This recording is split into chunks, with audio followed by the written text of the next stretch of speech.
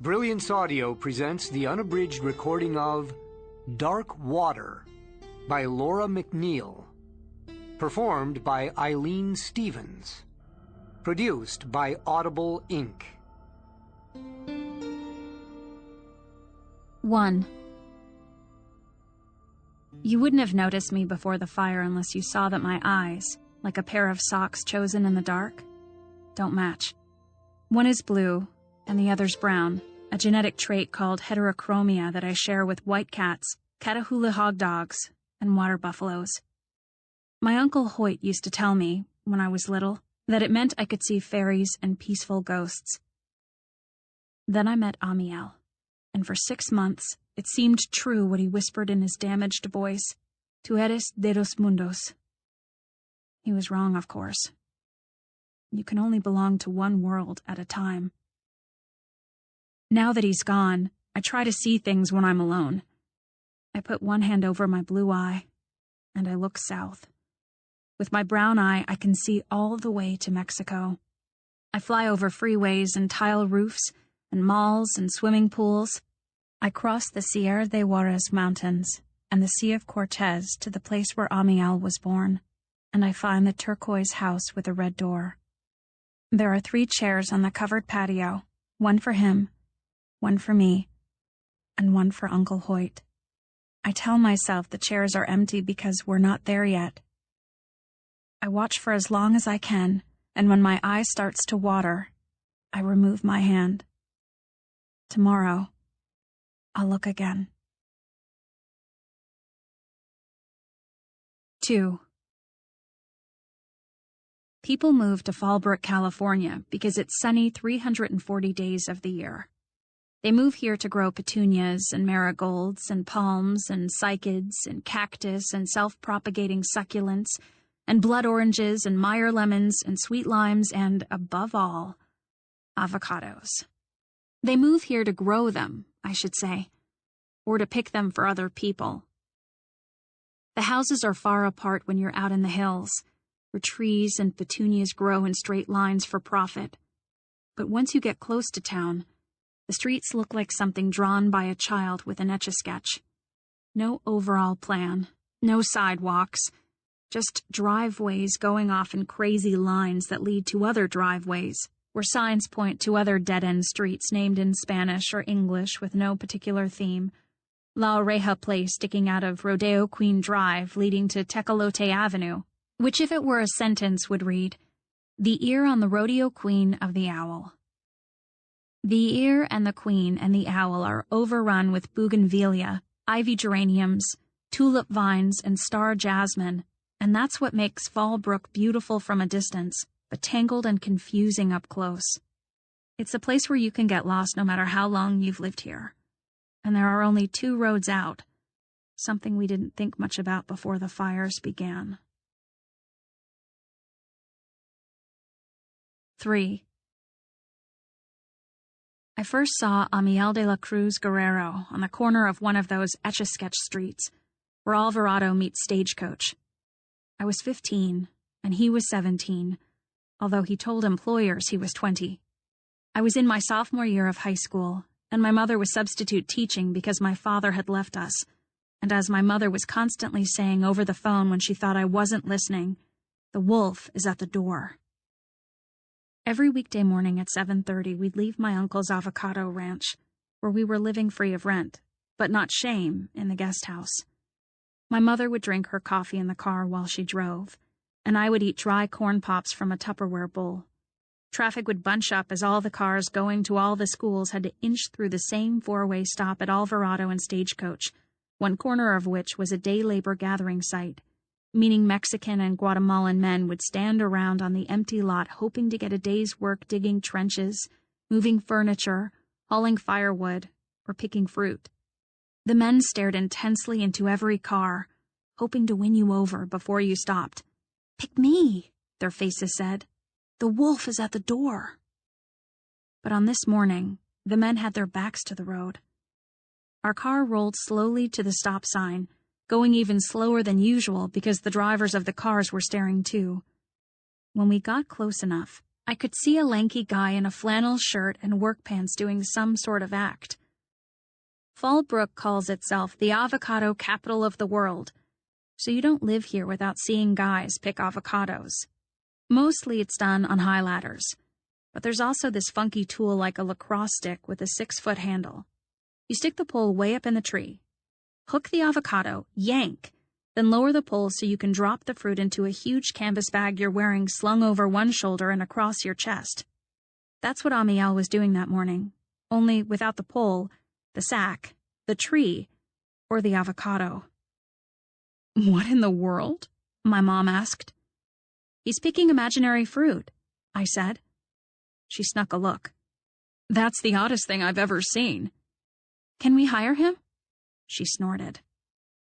It was our turn to dart through the intersection just as Amiel de la Cruz Guerrero touched his imaginary avocado picking pole to a live electrical wire and received an imaginary jolt, which made all the day labor guys laugh. 4. The next day, he was juggling 3 actual, not mimed, soda bottles. "Look, Mom," I said, so she peered over for a second. "I hope he doesn't litter," she said. That sounded kind of racist. "There's no trash can on this corner, if you haven't noticed, and the neighbors will make a stink if junk starts piling up." The day after that, Amiel was standing on his head. While I watched, the guy next to him gave his feet a shove and he tipped over. "I guess the other guys think he's showing off too much," I said. My mother sighed. "It could be he's in the wrong field for his talents." On Friday, the boy just stood there, hands in his pockets like the rest of the men. He didn't even look into our car like the others did. "Why do they come here?" I asked my mom. "I don't know why they picked this corner," she said. "I mean cross the border." "To work?" "But they clearly don't have work." "The hope of work," she said. That's when I thought of Hoyt. My Uncle Hoyt grew so many avocados that he had to employ people year-round to fertilize, water, pick, prune, and patrol fences to keep thieves from stealing bins of fruit worth thousands of dollars, a crime called, I'm not kidding, grand theft avocado. All of his employees were Mexican. I asked him about it once, why every farm worker you ever saw in Fallbrook was Hispanic. "I don't know who picks corn in Iowa or lingonberries in Sweden," Hoyt said, "but white teenage boys don't pick avocados in California. Neither do grown white men. Not enough money in it for them, or status." I didn't ask if his guys were legal, because I knew generally who was and who wasn't. The legal ones had driver's licenses. They could go home to Mexico on planes and come back on planes. The illegal ones worked 7 days a week for years at a stretch, saved their money, then went home for about 8 months to be with their families. Every time they went home, they had to borrow money to pay coyotes who smuggled them back in. "Do you think they're happy, the workers?" I asked. You could ask Hoyt questions like that, and he wouldn't get defensive. "I'll tell you a story," Hoyt said. "You know Esteban, right? His kids and wife are here because he has papers. He brought them legally about 10 years ago. That was when I was building Robbie's treehouse." "My cousin Robbie." "I took Esteban's kids up into the treehouse because I thought they'd like to play in it. And you know what his youngest kid said? He looked around with this really serious face and asked, 'Who's going to live here?'" Robbie's treehouse was pretty nice, with cedar shingles on the outside and 2 framed windows and a peaked roof, but there was no electricity or plumbing or even a door, and it was about 8 feet square. "That's because," Hoyt went on, "in the village where they were born, plenty of people lived in places worse than that treehouse. I'll tell you what, Pearl. I'm going to take you and Robbie with me to Esteban's village in Mexico next time I go. I want you to see why he left." On Friday after school, I decided to ask Hoyt if he ever hired guys from the street corner. I found him standing in his driveway, shaking his head in frustration while Esteban talked in Spanish on a cell phone. Esteban kept saying the same phrases over and over again. and I didn't know what they meant, but I could tell he was calming somebody down. "What's the matter?" I asked Hoyt when Esteban had gone away. "They've deported one of my guys." "How did they get him?" It was a mystery to me how the Border Patrol made decisions. There were lots of day labor pickup points like the corner where I'd seen Amiel, and those places didn't change much, so you'd think agents would know right where to go. "He was at the grocery store," Hoyt said. "Does that happen a lot?" "It didn't used to," Hoyt said. "What will happen now?" "We'll get the money together to help him cross again, which means about $4,000, or he'll give up and go home."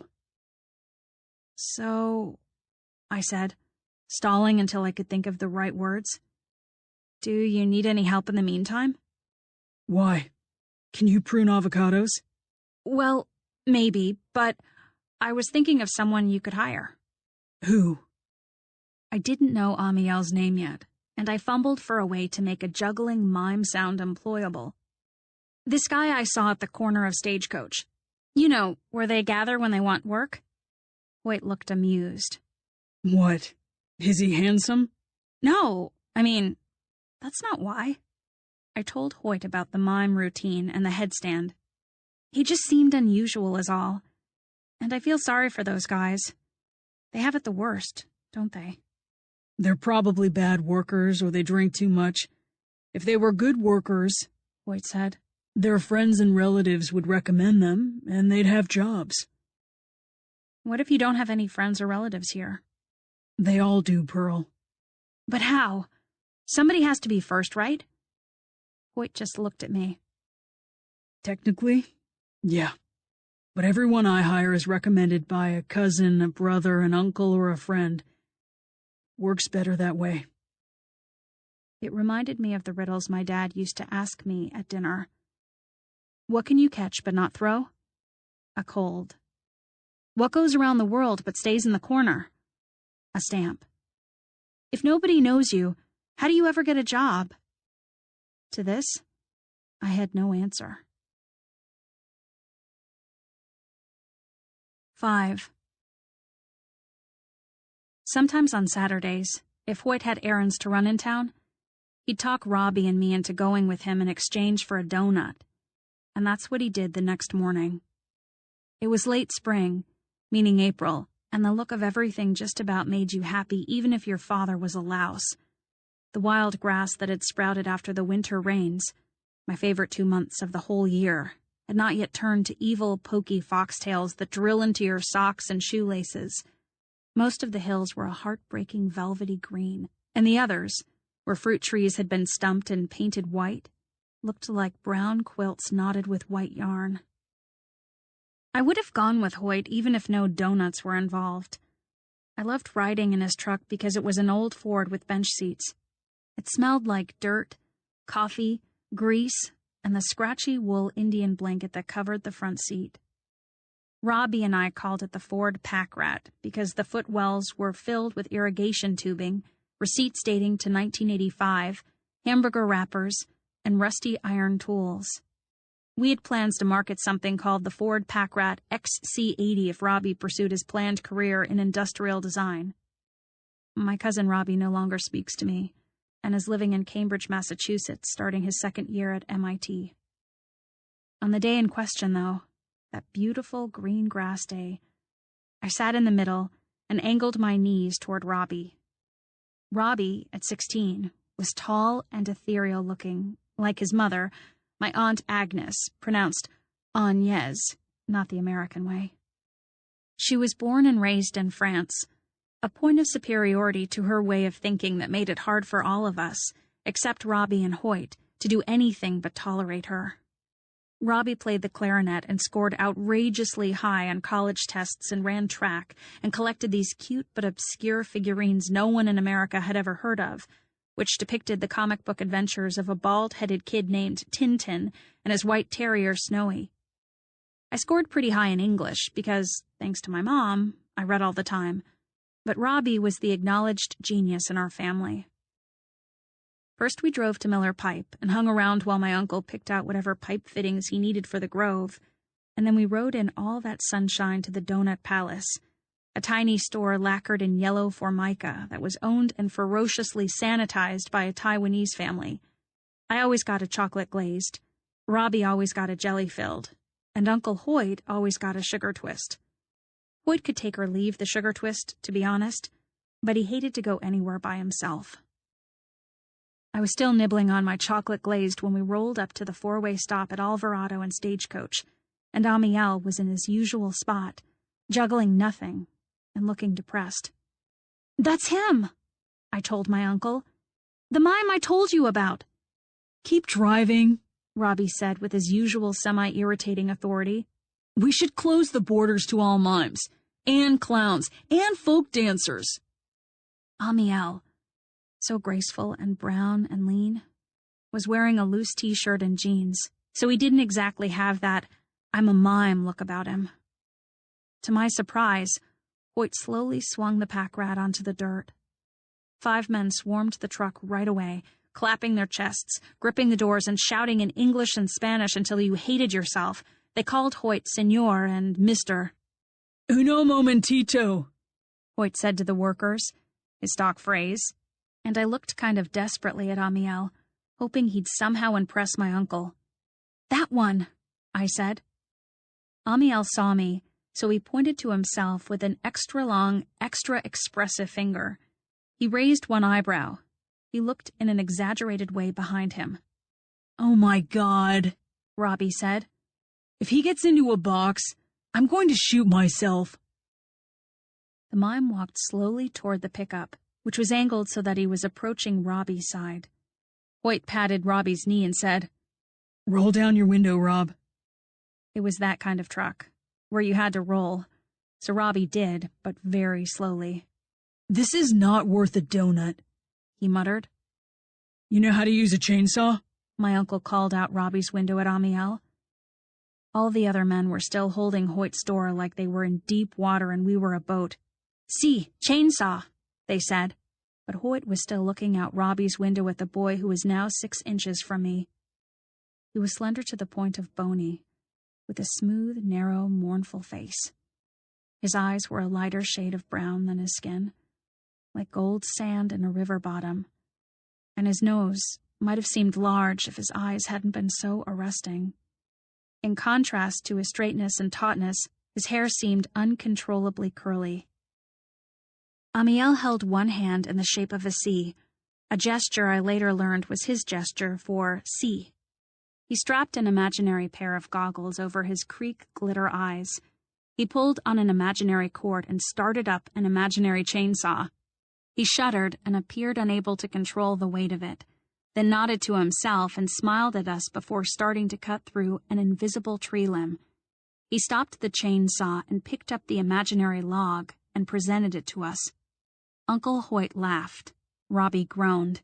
The other men, the ones at Hoyt's window, made disgusted noises and looked angry enough that I knew things would be worse for Amiel if Hoyt just drove away.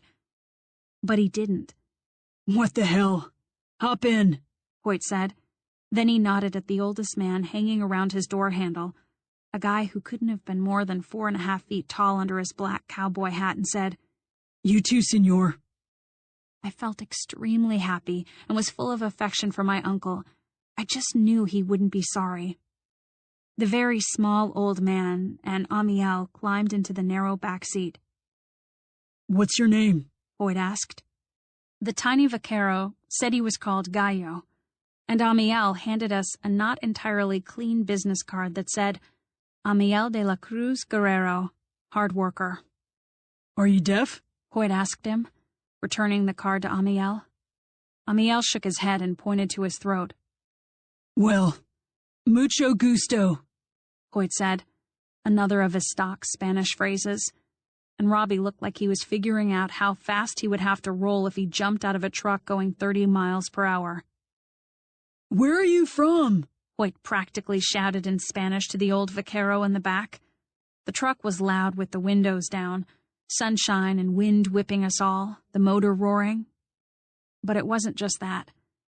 Uncle Hoyt, like just about everyone else, spoke louder in a foreign language, and I think he still thought Amiel was deaf. Bougainvillea flew by. Acapulco, the old man said beautifully, like it was the name of a love song. This is my son, Roberto, my uncle announced real slow and loud, and Robbie shrank into the door. I'm Hoyt, okay? He went on. Then he added, This pretty senorita here is my niece, Pearl. You daughter? The old one asked in English. Sobrina, Hoyt said. Sí, the vaquero said. Sí, sobrina. By this time we were crossing the freeway to Rainbow, population 2,026, elevation 1,043. Rainbow had its own elementary school, cafe, gas station, and fruit stand, but was otherwise just a strung-out collection of ranches, packing houses, nurseries, and farms. Huge boulders were clumped in all the hills like brown sugar that's gone hard on you, and lilacs and oak trees grew crooked and wild in their shade. 6 months from this day, a fire would leap from east to west, from Rainbow to Fallbrook. 8 lanes is a lot of concrete for a fire to cross, and I would have told you there was no way it could ever happen. In spring, everything is so conch-you-in-the-head pretty. Painted lady butterflies kept fluttering past the windshield. The air smelled like orange blossoms, and Amiel was in the back seat. I understood exactly why people wrote musicals. We turned and headed toward the gate that Uncle Hoyt welded in adult education classes before Robbie or I was born. Here we are, he said, steering us under the sign that said Lemon Drop Ranch in loopy iron letters. When I was little, he would always sing, Where troubles melt like lemon drops, away above the chimney tops. That's where you'll find me. In Rainbow, see? We drove under the arch, gravel popping under the tires of Hoyt's truck as I moved into the future, where I would be Perla and Amiel would sign my name by opening the oyster shell of his 2 hands and extracting a small, invisible pearl, his long, expressive fingers turning into a nest, and then a bird, undulating so that you forgot his hand was a hand at all. 6. My mother and I lived uneasily that year in my uncle's guest house, the oldest structure in Rainbow. The cottage was the original homestead of a pioneer named Laura McNeal, who came to Rainbow in the 30s to raise olives, but ended up planting alligator pears, an early, fanciful name for avocados. I hated Lavar's rusty bathtub and dysfunctional toilet, but I liked how the porch was a big extra room, which my mom and I had fitted out with an old wicker sofa and a lamp, and even a needlepoint rug that Robbie and I bought at a garage sale for $3. Everything that reminded us of my dad we pitched. His sports memorabilia. Not true that you can get a fortune for old baseball cards. His record albums. His ultra-luxe leather sofa. His ultra-luxe glass and steel office furniture. The model train layout his dad built, and which was like a tiny green kingdom in our garage when I was little, complete with creeks and forests and bridges and houses and barns. We smashed it to pieces, my mother and I. I was King Kong, and she was Godzilla. In case that seems slightly hysterical, I'll tell you how we left. It was a Friday in January, and on this particular Friday we were expecting my father to fly home from Phoenix, where he was turning apartments into condos, something you can't do in a farm town like Fallbrook. He'd be gone for about a month at a time, and for those weeks it was like my mom and I were roommates. We never made our beds, and we didn't keep to any kind of a schedule, and we watched girl movies after I finished my homework. And then my dad flew in, and we cleaned everything up, and my mom cooked fancy food, and it was like they were dating each other in the type of movie we liked best. At least, I thought that's the kind of movie it was, until I came home from Greenie's on January 12th. I'd made my bed in the morning, and the night before I'd helped clean the bathrooms and iron napkins and pick popcorn bits out of the luxe leather sofa. I knew my mother was making lobster Newburgh and bananas Foster. I knew she'd bought a new dress at Talbot's because I helped pick it out. I came into the house, the one on Macadamia Drive with a stained glass window of a hummingbird by the front door, and I saw that my mom had left pots and pans and food all over the kitchen. "Mom?" I said. She was sitting extra still on the couch, like taxidermy. It's hard to describe her because a parent is so close it's like trying to see the glasses you have on. But she was a spunky 45-year-old version of the woman in the wedding picture. She still had long blonde hair and blue eyes that matched, and tanned freckly skin and the sort of cheerleader nose I didn't inherit. She wasn't as thin as she used to be or as my father seemed to want, but she still looked nice in the linen dresses and blousy shirts she liked to wear. What was odd at this moment was that she was not even looking at anything. Normally, if my mother was sitting, she was reading a 10,000-page biography of Thomas Hardy or folding laundry, not staring at the empty fireplace. "What's wrong?" I asked. No sign that she'd even heard me. "Did you make gooseberry pie again?" I asked, going for humor. My mother is an impulsive overdoer who gets her feelings hurt a lot. When I was in 2nd grade, she made me a pilgrim's dress for Thanksgiving, complete with white cap, and then I had to wear it to school. When I was in 3rd grade, instead of buying cupcakes at the grocery store like everyone else, she made petit fours decorated with pink French buttercream frosting. Not pink because she squeezed a little bottle of red dye, but because she boiled beets in water and made her own natural dye, which naturally none of the 8-year-olds appreciated. And once, she read a short story by Chekhov about this Russian guy named Ivan Ivanovich who'd wanted all his life to eat his own gooseberries. So he bought a farm and planted the berry bushes and tended them like they were his little babies for what seemed like a century. But once he finally tasted the gooseberries, they were sour. Nothing could live up to his dream of the fruit. That's the story. It's all pointing to this moment when the fruit falls short of the memory of fruit. But my mom bought some canned gooseberries, the only kind you can get in California, and she made a gooseberry pie.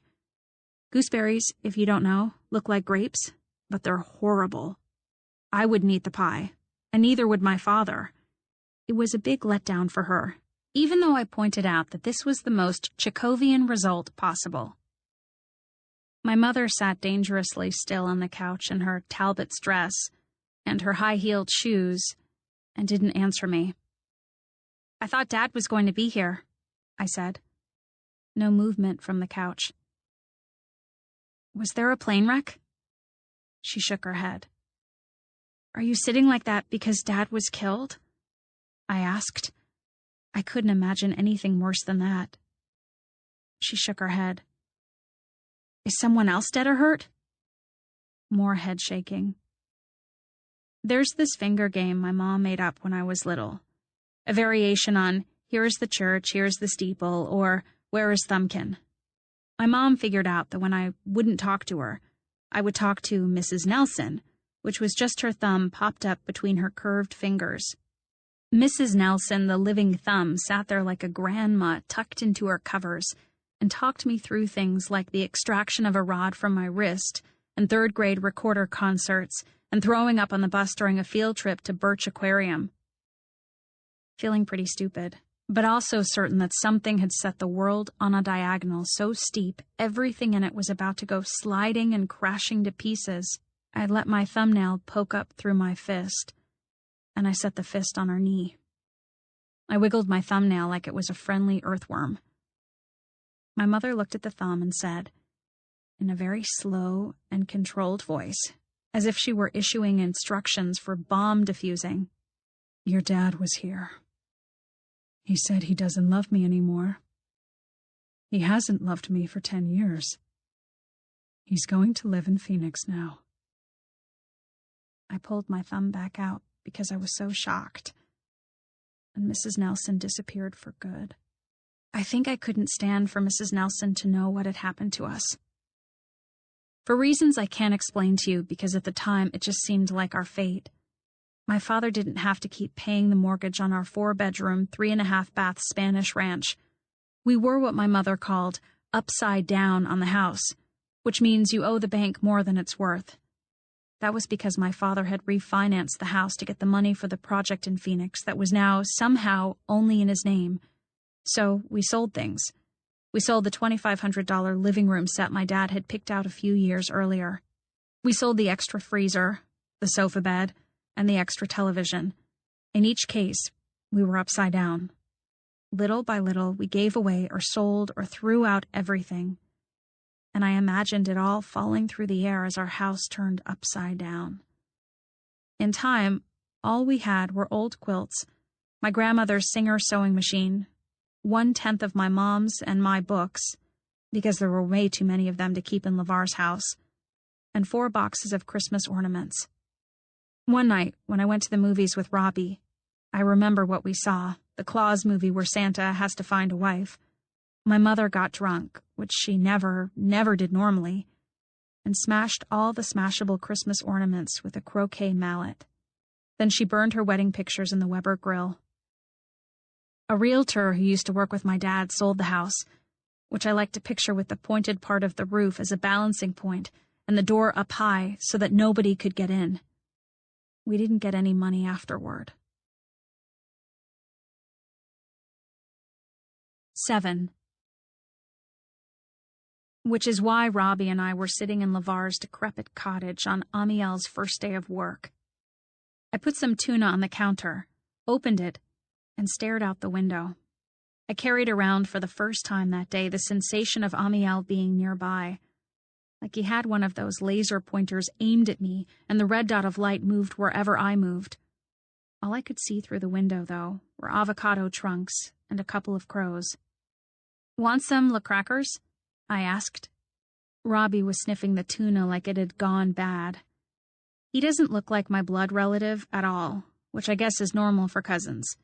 He has his mother's coloring, which is whitish, and black hair, and gray eyes. His lips are just ridiculously pretty, kind of salmon and curvy the way a woman's might be, but he's got a square jaw, blocky hands, and buff shoulders, so he doesn't look like a wuss who collects Tintin figures. "I just made it yesterday," I said. It was a thing we started doing back when our mothers got this idea that Robbie and I should speak to each other exclusively in French, rendering me totally fluent and chic by 2nd grade, and keeping Robbie from the dreadful fate of growing up American. Robbie was much better at Franglish than I was, and could generally do more than the heck out of things, but he wasn't in the mood. "What's that terrible smell?" Robbie said. He was looking through his glasses in a moderately disgusted way at my mother's silkworms.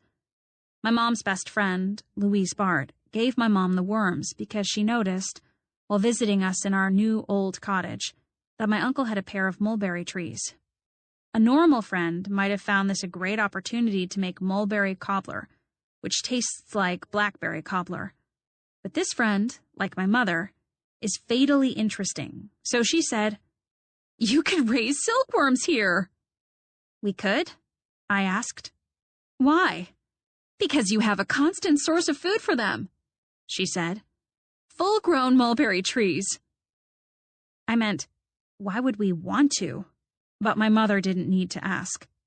She'd gone with Louise to workshops on raising your own cotton. She'd learned to use a spindle one year, and she saw herself, I think, raising silkworms, processing the silk, and weaving it into priceless cloth that she could sell when the wolf came to the door. Robbie looked dubiously at the smooth white caterpillars crawling on the mattress of mulberry leaves my mother and I fetched for them 3 times a day. They munched big lacy holes until their pulsing bodies were strewn with green crumbs, then waited to be covered again, like children who have kicked off their blankets. "Aren't you worried they'll crawl into your Caesar salad?" he asked. "No," I said. "They've been bred not to wander," which is what my mother told me. "You'd think they might try that with people," he said more bitterly than I would have thought normal. He stared at them a little longer. "They smell kind of funky." "Don't we all?" I said. I was pretty sure the house smelled funky all by itself, before we even moved in. "But they're interesting, don't you think?" I asked. Now that the caterpillars had molted into newer, larger skins 5 times, they were as big as my index finger and snowy white. A black line that looked like an artery pulsed just below the skin along their backs like the soft spot of a newborn baby's head. "Do you hear that?" I asked. Robbie slumped without interest on the sofa back. "What?" "Can't you hear it?" It was a crackly tap-tappy sound. I'd once thought it was the sound of 25 mouths chomping mulberry leaves, but it turned out to be all their little caterpillar feet grasping and ungrasping the leaves as they moved. "Snap, crackledy pop," Robbie said finally. "That is kind of creepily interesting. I recommend checking your cereal bowl before you eat in the morning." I was disappointed that he didn't appreciate the caterpillars, but I couldn't really blame him. Not everyone likes a tray of devouring insects in the living room. "I think I'll go eat something at home," Robbie said. "Well, why don't you?" I said. "You big snob." "Stop calling me that." But he didn't leave. He just stretched full length on the sofa, which wasn't easy because of the various pillows and magazines and remote controls that had been strewn all over it, and he put his arm across his forehead in this way that at first looked stupidly theatrical. But then he said in this seriously miserable voice, "Cherchez la femme." "Cherchez la what?" "It's just this French saying. If a guy's behaving weirdly, look for the woman." His face was whiter than usual, and sadder. "Are you hiding a la woman somewhere?" "No," he said. "It's my la dad. He has a la femme." It was a joking way to put it, but the air in the room had changed. It was all prickly and electrified now, like a wire. I didn't pick up the tuna or finish opening the box of crackers. "How do you know?" "Because I caught him," Robbie said. 8. He said it happened 2 weeks ago when his mother was on her way to Paris, and his dad was supposedly gunning his motorbike on trails. Robbie wasn't supposed to be home either, because the Redlands Symphony Orchestra was performing in the auditorium at the high school, and Robbie, as a band member, was an usher who was going to audition afterward for a spot at the music camp the conductor was involved with somehow. Except that Robbie got all the way to the high school, which is a 20-minute drive from the ranch, and discovered he forgot the reeds for his clarinet. The band teacher is this cranky, bearded man named Mr. Vanderdoes, who is always telling Robbie that what stands between Robbie and success is a lack of commitment, because Mr. Vanderdoes, like my father, believes that disorganization is a sign that you don't really care. So Robbie drove back to the ranch, trying to hurry so that at least he could hear the second half of the concert and do his audition, and he left the Ford pack rat parked on the dirt road that led from the house to the grove because he thought that'd be quicker. When he ran up the hill to the house, he noticed a strange car, but he didn't give it a lot of thought. There was no extra parking for the guest house, so if somebody came to visit me or my mom, they parked in Robbie's driveway. So Robbie opened the front door and went up the stairs to his room for the reeds, and then he looked in the mirror and saw that he'd sweated completely through his only white shirt. His room was next to his father and his mother's bedroom, and he decided to borrow one of his dad's shirts, but the bedroom door was shut. "It's never shut during the day," Robbie said. "They don't ever close it except at night when they go to bed." It struck him as odd, so Robbie stood there for a second. He knocked. He heard noises, not voices, but shifting noises. His dad opened the door just a crack and came out, closing the door behind him. "Hey, what's up?" he asked. "I forgot my reeds," Robbie said. "I thought you went out on a ride." "I got a flat tire," his father said. "Can I borrow a white shirt? I got this one all sweaty, and I'm really late." Robbie waited for Hoyt to open the bedroom door and walk into the room with Robbie, get the shirt out of the closet, and hand it to him. But his father didn't open the door.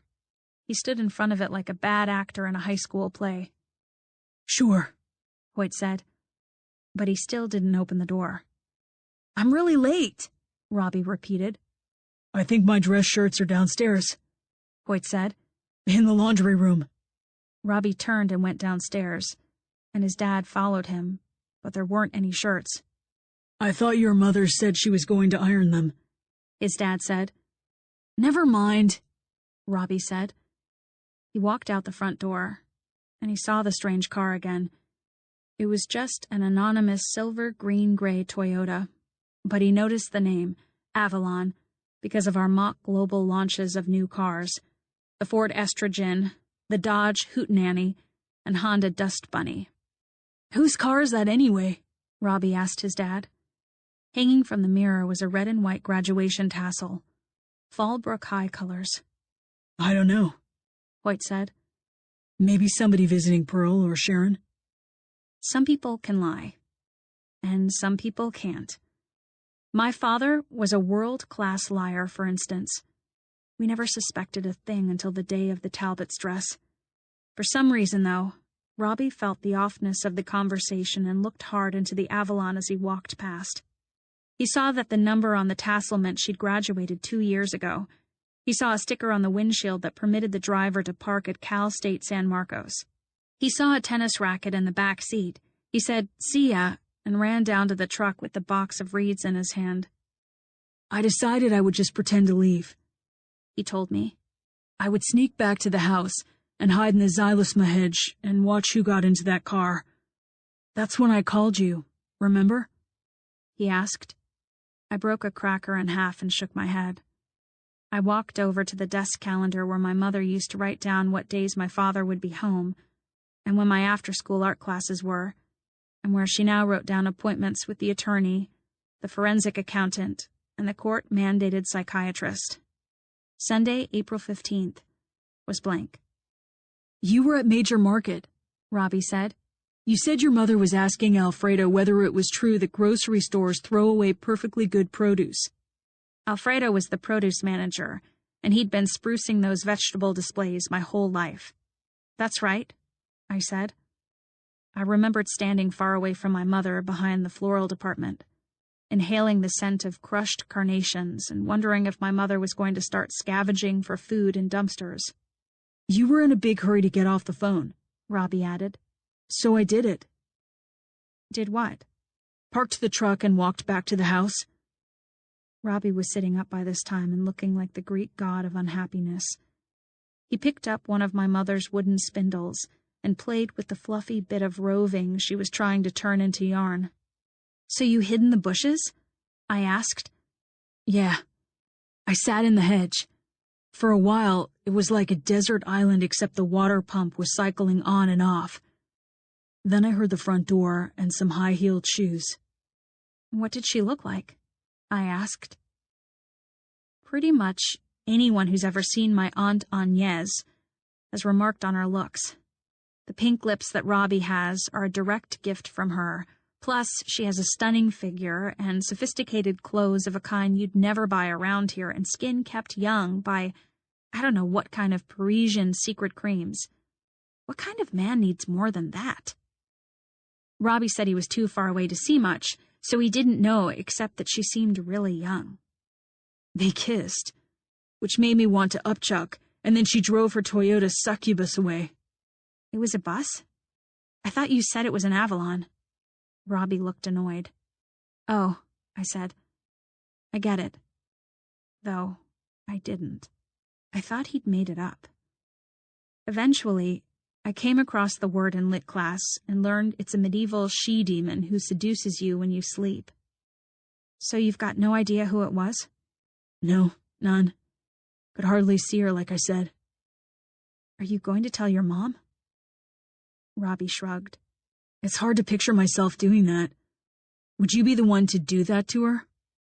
I'd never thought of myself as having the power to do anything to Agnès. Are you going to ask your dad about it?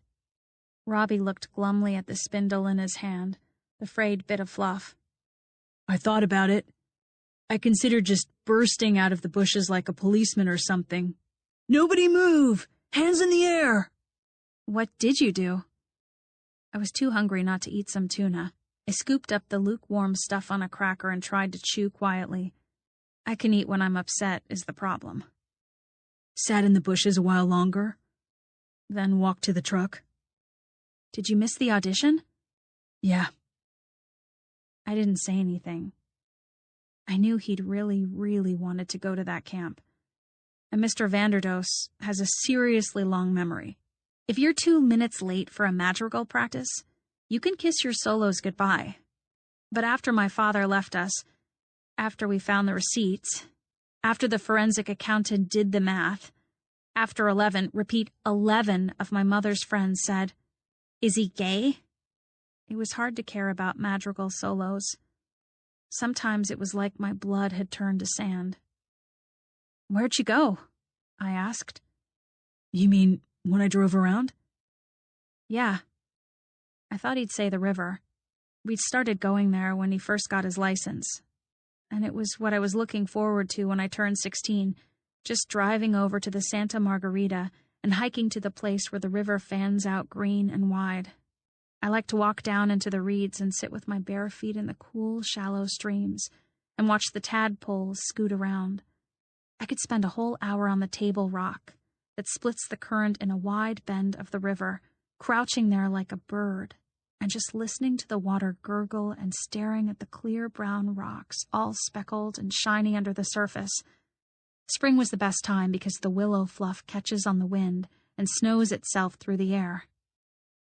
I spoke to this ostrich, Robbie said, kind of sheepishly. He startled me out of my river thoughts. Metaphorically? I didn't mean it metaphorically. So you literally spoke to the ostrich? We're both scornful of people who say they literally freaked out or they literally jumped out of their skins. I offered Robbie a cracker lightly spread with tuna, but he shook his head, so I ate it. Robbie touched his blocky fingertips together in this way he has. It's like one hand is a mirror image of the other. Tap, tap, tap. All 5 fingers checking to see if the other 5 fingers still match. In that big pasture to the south of us, he said. You know, the one you can see from the freeway? Where the cows are sometimes? It was a place I liked staring at from the car, actually, because it didn't have any houses on it or even a golf course, so it was soothingly au naturel. Yeah, there's this honest-to-God ostrich living there, too, he said. A talking ostrich? Robbie lay back down on the sofa and closed his eyes. The silkworms sounded like pop rocks in an open mouth. No, not a talking ostrich. He sounded deeply annoyed. No offense, I said. Pardonnez-moi. I ate another cracker and wished for coffee. Robbie started up again. I was just driving along that frontage road, you know, planning how far I could go in a tank of gas and thinking I could hang out in Tijuana for a while, maybe busk my way down to Ecuador. And then I looked over and I thought, no way. It can't be. I pulled over, and there's this ostrich, right there by the fence, staring at me with its big, freaky eyes. I wondered whether you could even busk yourself to the next town with classical clarinet, but I decided he was too touchy to be teased about that. So, what did you, say to it? Nothing, Robbie said. Nightclub patter. What's a girl like you doing in a place like this? I hoped nightclub patter wasn't going to be part of his busking routine. It was a girl? No idea. I started to make coffee. My mother says I'm going to stunt my growth, and I say, good. It keeps that feeling at bay sometimes, the sand piling up in my veins. Then what? I guess I startled it. The little bird ran away. Maybe you could tame it. I think people used to ride ostriches, didn't they? In Africa or somewhere? Or maybe that was the Robinson Crusoe movie. I'm going to fall asleep now, Robbie said. You don't want any coffee? Staying awake is the last thing I want, Robbie said. The very last thing. So I unfolded a quilt and laid it over him, and he didn't say a word, just turned his head deeper into the pillow like a little boy. I knew that feeling when you can't move your mouth anymore or your eyes. I poured coffee into a mug, added too much cream and too much sugar, and then poured another one and fixed it the same way. I knew who I was looking for, and who I definitely didn't want to see. If I ran into my uncle, I knew he would look different to me now, as my dad did. And I hated that feeling. I suppose that was why Robbie told me about it. You want someone else to share your bitterness at learning this person you've idolized your whole life is a big, fat fabricator. Now I wanted to be with someone I couldn't even talk to. Someone who didn't know anything about me or my family of unreliable men. It was either the ostrich or Amiel, so I took one coffee in each hand. 9. The avocado grove looks nothing like it did that day. 900 of Hoyt's trees burned in the Agua Prieta fire. LeVar Mulveen's white-shingled house, the needlepoint rug, the sofa, the 3 pictures I had saved of my father and me, the dish shaped like a heart that I made for him in 6th grade, the silverware, and every book we owned, Robbie's Tintin figures, my mother's lock of her grandmother's hair. All burned. The wrought iron fence melted, then hardened into a roller coaster rail, and the prickly pear cactus that grew along the ridge liquefied and sank into ghastly skin-colored piles. But the avocado trees didn't completely die. The workers stumped every single one and painted them white. They replaced the sprinkler pipes that shriveled up like dead snakes, and they stacked the charred logs in neat pyramids beside the white, still-living trunks. But on that April day, the trees outside the guest house spread their green, fluttering limbs high above my head. The leaves underfoot were copper-colored, and the light was amber where the canopy broke apart and made an aperture for the sun. It wasn't too difficult to find Amiel, but it was hard to approach him. First of all, he was still working with Gallo, whom I totally forgot, and I hadn't brought 3 coffees. They turned at the sound of my feet crushing many layers of dried leaves. I held up both cups and they nodded. They looked so hot and sweaty that I wondered why on earth I hadn't brought water, but if they wondered the same thing, they didn't say so. They leaned back on 2 different tree trunks and sipped. They didn't look at me or at each other. I could tell they were waiting for me to go away, which was normal. Why would I stay? Hot, I said in Spanish. They nodded, and Gallo said, Sí, caliente, though he might have thought I meant the coffee. I wished I knew the words for, how long have you been here, or, what's wrong with your throat? I realized the obvious finally. Getting to know a mute person was going to be tricky. I forgot about my heterochromia, too. I forgot about it more than you might think because it's not a limp or a missing finger or a port wine stain on my arm. I can't see the eyes myself. I remembered my freakishness a half-second after I realized that Amiel was looking into my eyes with searing interest. ¿De dónde eres?" I managed to say. Acapulco, Gallo said, which of course he'd already said that morning. Amiel pointed to his own matching eyes and then, gently, at mine. Gallo nodded and studied me intently, as if making a medical diagnosis. He spoke to Amiel in Spanish, and I'd love to say that I translated every word in my head, but I just nodded pseudo-wisely until finally I gave up. ¿Cómo?" I said, which is Spanish for huh? Gallo pointed to my eyes again, and then at the sun, or maybe the treetops. I understood the word for cat and the word for worlds. I was like a cat of the world? I belonged in Cat World? Amiel was looking at me with the kind of interest that made my mouth dry up. I was Braille, and his eyes were fingers. I guess there's not an easy way to mime. You were of 2 worlds, which is what Gallo said after he compared me to a cat. In the beginning, what I would do is memorize the sound of a Spanish phrase, and then I'd get someone at school to translate. Later, I learned words and grammar. Amiel studied me for a second, and then he finished his coffee. He didn't say anything to me that day. It was a while after that, at the river, when Amiel said it over and over again to me slowly, in his damaged voice that it was like a whisper. Tú eres de 2 mundos. Tú eres de 2 mundos. Tú eres de 2 mundos.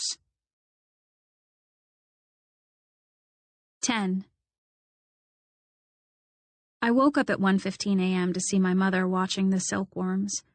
I slept in the living room on a fold-out couch, and she used the single bedroom that I guess was old Lavar's. Usually, if I woke up in the middle of the night, she was in her bed with the light on, reading nonfiction paperbacks about women who start their lives over in canny new business ventures instead of the novels she used to like. But that night, she was sitting on a kitchen chair by the tray of worms, wearing the peach chenille robe my father and I gave her on Mother's Day so many years ago that the sleeve is ripped at the armhole and the cuffs are dingy. She looked over her cup of hot postum at me. Postum is what the label calls a grain beverage, and she wanted me to drink that instead of coffee. Postum's not bad in hot milk if you add enough sugar, but I had trouble staying awake, while she had trouble staying asleep. We needed different cures, it seemed to me. "What are the worms doing?" I asked. "Eating," she said. "Weren't they doing that all day?" "Yes." She sipped her postum and leaned forward to point at one of the white creatures. He held his head up and swayed as if he were hearing a wonderful holy voice. "That's called the praying position," she said. "He's waiting to shed his skin and move to the last instar. If you disturb them while they're doing this, they can get stuck or die." "I thought he was begging for more salad," I said, pretty concerned suddenly that I might have disturbed a few praying caterpillars while showing the collection to Greenie or adding mulberry leaves. The white caterpillar waved his strange noggin in the air and swayed like someone who was closing his eyes to shut out the material world. "What did you and Robbie do today?"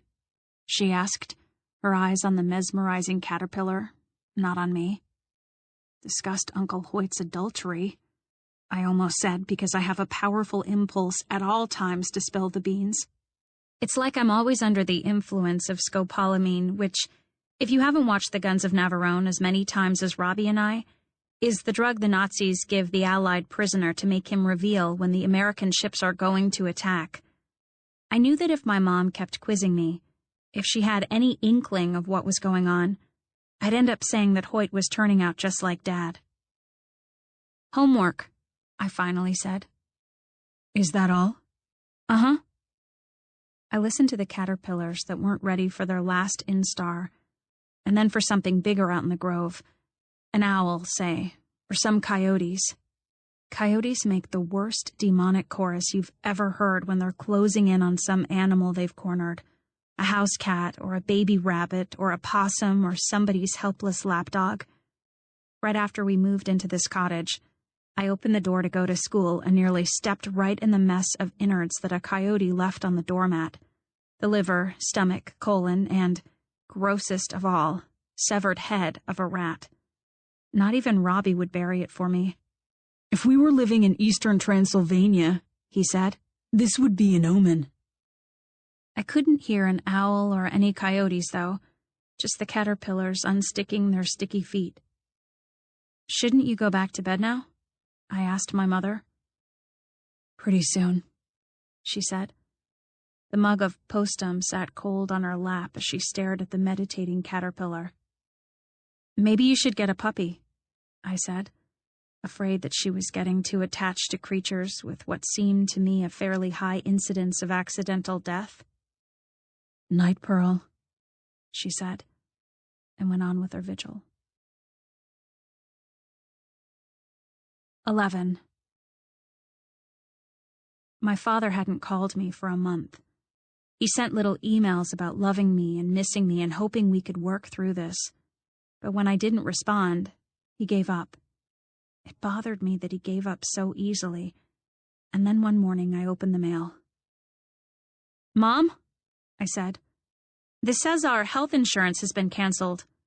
Can that be right?" My mother was sitting on our porch with my Uncle Hoyt eating mulberries from a bowl. "Let me see that," my mother said, and her face tightened so that the two lines between her eyebrows nearly met. My uncle took the notice from her and found a pair of reading glasses in his pocket. He unfolded them and started to read. "What happened?" I asked. "Why didn't you tell me?" Hoyt asked my mother. "I could have paid it." "The bill doesn't come to me," my mother said. "It goes to Glenn in Phoenix." "Why didn't he pay it?" I asked. "He didn't pay it," my mother said, in a trembling, angry voice that made her spit out each word like the seed of an especially bitter lemon. Because he's a selfish, cowardly... She stopped. I knew the psychiatrist had asked her to refrain from criticizing my father in front of me. I think the word you're looking for, Sharon, my uncle said, folding the bill decisively and sticking it into his shirt pocket. A spineless son of a bitch. No one ate any more mulberries after that. Hoyt stood up and went home. The weather had turned gloomy, too. The blue skies of April are followed by what locals call gray May, which, to me, sounds like this cranky, complaining girl you want to slap because she's such a whiner. One good thing had happened, though. A few days later, Hoyt told me that Esteban, the Grove manager, hadn't found anything bad to say about Amiel, and Amiel could come every Friday. "Thank you," I said. "Nothing to thank me for," he said. "I'll have to let him go if he doesn't work out. The talking thing might be a problem over time, if they don't get to trust him." "Oh," I said, worried again. I decided that if I wrote Amiel a note, maybe I could learn more about him and pass this information on somehow. This assumed Amiel could even read the Spanish I put together like a blind person arranging colors. Juggle equals hacer malabares. Engañar, trampar. Engañar equals to deceive. Trampar equals to trick. I arranged and rearranged the words until finally, on a gray, misty Friday morning before school, I stood on the driveway, a folded note in my sweaty hand, and I hoped it said, "What is your favorite food? Where did you learn to juggle? Would you please tell me how you lost your voice?" While I was standing there, my cell phone startled me, and I found myself staring at my father's name on the screen. Glenn DeWitt. I ran my fingers over the edge of the paper and watched the foggy edges of the grove. I listened for the whir of Amiel's bicycle, and the phone rang again, then again, until I finally said a grudging hello to my father. "Pearly girl," my father said. I could imagine him wearing a perfectly starched pink shirt. Cufflinks. Obsession for men cologne. "Where are you?" I asked. "The office," he said. "You ready for a surprise?" "I don't know," I said. A surprise could be dinner at which he would introduce me to the woman or man who must have been eating with him for all those months at La Vache and the French Laundry while he was so-called missing us. "This is a pretty damn good surprise," he said. "It's a place." The purple jacaranda tree was blooming its head off where I stood. Jacarandas can make the whole world look like a Technicolor dreamland, as if Walt Disney had decided everything green should be purple. "Just think of the place you've always wanted to go," my father said, waving his own Technicolor wand. I pictured, because I couldn't help it, the Eiffel Tower. Every August, Agnès, Robbie, and Hoyt went to Paris to visit her mother, and although they had twice invited me to go with them, both times my parents had come up with reasons why the timing was bad. I watched the dirt road where Amiel still wasn't riding in on his bicycle, and I touched the folded note that I hoped said, "Where did you learn to juggle?" not, "Where did you learn to deceive?" "Well, what are you thinking?" my father asked. "I don't know," I said, because I couldn't tell him about Amiel, and I didn't know how to ask why he had canceled our health insurance. "Paris, France," my father said to me from what felt like a faraway room. "This summer. I know someone who actually has a pied-à-terre in Paris, France. So, you just need to tell me when you're going to be finished with school, and I mean finished with the learning part. No need to stay for those days when everyone's just signing yearbooks and flirting around."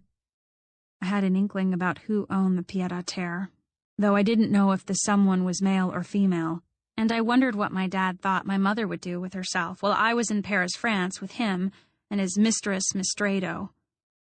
Maybe she would try to move into the 5th instar for human beings, which is I don't know what. "I have to go, Dad," I said. "Well, think about it," he said. "Okay." I pushed the end button as Amiel's bicycle came humming through the iron arch. He saw me, lifted his fingers in a small wave, and coasted to a stop. For a second, I couldn't move or breathe. What is it about a person that makes him harmless to others and fatal to you? Like a bee sting, or a trace of peanut butter. I put the phone in my pocket and took out my folded message, but Amiel was already walking away to the grove, swinging the long metal prong he used to turn the sprinklers on. "Amiel?" I said. I tried to say the name nicely, with Spanish vowels. Amiel turned, so he wasn't deaf, just like he said. I held out the piece of paper and he got a worried look. He glanced up at the house, and he turned the sprinkler key slowly in his hand like a baton. "It's nothing bad," I said. He took the paper and set the key down so he could unfold it. His shirt was a white and brown plaid, I remember, and I saw for the first time a sort of leather thong necklace he wore around his neck. I'm not a fan of man jewelry, but this was man jewelry on Amiel's neck. So I studied the disc of black stone lying warm on the soft spot between his collarbones, and shivered again. I must have breathed in and out, though I'm not sure how. Amiel read the note, or seemed to read it, and he looked up at Hoyt's house again. He neither nodded nor shook his head at me while the purple jacaranda leaves remained supernaturally purple, and the fog closed everything in. Amiel put the paper in his pocket and made the sign I had seen him make earlier, his hand in the shape of the letter C. "See?" I asked, and he nodded. Before I could figure out what it meant to say yes in the situation, he had walked away. 12. "What were you and Marcel Marceau signing about?" Robbie asked, while we waited in the car for my mother to find her phone in the guest house and drive us to school. "Were you camped out in the xylosma hedge again, Mr. 007? I asked. Robbie just tapped on his backpack with his wide, flat fingers. I didn't know why we were so rude to each other now. We'd been really good friends our whole lives, and now that I lived in his guest house, we sounded like Greenie Coombs and her brother, who bickered 24 hours a day. "Who's Marcel Marceau anyhow?" I decided to ask, hoping that would be non-hostile. "You don't know who Marcel Marceau is? Marceau was a French actor," he deigned to tell me. "A hugely famous mime. That's why I thought you'd know, being so mime-freaked and all." There are times when being good-looking and intelligent make up for sarcasm and bitterness, but this was not one of those times. "Amiel's not just a mime," I said. "He juggles." "It's not his choice of self-expression that I'm worried about," Robbie said. "You probably shouldn't flirt with him." "I wasn't flirting. I don't see why I can't talk to someone who has a job here. Your dad's friendly." "That's different." "No, it isn't," I said, though I knew it was. "Can he mime hanging himself?" Robbie asked, as my mother hurried toward the car holding her coffee cup. She opened the car door as I said, "Just stop it." "Stop what?" she asked. "Nothing," I said. I didn't feel like I was headed toward any good discoveries, but I was. I was headed, though I didn't know it, for the river. 13. By the start of second period, the foggy haze had started to burn off. I wanted to sit in the sun and read, or just look at the newly visible turquoise sky and not think about my father or what my note would do to Amiel. But this was school, so Greenie and I just kept shambling toward the red brick bunker where we had drama with Miss Grant. Greenie Coombs became my best friend the last summer of making things up. We were in 4th grade, way too old for playing with Barbies, which is why we were so close. We had to protect our secret. We wanted to give Barbie and Ken a wedding. Not just a wedding, actually, but a rehearsal dinner, ceremony, reception, and honeymoon. It was very involved. We found a birdhouse that looked like a chapel at a garage sale and spent $5 whole on it. We made breath of heaven flower arrangements for the tiny dinner tables, and a purple lantana bridal bouquet, and a redwood Lincoln log reception hall and satin dresses for the whole bridal party. Greenie was good at turning one thing into another, at seeing how an acorn cap could be a goblet, and I was good at sewing and believing. Thinking back, It feels like the last time, before Amiel, that I was happy. Greenie had a pretty face even then, but she was heavy around the middle and her thighs rubbed together. Her hair was black and straight like a horse's. Her skin was olive and her eyes were green, which was why her brother had given her the nickname. She breathed with her mouth open, which even I could see made her look dim-witted, though she wasn't, not at all. She was good at math like Robbie, so she didn't mind my being good at book reports and vocabulary tests. Everything was perfect until 8th grade. Greenie was an early bloomer, and while I stayed the same shape, skinny as a tree that grew up straight, the layer of fat around Greenie's middle seemed to move up to her breasts. She got her braces off and started keeping her mouth closed. Then her legs stretched and became thin. By the end of the year, the sort of boys who didn't do their homework began to hover around her locker, never the least interested in me. We stayed friends mostly because Greenie and I had this history together, our secret power to bring inanimate things to life. I remember that we drifted into second period drama class that day without interest, though it was our favorite class and Ms. Grant our favorite teacher. The room was always cold because the floor was glossy white concrete and the walls were brick. We were supposed to be brainstorming for a one-act, 5-minute play, and as usual, Greenie and I were partners. Ms. Grant left the class unsupervised, as she sometimes did, and went into her office while 15 or 20 of us lay sprawled on the various pieces of furniture that had been donated for stage props. I spent some time at the bookshelves where Ms. Grant ran a lending library of British theater productions and foreign films, looking for something that featured Marcel Marceau. A big droopy guy named Hal told me I should watch Les Enfants du Paradis, which turned out not to feature Marcel Marceau at all, but was directed by Marcel Carnet and featured a totally different famous French mime. I signed it out and put it in my backpack, and while I was throwing out lame ideas for the plot of our one-act 5-minute play, Greenie started in a very low, breathy voice to tell me about her upcoming date with this boy named Hickey. "You're kidding, right?" I said. "You know that guy who drives a Honda with Texas plates?" she asked, ignoring my attempt to laugh at her boy love's name. I didn't, but right then Ms. Grant came out of her office and shouted, "I hope from the noise level in this room that you're all going to be ready to write a rough draft of your script in 15 minutes, including but not limited to Ms. Coombs and Ms. DeWitt." So that was all I knew when I was introduced at lunch to a boy I would frankly have called unworthy of breathy-voiced description. His eyes had a sleepy look I associate with low achievement, like most of the boys who were mesmerized by Greenie's breasts. The cuffs of his jeans had come unraveled from dragging along under the heels of his sneakers. His hair hit his eyes mid-iris. He looked older than us, too, which I realized halfway through the conversation was because he had an actual and pressing need to shave. We were wandering over to the pizza stand when I opened my wallet and saw nothing in there except an old raffle ticket. "Wait," I said. "I forgot to get money. I'll have to go find my mom." "You bring your mom to school?" Hickey said. "Her mother teaches here," Greenie told him. "Sometimes. She's a substitute, Mrs. DeWitt." "Oh, her," Hickey said. I waited for further observations, but he kept them to himself, which made me feel subtly insulted. "So, I guess I'll see you later," I said. "We could do Pedro's," Hickey said. "I've got, this gift certificate." Fallbrook High doesn't have an open campus, so I said, "But we're not allowed to do that." The sort of nerdy remark I'd been making since the age of about 4. "Hickey is," Greenie said. "He's 18, so he's got a pass." "He does, but we don't." This, too, is the sort of thing I've been pointing out since the age of 4. But Greenie just gave me a pained look, so I followed her to Hickey's car, and nobody saw us.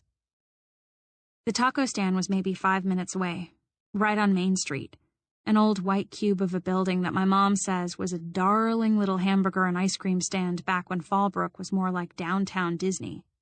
It was my favorite place to eat, and I always ordered the shrimp burrito and horchata, a yummy milk and cinnamon drink. "I'll pay you back," I told Hickey after we shouted our orders in the general direction of the outdoor menu. "No need," he said. His arms were freckled, and he jiggled the gear shift slightly as we idled at the drive-up window, watching a Hispanic woman fold a tortilla like you'd wrap a newborn baby. Let's go eat at the river, Greenie said as soon as Hickey handed over his gift certificate and took 3 paper bags. There isn't time, I said immediately. We only have 2 classes after lunch, Greenie said back, un-Greenie-like. There was a truck full of construction workers behind us now, waiting with hostile expressions. Right or left? Hickey asked. Left was back to our class and the return to compliance, provided nobody asked us what we were doing off campus. Right was the river. Sun glinted on the hood of Hickey's car.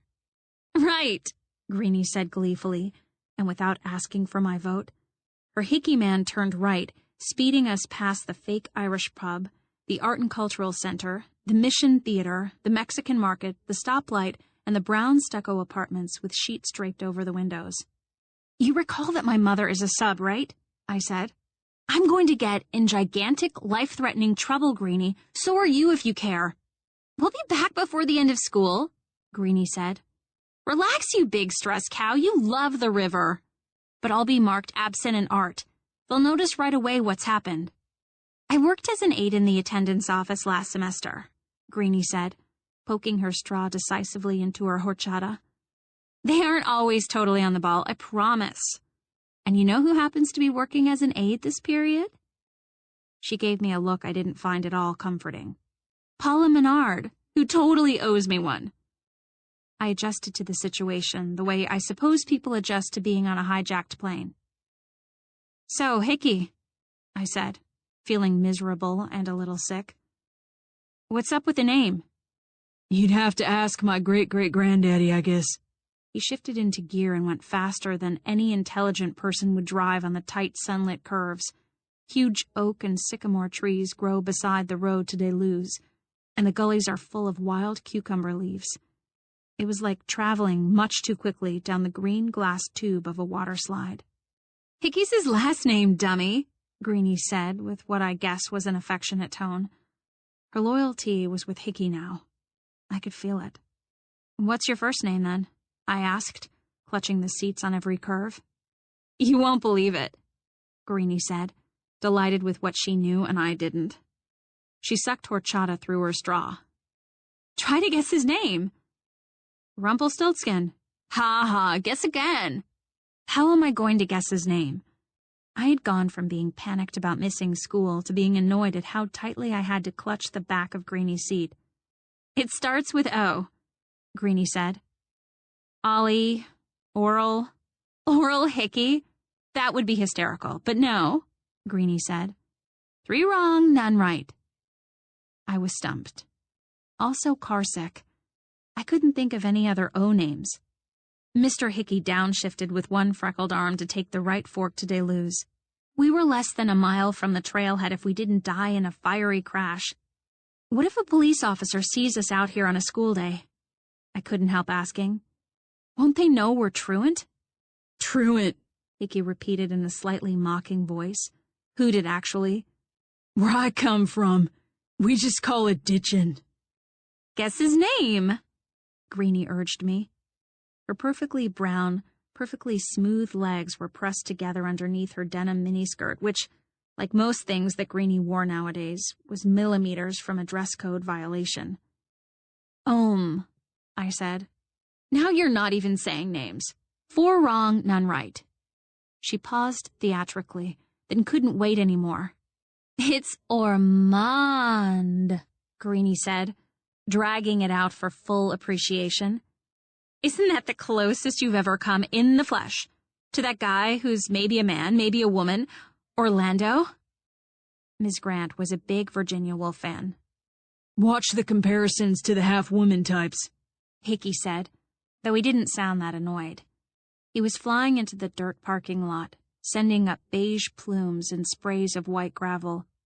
A big middle-aged guy in a baseball cap was removing the harness from his horse beside a dust-streaked trailer, and I could tell he was making a mental note of the rules we were breaking. When Hickey and Greenie got out of the car, they didn't walk toward the trail I always took with Robbie, which was through a yellow stile about 20 yards from the car.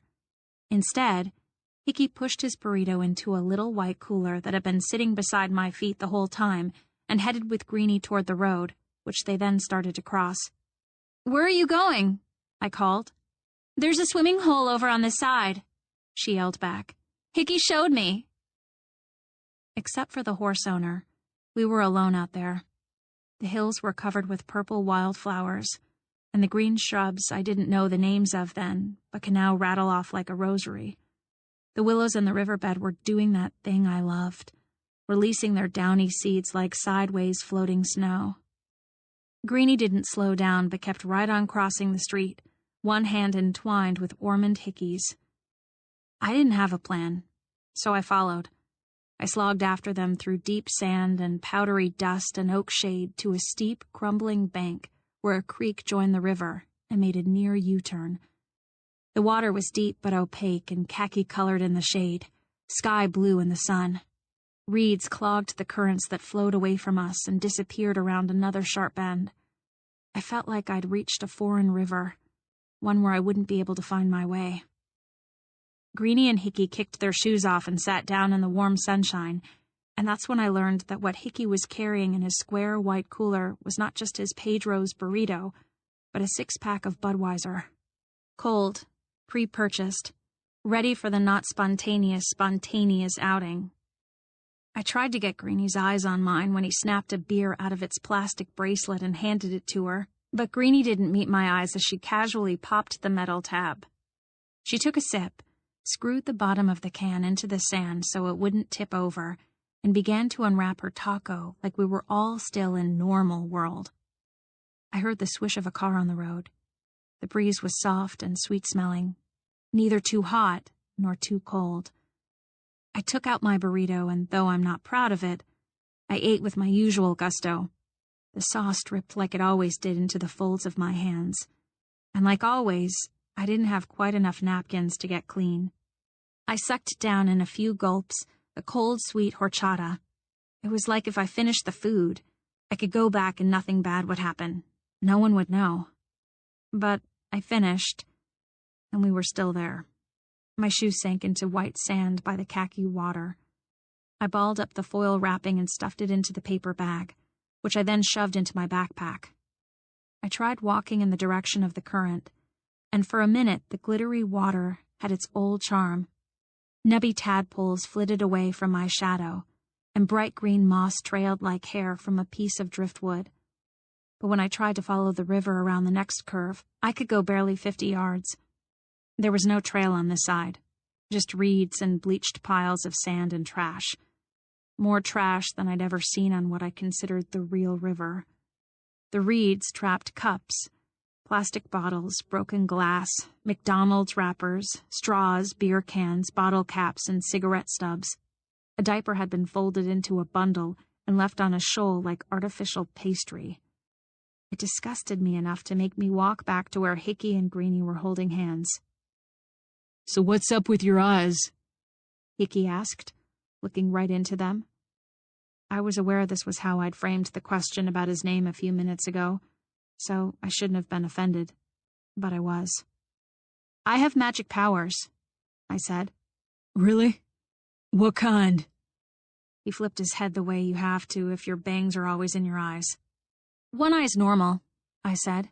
"It sees the present. The other eye sees the future." "Cool," he said, humoring me. He took a drink of beer, leaned back on the sand, and asked, "Which is which?" "Blue sees you here. Brown sees where you're going to wind up." He didn't look amused anymore. He could tell I was being snotty. "In case you're wondering what you see in the background of that future shot," he said, "the yacht called I Told You So is mine." Hickey had clearly been spending too much time reading the poster in Mr. Fresno's room that showed the rewards of a higher education as a mansion with a Ferrari parked out front. "Good," I said. "I think I'll take a little walk on the other trail if you guys don't mind. The river's nicer over there." "Don't you want to fish?" Greenie asked, a little too incredulously, I thought, considering we'd never, ever gone fishing together. "Hickey has a net in the car." "Nah, I feel like walking," I said. "Suit yourself," Greenie said, her sunglasses obscuring her eyes.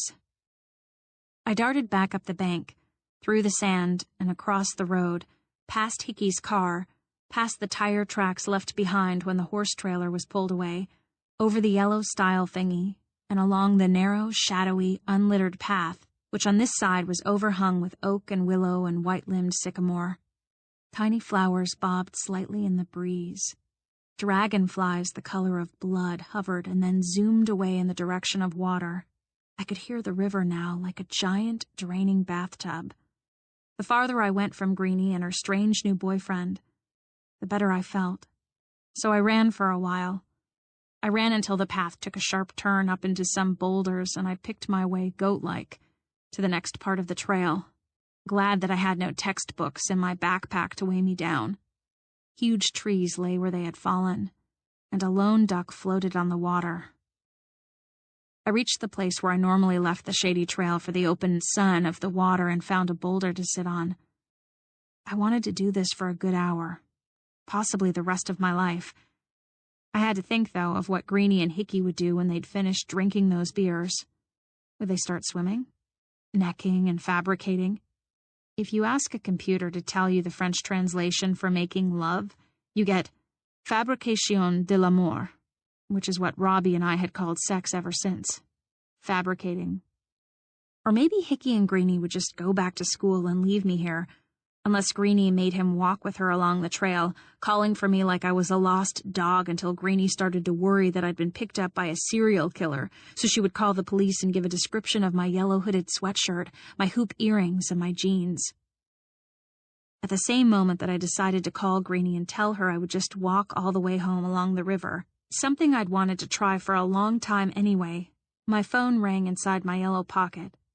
I looked at it first, afraid it was my father again, or my mother standing in the attendance office, her face red with the humiliation of having a delinquent child, but it was Greenie. "Done walking?" she asked. "No," I said. "Done drinking?" I shouldn't have said anything. That's the way it is with friends and family. If you insist on criticizing them, they want to get rid of you. "It was just one beer, Miss Priss. I told Hickey we ought to head back anyway. Get there while Paula Menard can still slip us a tardy pass. Otherwise we'll have to go to Thursday school, or Saturday school, or maybe even Sunday school." "Yeah," I said. "Meet you at the car, okay?" "Okay," I said. But it came to me that I could stay there in the sunshine, on a rock, on the river, without Greenie or Hickey or anyone to disturb me. I knew my mother had told all of my teachers that my father had left. She'd made a point of it after I flunked a chemistry test. "Why did you have to tell everybody?" I asked at the time. But now I saw that I had a get-out-of-jail-free card. If I explained that my father had called and invited me to his love nest in Paris, my mother would write me an excuse note, I was pretty sure, and I was also sure my teachers would accept it. "You know what?" I said to Greenie. "I think I'm just going to stay." "What?" "I need to think about some stuff." My dad called. "Why didn't you tell me?" "I don't know." "Okay," she said. "But call me later. I don't want to worry that a mountain lion is digesting you." I told her I'd call. Then I dialed my mother's cell phone, which I knew she turned off during the day so it wouldn't ring during her classes. And I left a message about being fine, just being on a walk, working some things out that Dad said that morning, and I'd talk to her later. Then I did something I almost never do outside of school. I turned my phone off. 14. I stood in the river up to my knees and let the water flow soft and cold around me, until I felt, for just a second, that I was moving, and the water was still. Then I put my shoes back on, and hiked farther along the trail than I'd ever gone, and I could see no one. No houses, no power lines even. Suddenly, I was in the wilderness instead of 5 miles from home. I stopped to breathe a little, and looked across the river, where instead of reeds and willow bushes, a thicket of oaks and sycamores grew. The Santa Margarita isn't very deep or fast, so it was strange that I'd never explored the other side. Mostly the other side didn't look that interesting, but these trees were tall and elegant and protective. I looked down at the river and decided it wasn't too deep, that I could probably walk across if I rolled my jeans up high enough and used a few rocks as stepping stones. I ended up soaking my thighs, but it was worth it. Under the oaks it was foresty and dark and spacious. It was so peaceful and level that you could have pitched a tent, and as I walked around thinking about that, I realized that 2 sycamores in the farthest corner had an actual, genuine hammock tied to them. Not the big ropey kind, but the type made of green string that looks like it'd barely hold a bunch of apples. "Hello?" I said.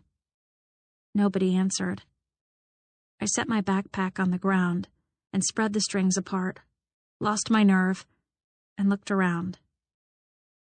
Who would care, really, if I lay down in an empty hammock? No one, or possibly the owner. I listened to a pair of woodpeckers tapping on opposite sides of the river. ... One went. ... went the other. Then I just did it. I pulled apart the hammock strings and scrunched in.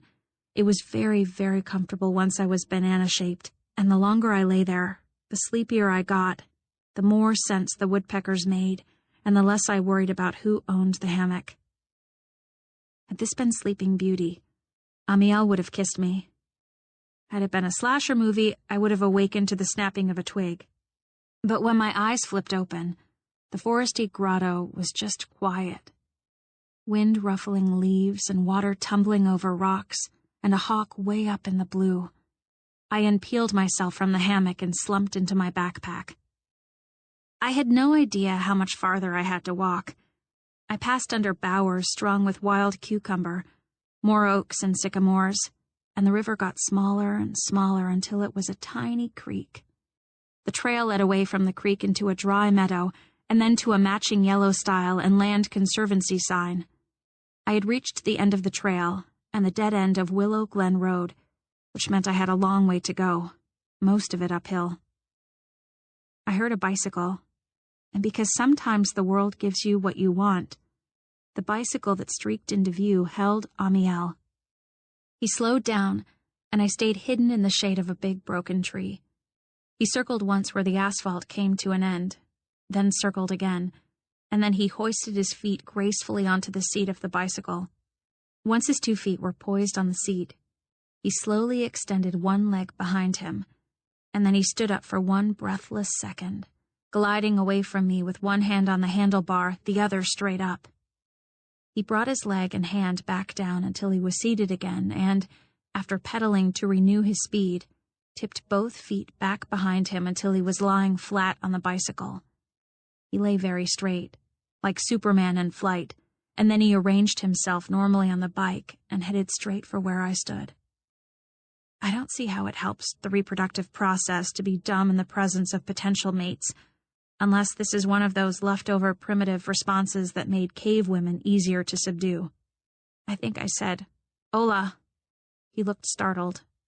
"That was great," I said. "You're really good." He nodded slightly and held onto his bicycle. I tried to think how to ask where he lived. "Donde?" I said. "Su casa?" And he waved his hand to the north. I looked up at the hills and saw avocado groves, a white house, a brown house, and a shed, all of them far apart and none of them connected by driveways to where we stood. "I've been walking," I said, wishing I knew more Spanish. I did a little head toss to indicate the trail. I was disconcerted by his slender fingers, his bare arms, the flattish angle of his brown cheeks. "I've hiked really far, in fact. The bicycle's a much better way to get around." He nodded and watched me with his sepia eyes. "I've got to walk all the way home, too," I said. "Caminar." More of the universal finger-walking signal and head bobbing, this time in the direction he'd come from. For some reason, he smiled, and I saw that he had teeth like dental masonry, very white and square. He looked back up the first steep hill of Willow Glen and nodded. I was hoping he'd say something to me, though I'd never heard him speak. He reached into his pocket then and pulled out a small piece of paper that was the same piece of paper I'd handed him in the morning. I took the paper from him, and before I could read it, He was doing that casual ride-off move I have never managed on my own bicycle, where you coast a bit on the pedal before swinging your leg over the bar. "Gracias," I said. He turned his head slightly, waved, and kept riding slowly in the direction of a dirt road that curved away from the trail and around an aloe field. I still couldn't see how that road would lead toward the houses north of us, but I was desperate to read his note, which for a while made walking up Willow Glen feel like floating. Below the question that I hoped was, "What is your favorite food?" he'd written in a curiously foreign printing, "Cangrejos." After, "Where did you learn to juggle?" he'd just written, "Mexico." "How did you lose your voice?" was followed by, "Tuve un accidente." What kind of accident? In a car? For at least 5 minutes, the fact that he'd written back to me at all kept my mind off the walk.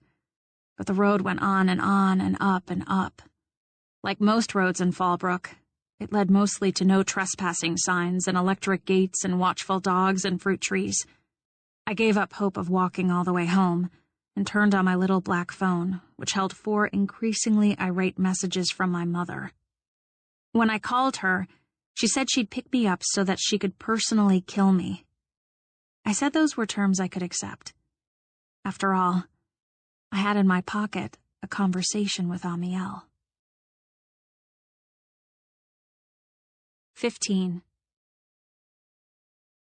Cangrejo means crab, my Spanish dictionary informed me. I would eagerly and promptly have told Amiel how much I, too, like crab meat, but I had no way to reach him, and I was grounded. My mother didn't find my father's phone call much of an excuse, as it turned out. The second I got in the car, she said, "Where did I go this morning?" "The high school." "And the day before that?" I wasn't positive where she'd been subbing the day before. "Potter?" I said. "And the day before that?" "I don't remember, Mom. I don't remember every school you went to in the past week." "Work," she said. "I went to work. I didn't go to the river or the mall or the movies or the beach because I was depressed and didn't want to face people." "Okay." For cutting school and not answering my phone and wandering loose among mountain lions and would-be rapists. "Did you know there are squatters' camps out there?" my mother asked, so I didn't mention the hammock. She grounded me and took away my phone. The next morning, she refused to make Icelandic pancakes, which were the sacred centerpiece of our Saturday mornings. "Tell Robbie I said joyeux anniversaire," I told my mother when the catering trucks began to arrive at 10, filling Hoyt's driveway and the patio with white-shirted men and women. My Aunt Agnès was throwing a party for Robbie's 17th birthday, and I could hear her voice as she told people where to set up chairs and where to chill the Perrier. My mother appeared to be thinking it over. "You can go to the party," she said, "because I'll be there." I hoped hopelessly that my uncle might have hired Amiel to do some of the work. "Okay," I said. "Thanks." My mother and I walked through the grove in our new summer dresses. My mother's hair pulled into a bun, her mouth similarly tightened at 6. We braced ourselves because a party thrown by Agnès was so elegant that you could only enjoy it if you were, say, invisible and yet able to eat. I was always charmed at first by the food and the flowers and the little sparkling lights, her handsomeness, and the waiters with trays. Agnès stood at the far edge of the patio, holding a champagne flute, her dark hair curling up just a little at the back of her ageless neck. I saw immediately that the summer dresses my mother and I had chosen were frowsy and countrified, and that we would always and forever be that kind of people. Agnès had that effect on me. The evening sky was periwinkle, and white roses glowed at the edges of a world that smelled of grilled meat and caramelized sugar, where heaps of impossibly perfect strawberries cascaded over one another on silver platters, and arrangements of incandescent lilies floated in the center of each round table. The pool water flowed over its vanishing edge, one I had approached from within too many times to be taken in by the illusion. I doubted Robbie was very pleased with the offering. For my 15th birthday, my mother, father, Robbie, and I had driven to Oceanside and walked the length of the old wooden pier to Ruby's Diner, where the red and white booths seemed to float over the water in a shimmering light that's the best part of winter in San Diego. The ocean below our windows was mint blue, while we were twisting our straw papers and sucking chocolate milkshakes out of tall, fluted glasses. And my father was in a cheerful mood because he'd just sold a condo, I think. Then one of the men leaning over the rail with a fishing rod just outside our window caught a bat ray. I remember that part because when we walked out of the restaurant and stood looking out at the hammered pools of silver light where the late sun touched down, Robbie asked what the point was of killing a bat ray. The woman who sat with the dead ray at her feet said, "Have you ever eaten scallops, kid?" "Yeah," Robbie said. "Then you've probably eaten a ray. Restaurants cut them with a cookie cutter, see, and call them scallops." I didn't believe her at first, but Robbie did. "That doesn't happen," I said when we walked away. "I'll bet it does," Robbie said. "I don't see what difference it makes," my father said when we were all strolling down the pier past the fishing rods and tubs of bait and men standing with their hands in their coat pockets, waiting for a catch in the cold, late evening wind. "You're eating something that used to be alive, one way or the other?"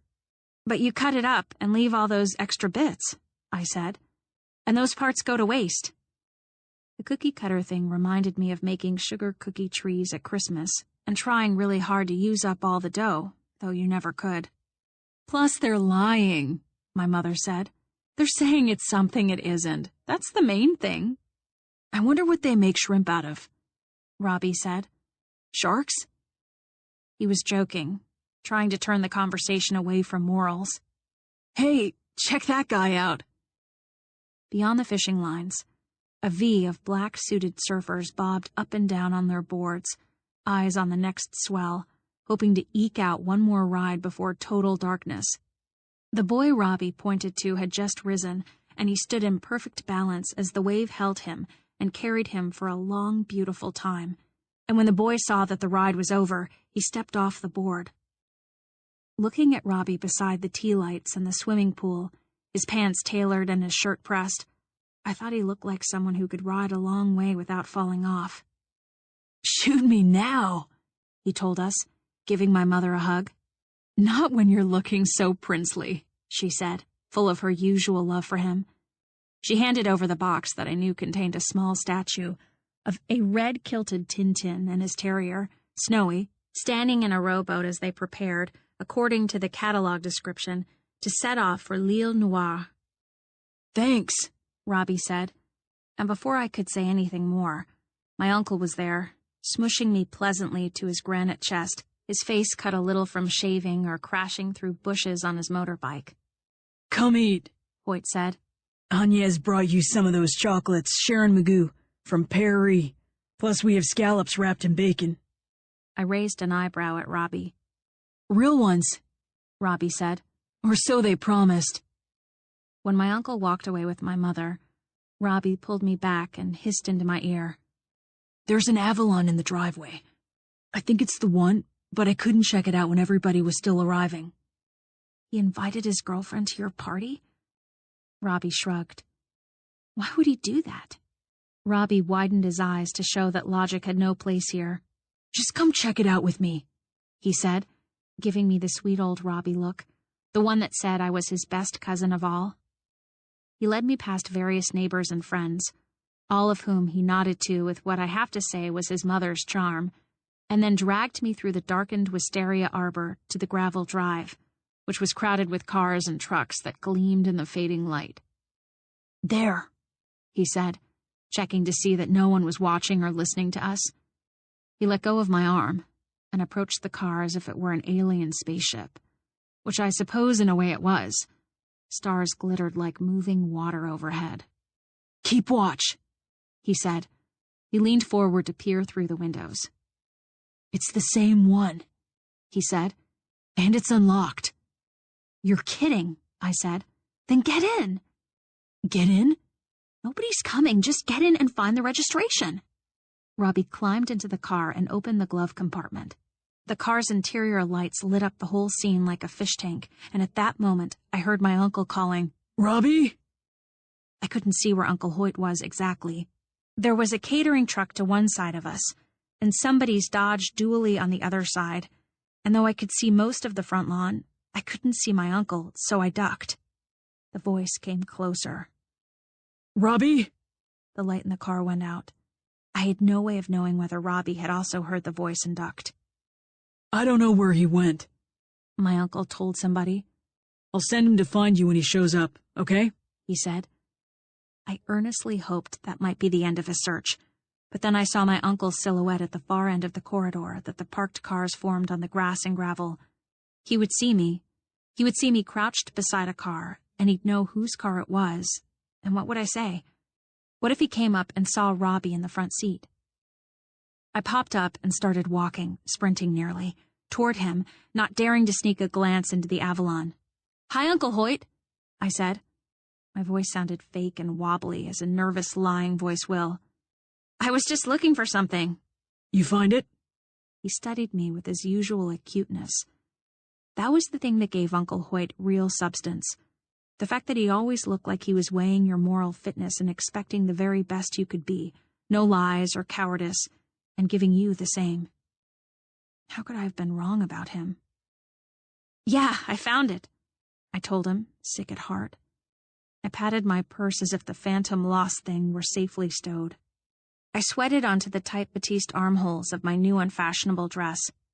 Let's go back to the party then, okay? Hoyt said. Have you seen Robbie?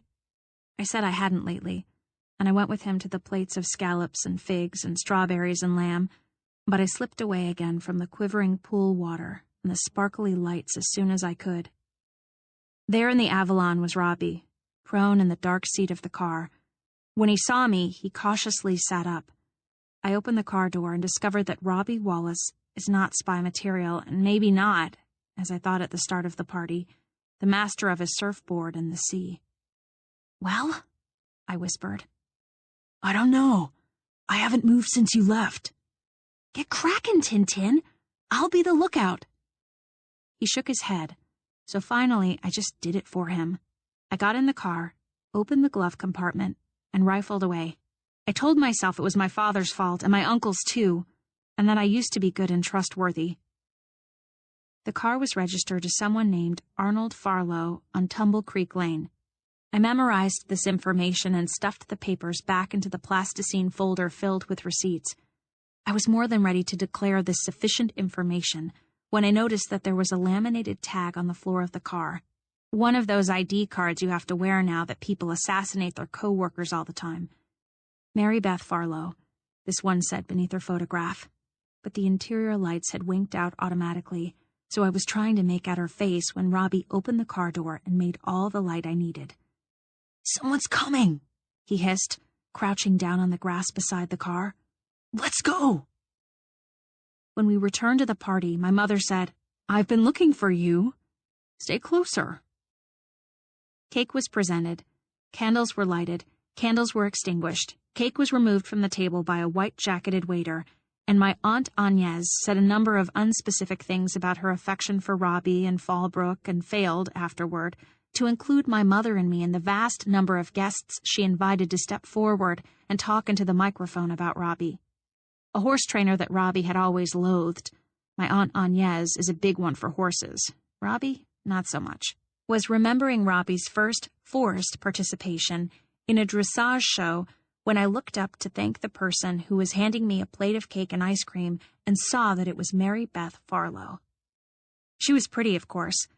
Smooth skin, round eyes, swept-up brown hair, a general neatness and smallness and confidence as she handed me a plate and then walked away in her black ballet shoes. I found my uncle in the crowd, but he was not looking at Mary Beth Farlow. I stared hard at Robbie, and I waited for him to look back at me. Her, I was trying to tell him, as the black skirt and white blouse and brown twist of hair weaved in and out of tables, retrieving another plate of cake and melting ice cream, the secret of her tie to the man who was paying for the party, hers alone, she supposed, and that was why she glided so neatly everywhere. I thank you all for joining us tonight to celebrate mon petit Robbie, not petite so longer, Agnes was saying regretfully. And Robbie stood up politely and smiled his gray-eyed smile, which finally landed on me. He read my lips well enough to know I either had something to say or was dying of anaphylactic shock, and after kissing the cheeks of what seemed like 50 guests, he made his way to where I stood like the Grim Reaper. The caterers were swiftly dismantling the bar and hustling the trays of food into the house, and because they didn't always come back out, I had lost track of Mary Beth Fowler. "What the hell, girl detective?" Robbie said. "She is here," I hissed. "Didn't we already know that?" "She served me a piece of your cake," I said, my eyes on the white shirts passing to and fro, none of them hers. This made him turn and survey the men and women who were in such a hurry to go home. "Which one?" he asked. "She went in the house with a pile of napkins, and she didn't come back out." He strode quickly ahead of me into the house, then remembered he had to let me lead. The kitchen was one of those giant, modern spaces composed of granite and steel, and none of the men and women in it stacking trays or washing glasses was Mary Beth. I didn't see my Uncle Hoyt either, although some of his friends sat on oversized leather sofas watching basketball on an oversized television set. Sometimes walking into Robbie's house made me feel like I'd climbed a beanstalk into the Giants' castle. Fee-fi-fo-fum. "And Kobe scores!" I shook my head to let Robbie know I didn't see her, and worried that my mother would come looking for me, I started for the front door, weaving in and out of neighbors and strangers who turned to say goodbye to Robbie. He got nabbed by a group of affectionate elderly women, and by the time I reached the farthest row of cars, there was a meaningful gap where Mary Beth's Avalon had been, and a scab of mud where her tires had dug into wet grass. Robbie came up beside me and looked at the car hole. Stars shone above us, and the cold water smell of the grove, a wet, rocky, pipe-clean odor, rose from the ground. "What are you going to do now?" Robbie asked me, his voice glum. His shirt had come untucked, his tie was loose, and in the darkness I saw that if we were surfers, we were the ones who waited and waited for the right moment, afraid that in our ignorance we would not even know when the right wave was coming or when we should stand. "I have to go home," I said. "I'm grounded." "Why? Did your mom find out about Marcel Marceau?" "There's nothing to find out. I went off campus for lunch with Greenie and skipped the rest of the day." "Darn," he said. "I was thinking about a swim." My mother might have let me swim in Robbie's pool, but I saw her coming toward us, looking fed up, and I said, "See you, Robbie. Happy La Birthday." "Yeah," he said. "Joyeux good night." 16. The next morning, the air was cool as rain, the sky spreading its whiteness through the room like a bad headache. Robbie woke me by shaking the box of corn pops over my head. "Bonjour, Liu. We're going for a drive and my birthday present," he said. "Corn pops to go?" "Someone gave you a car?" I asked. I didn't make it sound like a good thing. "Please tell me it isn't red." "It isn't red." I stood up and went to the window from which, in clear weather, you could glimpse parts of the driveway. I looked suspiciously through the trees. "It's red," he admitted, looking over my shoulder. "I can't drive it to school, though, until I'm a senior. What kind of sense does that make?" I didn't answer because I didn't know. "So where's your mom anyway?" he asked. I squinted at a note my mother had left on the coffee maker. "Went to farmer's market with Louise because I trust you to observe the rules. Check out the surprise in the silkworm box." "Why is there a hairy white egg over here?" Robbie asked. He was studying the worm trays with his usual revulsion. "It's a cocoon," I said in the same voice you might have used to say, "It's a boy." My mother and I had been waiting for this moment with an embarrassingly high level of anticipation. A few of the worms had reached their 5th instar, which was the last phase of caterpillar fatness, but instead of spinning one strand of silk 1 mile long into a perfect oval, as we'd been led to expect, they had turned a pale, feverish yellow, then saffron, then mahogany brown, and then died feet up in a sad pool of oozing juices. I was surprised my mother hadn't dragged me out of bed to behold the reversal of our fortunes. I stared at the exquisite white cocoon with maternal pride until Robbie said impatiently, "Ready?" "You know," I told him, "for an honors student, you have a remarkable lack of scientific curiosity." "It's not a lack of scientific curiosity," he said, shaking his head and pouring my corn pops for me. "It's an aversion to worms." I picked through a basket of clean, depressing clothes that no one had managed to fold. We lived basket to basket now that we no longer had to spruce up for my dad. "Where are we going in your fancy red car anyway?" Clearly, he had forgotten that I was grounded. "Your favorite place." "Paris?" I thought of saying, but the memory of my father's invitation soured the joke. "Le River," Robbie said, putting the cereal box away without folding down the liner or closing up the box, a carelessness that was too careless even for us. I resisted the urge to fix the box in front of him. "And one other place," he added. When I hid in the bathroom to change out of my pajamas and think about what would happen if I went to the river while I was grounded, I shouted out questions about where the other place might be, but he wouldn't say. "To see your pal, Monsieur Ostrich?" I asked in a French accent. "No." "To buy me donuts?"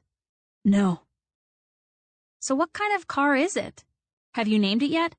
"I'm thinking of the Fabricationist," he said. By now we were standing on the porch. In front of us was a paper sign my mother had taped to the screen door. It said, "Remember you are grounded." "I forgot," Robbie said. "You can't go." "We'll just have to hurry," I said, shoving open the door and walking through fog and avocado leaves until I stood beside a bright red two-door Honda. "Are you sure?" he asked. "Let's go," I said. As soon as we passed over the freeway and began to skim along the tight curves of Mission Road, I became even more reckless. "You know what?" I said. "I could show you a different part of the river. I found a new trail entrance the other day." "Okay," he said, cheerful about his new car or his intentions or maybe both. He had a little crescent-shaped scar on his cheek that he believed was my fault, though I didn't remember scratching him when I was 5.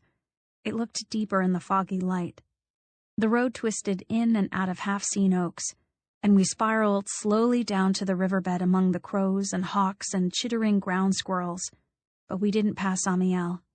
We passed no humans at all, in fact. We parked at the place where I'd seen Amiel last, and I stared up at every house that might be his. We began to hike past the dry meadow, waist-high with fennel, and at the top of a hill, Robbie stopped to read a land conservancy sign I hadn't noticed before. "Agua Prieta Creek this way," Robbie said. "Is that where we're headed? Darkwater Creek?" "Yes," I said, not really sure it was the right way, until I saw the arch of oaks and sycamores that led, like a living tunnel, to the river itself. "Yeah, this is right," I said. Just then, we caught up to a man, a border collie, and a little boy. "Look, Dad," the boy said. "The hobos made a jump for their bicycle." And he pointed to a steep, well-packed bump in the trail. For a while, we could hear him pointing out all the hobo improvements. "Look! The hobos have a swing!" he said, and that one was obvious. Vines hanging down from a cluster of trees. I didn't know what he meant by a hobo pineapple tree until I saw a funny little palm tree, no taller than my knee, with a trunk that was shaped just like a pineapple. "Hobo traps!" Metal lock boxes someone dumped under a tree. "That's where the hobos keep their alligators." A stagnant algae green pond. "This is a hobo finder," he announced before they took another path and headed out of our hearing. The boy picked up a forked stick that my mother would have called a water witcher. "They use it to find things," the boy said. Once we were alone, Robbie started pointing to stuff like a tour guide and saying, "Hobo fish farm. Hobo bathtub. Hobo slide." "We should move out here," I said. "The hobos are having all the fun." Every year on Halloween until I was about 11, my mother sewed, glued, and/or paper-maché'd me into some complicated, uncomfortable costume, And then if I complained that it was scratchy and I didn't want to wear it, she would say, "Fine, you can just go as a hobo, like I always was." "What is a hobo exactly?" Robbie asked. "What adults used to be for Halloween," I said.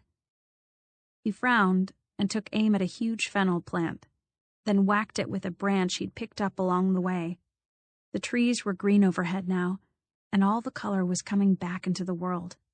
"Unless they were French," he said. "I don't think my mother was ever a la hobo." "Why is it that no one ever says he's going to be a homeless person for Halloween?" I asked. "Or an illegal alien?" "Why can you be a pirate and not a Nazi?" Robbie asked, using his branch as a tester for water depth. We were standing on the edge of a nice round, virgin pool, green-rimmed and flecked with water skaters. A sun-bleached log formed a picturesque bridge, which Robbie began to cross. We weren't far now, it occurred to me, from the hammock. "You know what?" I said. "You won't believe the hobo bed I found in here the last time I was hiking." "Ew," Robbie said. "No," I said. "It was a hammock, not a mattress. I'll show you." Everything is farther the second time. I led him under countless oaks and over countless anthills, through dappled shade, gnat clouds, and stuff I really hoped wasn't poison ivy. Finally, we stood at the edge of the wide, rippling water, and I sat down to remove my shoes, so Robbie obediently did the same, and we went sloshing through cool water under a sky that felt enormous and unspoiled. I led Robbie into the grotto and stood before the tree. "Here," I said, but there was no hammock. "It was right here," I repeated. I touched the trunks of nearby trees, searching for string or string marks. Robbie walked around with an interested look.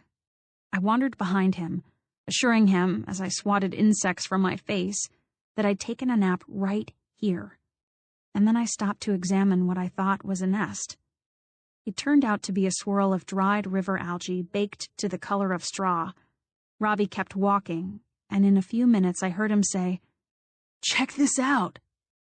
He was holding a tin pot in one hand, and with the other he pointed to what I had assumed was a big pile of driftwood. The river was never the same height.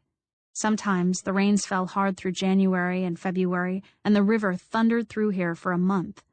But it always dried up again, leaving dry islands of uprooted trees and waist-high nests of algae like the one I'd just touched. I walked closer to where Robbie stood, and I realized that the silvery wood wasn't just a random pile. It was sticks laced together to look like a random pile. When you walked around the other side, as Robbie had done, you saw a crude but clever house. It was barely 6 feet high, lower in the doorway, and the other 3 walls were made of wood scraps, tin, and rocks. The best part was a sort of stained glass window made of glass bottles wedged into an old window frame. One bottle was blue, and one was brown, but the others were clear and had been arranged like puzzle pieces. "Isn't this the greatest?" I said. "It's like your treehouse, only with found stuff, like a fort you can really live in." "The hobo really has been living it up out here," Robbie said, and I could tell he didn't think it was the greatest. I checked my watch. I knew the farmer's market was a 45-minute drive one way, and Louise was the type to talk to every peach seller and crepe maker. Still, I was nervous.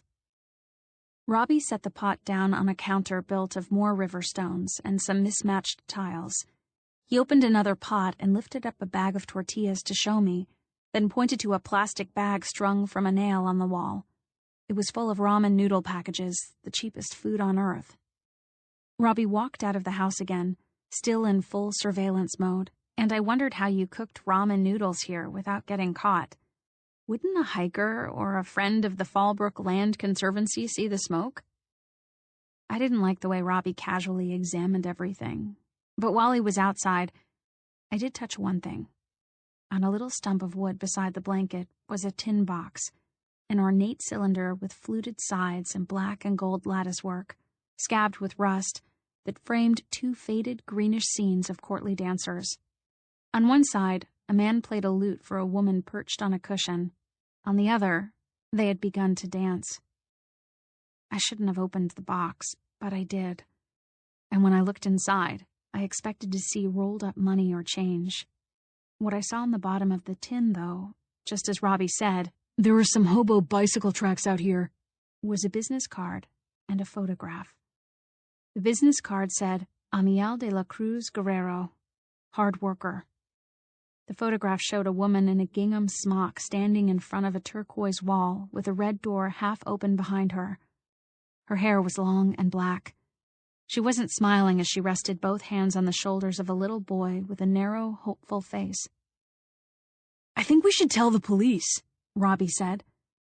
His voice was very close to the door, and as if hiding the photograph would be enough to save Amiel, I dropped it and the card back into the tin box, closed the lid, set the box on the stump, and made for the doorway. "Why?" I said. "This is obviously some migrant workers' camp, and you can't just live in a nature preserve." I realized this must be how I sounded to others most of the time. "Why not?" I asked. "It's a fire hazard for starters." Robbie pointed to the bicycle tracks in a deep pile of white sand. "That's how he gets here." "We should go," I said. "My mother's going to come home." Robbie looked at his watch, nodded, and picked up his shoes to wade back through the river. "I think we'd better go right back," I said. I felt the sinking of each bare foot and imagined Amiel studying our tracks. Illogically, I wanted Amiel to know that the tracks were mine. But he wouldn't. It would just scare him to see that two strangers had come into his hiding place, and maybe he would have to disappear now as the hammock had. Maybe I would return and find nothing but the false nests the river spun for itself in the willows. I let my legs sink into the cold jade-green water and followed Robbie to the other bank. "Where were we going anyway?" I asked. "I mean, the second place." "Tintin's on the trail," Robbie said. "Whose trail?" "Mary Beth's, of course." "I think Tintin better drop me at home," I said. "Come on," Robbie said. "Let's get something to eat first. It won't take that long." "How long?" 30 minutes. I practically ran back to his car, and I was still sweating when he pulled the car into the parking lot behind Café Chartreuse. "Is Tintin paying?" I asked. "Tintin always pays," Robbie said. 17. She was our waitress, of course. "What the hell are you doing?" I asked Robbie when Mary Beth had gone to a far corner of the restaurant. "Assessing," he said calmly. "It's MBF, isn't it? She's the same height as the woman I saw from the hedge, plus this cafe did the catering last night." "Yes," I said. I bit a fingernail too bitten to need work, and looked around for friends of my mother's. Mary Beth came over to ask, "Have you decided?" If she was tired, it didn't show, and if she recognized Robbie, she didn't say. I thought she was studying him more intently than she studied me, but that was natural. Robbie was good-looking even in his stretched-out t-shirt and old tennis shorts and the shoes that he wore without socks. Greenie used to want me to set her up with him, but Robbie was so indifferent when she was around that she finally gave up. "What's your most irresistible sandwich?" Robbie asked, looking adorably curious. "Statistically speaking," Mary Beth said, "I'd have to say salmon, though a lot of people order the goat cheese too, and the brie." He acted like she'd said something profound. "The salmon," he said. Personally, I wondered why Mary Beth was still in Fallbrook. Robbie and I were both too ambitious and snobby to consider colleges within commuting distance. "Do you have crab?" I asked. "Not for lunch," she said. I ordered a panini and my mind drifted to Amiel's house. I wondered how many other day laborers lived in the ravines and thickets of Fallbrook, and whether we would like them better if we called them hobos. I also wondered what would happen if my mother walked into the cafe. When Mary Beth disappeared into the kitchen, Robbie asked, "What do you think?" "Think?" "Of MBF." The name had a vaguely insulting air, I suppose because of the F. "She's conventionally pretty," I said. "You know the owner, right?" "Sort of." Mr. Eckert was standing at the espresso machine when we arrived, and I was relieved that he hadn't seemed to notice me. I was dreading the questions he might have about my father, who used to bring me to the cafe for breakfast on his home weekends and sit at the counter afterward, talking to Mr. Eckert about Italy and New York, 2 places my father had once thought I ought to see. Quiz him a little. Get the scoop. But he'll wonder why I'm so nosy. So, come on, please. You of all people should understand what's at stake here. I pictured Robbie's giant house turning upside down and coming to rest on its giant stone chimney. I pictured the foundation covered with soil and worms and roly-poly bugs as it was exposed, for the first time, to everybody's shameless scrutiny. I wouldn't say that I didn't feel that horrible niggling wish for other people's lives to be as screwed up as my own. Please? He asked again. Fine. I'll pry for you. But only if you promise not to tell the police what we saw today, I said. I mean the hobo house. Robbie tapped his fingers on the table and studied me like my father's divorce lawyer had studied my mother's divorce lawyer. All right, he said. I won't tell the feds on El Hobero. In spite of my work in Ms. Grant's drama class, or maybe because of it, I'm a terrible actress, and I began to get nervous when I saw Mr. Eckert heading toward us with tall glasses of pink soda. I asked Robbie, "Can I say that I'm asking because you want to know?" Sure, Robbie said. I do want to know. Here you go, Pearl, Mr. Eckert said, setting the drinks down in front of us. Good to see you again. How's your dad? I haven't seen him for ages. Oh, I said. He moved. Moved? Out, I said. I was surprised no one in town had told him.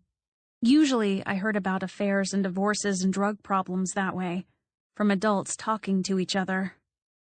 Then how are you? Mr. Eckert said. Oh, fine, I said, grateful to have Robbie's life to discuss instead. Can I ask you a question? Sure. It's about your waitress, I whispered. Mary Beth was talking to customers on the other side of the room, but the cafe wasn't very big. Mr. Eckert bent forward and looked amiable but concerned. You know my cousin Robbie, right? He has a crush. On her, actually. We're doing reconnaissance. I paused for a second because I didn't know how to ask if Mr. Eckert had, by chance, seen Mary Beth with Robbie's father. Is she single? I asked. Far as I know. What else can you tell us? He needs, a flirting angle. Kind of mature for you, isn't she? Mr. Eckert said to Robbie, not entirely disapproving, maybe even impressed. You're still in high school, right? Well, let's see. She's studying gerontology. Sophomore year, I think. She lives with her parents, very nice also. Her father's an eye doctor. She had a tennis scholarship to UCLA, but pulled something. I was stuck on the gerontology part. She was training to take care of old people and dating a 50-year-old man? Mr. Eckert stopped talking because Mary Beth was coming toward us with our sandwiches. Mary Beth? Mr. Eckert said. Have you met Pearl DeWitt before? Mary Beth shook her head politely and set my plate in front of me. I could tell she wanted to remain strictly anonymous. This is her cousin... Mr. Eckert started to say, waiting for me to fill in the blank, but Robbie beat me to it. Robbie Wallace, he said. I think you were at my house last night. Mary Beth gave him his plate with the air of someone who has been lit by a motion detector. My overblown birthday party, he added. Oh, that's where I've seen you, she said, as if she'd just that second figured it out. Happy 16th. Her hands were free, so she tucked a piece of hair behind her ear. It didn't stay. 17th, he said. I really didn't know the script at this point. Mr. Eckert winked at me, mistaking Mary Beth's flustered look for a romantic interest in Robbie, and went off to seat a group of people I was glad I didn't recognize. So you play college tennis? He asked Mary Beth. I'm not playing right now. I did, she said. Her face was red from what I guessed was a little internal voice repeating, "Oh my God, oh my God."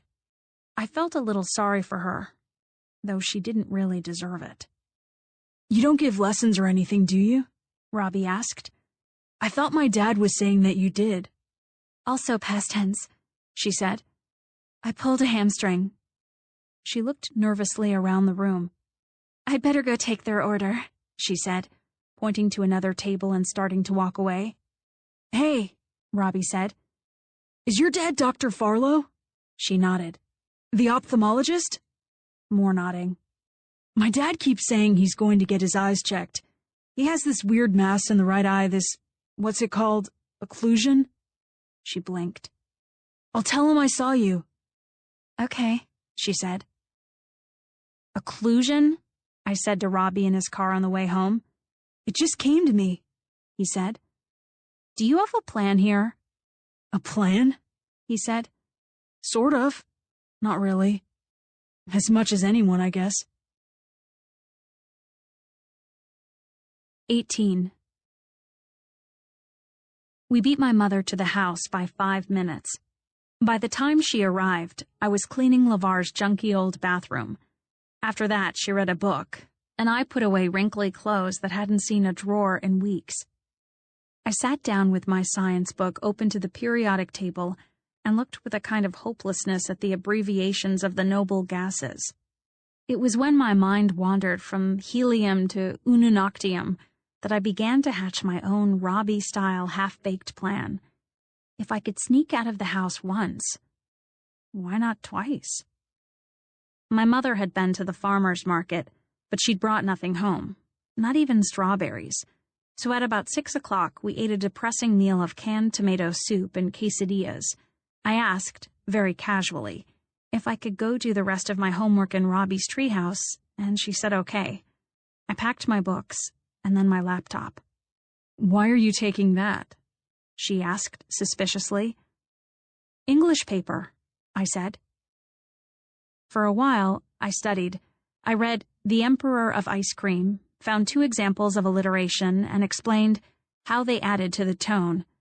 Then, after wondering for some time what it would be like to live in the treehouse, all alone, in Mexico or Guatemala, I climbed down, extracted my bicycle from a spidery part of the Wallace's shed, pushed it along a gravel drive that was well out of my mother's sight, and rode to the river.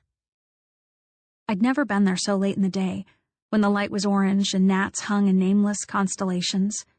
In certain parts of the woods, the oldest, biggest trees were burnt to charcoal from past fires, but they'd sprouted soft leaves and young white branches. Vines crept up and over them, 100 feet into the air. I always felt when I reached these huge, shrouded rooms that I'd found my way to a foreign country, a secret wilderness into which I could disappear. Where the river flowed past Amiel's house, I tightened the backpack that held the components of my plan to show him a mime who'd become famous for doing what Amiel could do. I looked around for joggers, hikers, and dogs, but saw only gnats, tadpoles, and a wary duck. I plunged knee-deep into the water and slogged across. I could hardly hear the bubbling, babbling current over my pulse. The river seemed colder. My legs wobbled, and the thicket suddenly had a forbidding look. What if Amiel protected himself with a handmade axe? What if he didn't live alone? I blundered toward the silvery lattice of driftwood and stopped to consider what I would do if a completely different illegal immigrant was sitting there with a gun. Maybe I should call Granny and hang up so police could trace the origin of my last and final phone call, I thought. I was just about to do this when I saw a person standing on the branch of a sycamore 10 feet away. It was Amiel. He wasn't holding an axe, and his feet were bare. He didn't smile when he saw that I discovered his hiding place, but watched me with what looked like the hope that I would go away. He just stood in the tree and waited. Everything incredibly stupid about my plan, the movie in my backpack, my heavy laptop, the bicycle I would have to ride home in the dark on a winding road afterward, revealed itself. And yet I blundered on. "I wanted to show you something," I said. If he understood me, He gave no sign. He didn't nod. He didn't climb down. The sun was at the vanishing point beyond us, a final glimmering orangeness in the west. I looked behind me and saw only reeds, no hikers or joggers or dogs. I knelt on the sand and unzipped the backpack. I removed the computer and set it on my lap. Then I fumbled with cases and buttons until I made the silvery black images of Les Enfants du Paradis move across the screen. I turned on the Spanish subtitles and tilted the screen so that it faced Amiel up in the tree. The look on Amiel's face was less forbidding now. The sun went out in a single breath, and I shivered, the sand already cold against my knees. In the light that was now turquoise, he looked at me and the screen with what might have been curiosity or just acceptance that I wasn't going to disappear. He jumped down from the tree and walked over to me. He didn't say hello in any language. I felt a stroke of fear like I used to feel as a child when I knew I had pushed my father too far. Amiel reached for the computer, closed it, and the pale silver light of the movie went out. As I sat on the sand with the closed-up theater on my knees, foolish and ashamed, he walked away from me. I wondered where his bicycle was. I wondered if he had cooked and eaten his dinner, and if he ever felt safe enough to take off all his clothes and bathe in the river. The world around us was so beautifully blue-green and sharp that such things seemed natural and ideal, better and purer than my life at home. His bare feet sank in the white sand, and his shirt glowed a little in the twilight. I knew I needed to hike out while I could still find the path back, but I watched until he disappeared behind the pile of branches that was his wall. He'd gone into his house without speaking to me. There was nothing to do, really, but put everything away as quickly as possible and run home. I turned around one last time and saw him watching me. There was enough light to see his face, but not his expression. "Sorry," I said. Did he want to talk to me but couldn't? Or shouldn't, like Robbie said? I remembered Robbie asking if Amiel could mime hanging himself, and for some reason, I lifted my hand up in a fist like I was holding a noose around my neck, and then I acted like I was hanging myself. I thought Amiel smiled, but it was so dark I couldn't be sure. I turned around and whacked my way through the reeds until I stood on the tiny beach. I felt an unexpected dread of the slow-moving water, darker now. It was the same shallow current, of course, holding the same shy creatures, but I was afraid. I told myself to be sensible, and I forced one foot into the water, then the other. I sloshed through in a kind of terror until I found myself on the other side. At first I had no need of my flashlight, but the trees formed a tunnel that was darker than the open spaces. I shined the light chaotically on the ground and up nearby trunks and then down again to make sure I could see any spiders that might have suspended their webs across the path. For a while, I made good time among the unfamiliar cracking sounds and spiky shadows.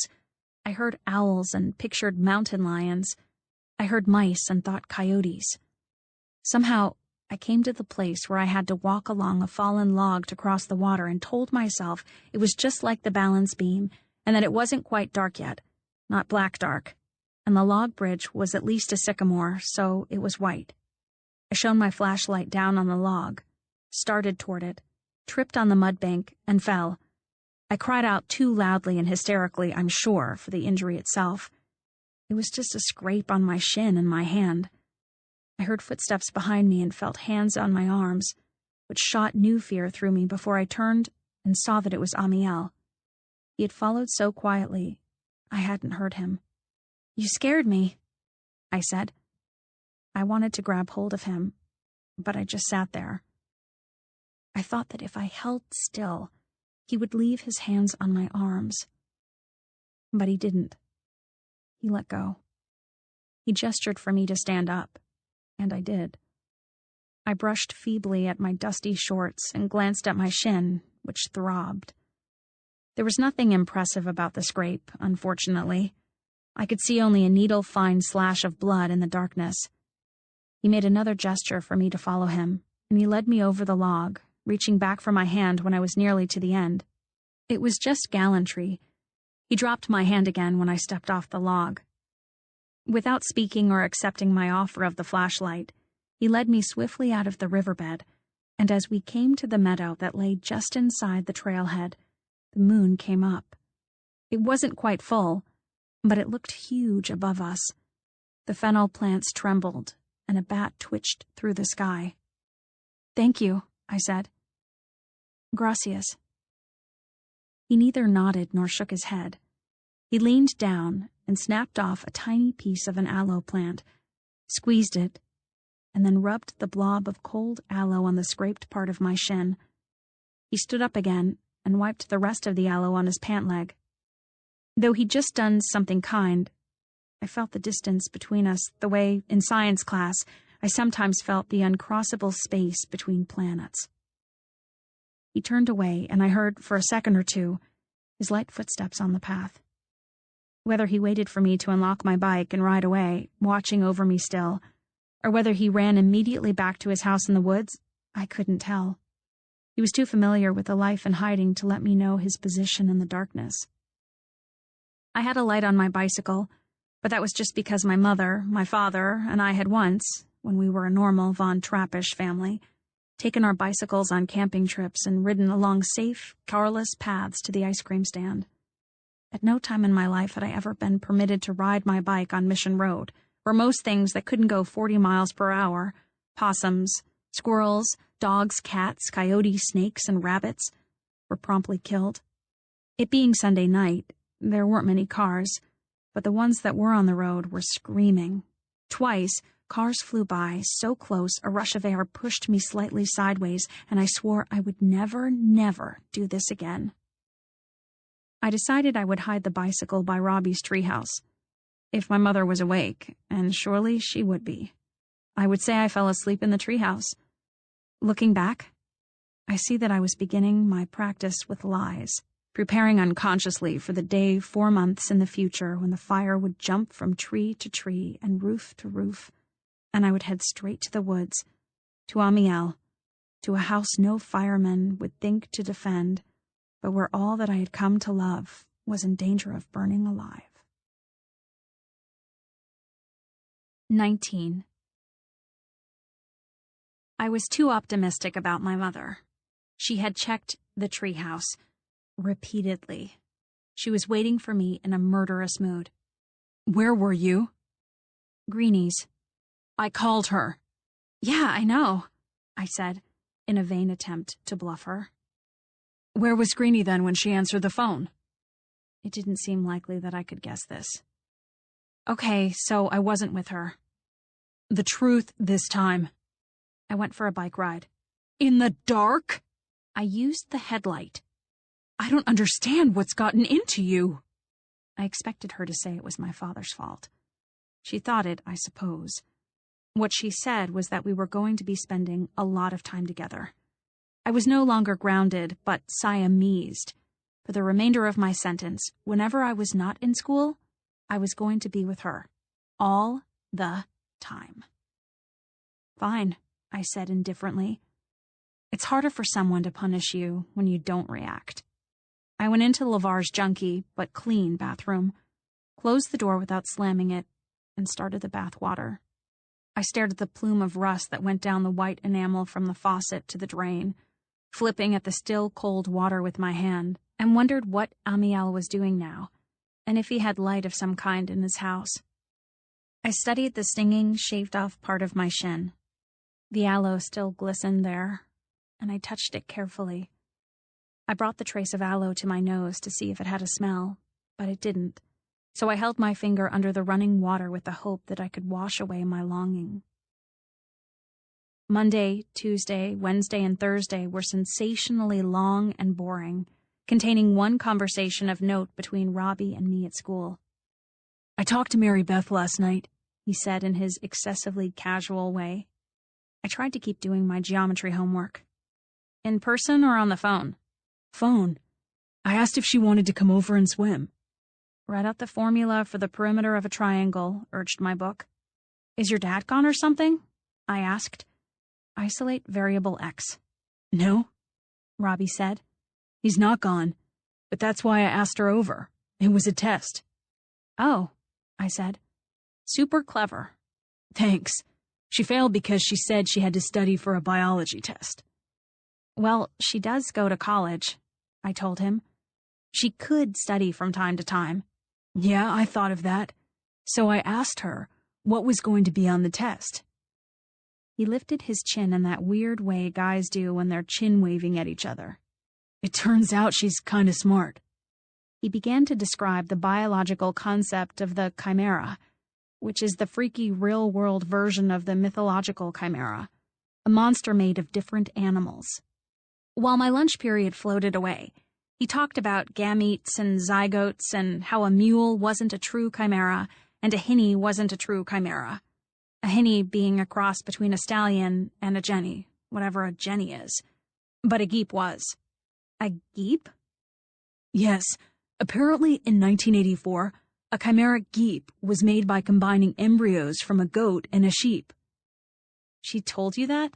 Well, no. I looked it up after we talked. But she talked intelligently about gametes and zygotes. How romantic. In another situation, maybe. So, do you like her or what, Robbie? Mais non, mon cousin. I couldn't like someone who had affairs with married men. The main thing is to get her to like me. No offense. But why would a college girl like a guy in high school? Why would a college girl like my dad? Okay, so if she does like men who are either much too old or much too young, then what? I'll tell her what I think of her. At home, not even the appearance of 3 more silk eggs improved the mood between my mother and me as we went to the store together, sat in the cottage together, ate our canned soup together, and continued, without interest, our old sorority houseways, beds unmade, dishes unwashed, the fun of it gone because it was not a vacation, but our lives. On Thursday night, I wrote a note to Amiel, wrapped it in a plastic bag, then hid it in the underground box where I knew he would go in the morning to turn on the sprinklers in the grove. Friday came, and I sat in the oyster car with the windows open. Dew glazed the Icelandic poppies that held their platter faces to the gloom. Bits of morning fog fell very slowly, like petrified rain. At the usual time, I heard the whirring of his wheels. Amiel parked his bike in the regular place, and I watched him in the rear-view mirror until he retrieved the sprinkler key. Then Robbie came out of his house and tossed his backpack into the car. "Are you feeling especially well-grounded this morning?" he asked. "I am," I said, unable to see Amiel or the sprinkler key or the plastic-wrapped letter. I breathed eucalyptus air and fog. "Guess what I'm doing tonight?" he asked, exhaling mint and Listerine. I saw a white-shirted flicker in the darkness of the trees. I didn't ask Robbie what he was doing tonight, but he told me anyway. "I have a date," he said. Robbie was not a person who dated. He was a person who received phone calls from girls and never returned them. Not even if they were honor-roll, flute-playing girls from advanced orchestra class who wanted to practice the Shepherd's Lament for the state competition in Sacramento, and I would have thought he'd like those girls. "Please tell me it's not MBF," I said. I was listening to what I imagined were Amiel's feet compressing layers of sodden leaves, never turning his face to the car where we sat, his body intent on grove work. I pictured him leaning down to open the water valves, seeing the letter in the plastic bag, picking it up. Robbie said mildly, "Okay, it's not MBF." My mother came rushing out of the cottage with her commuter cup, purse, and keys, and off we went, past the avocado grove, through fog that obliterated people and things. I went to school without knowing whether Amiel had found my letter, but I felt pretty sure it was MBF that Robbie was dating, and that Robbie had moved beyond the comic book adventures of Tintin and his little dog Snowy into a weird father-son triangle of doom. 20. I won't tell anyone anything.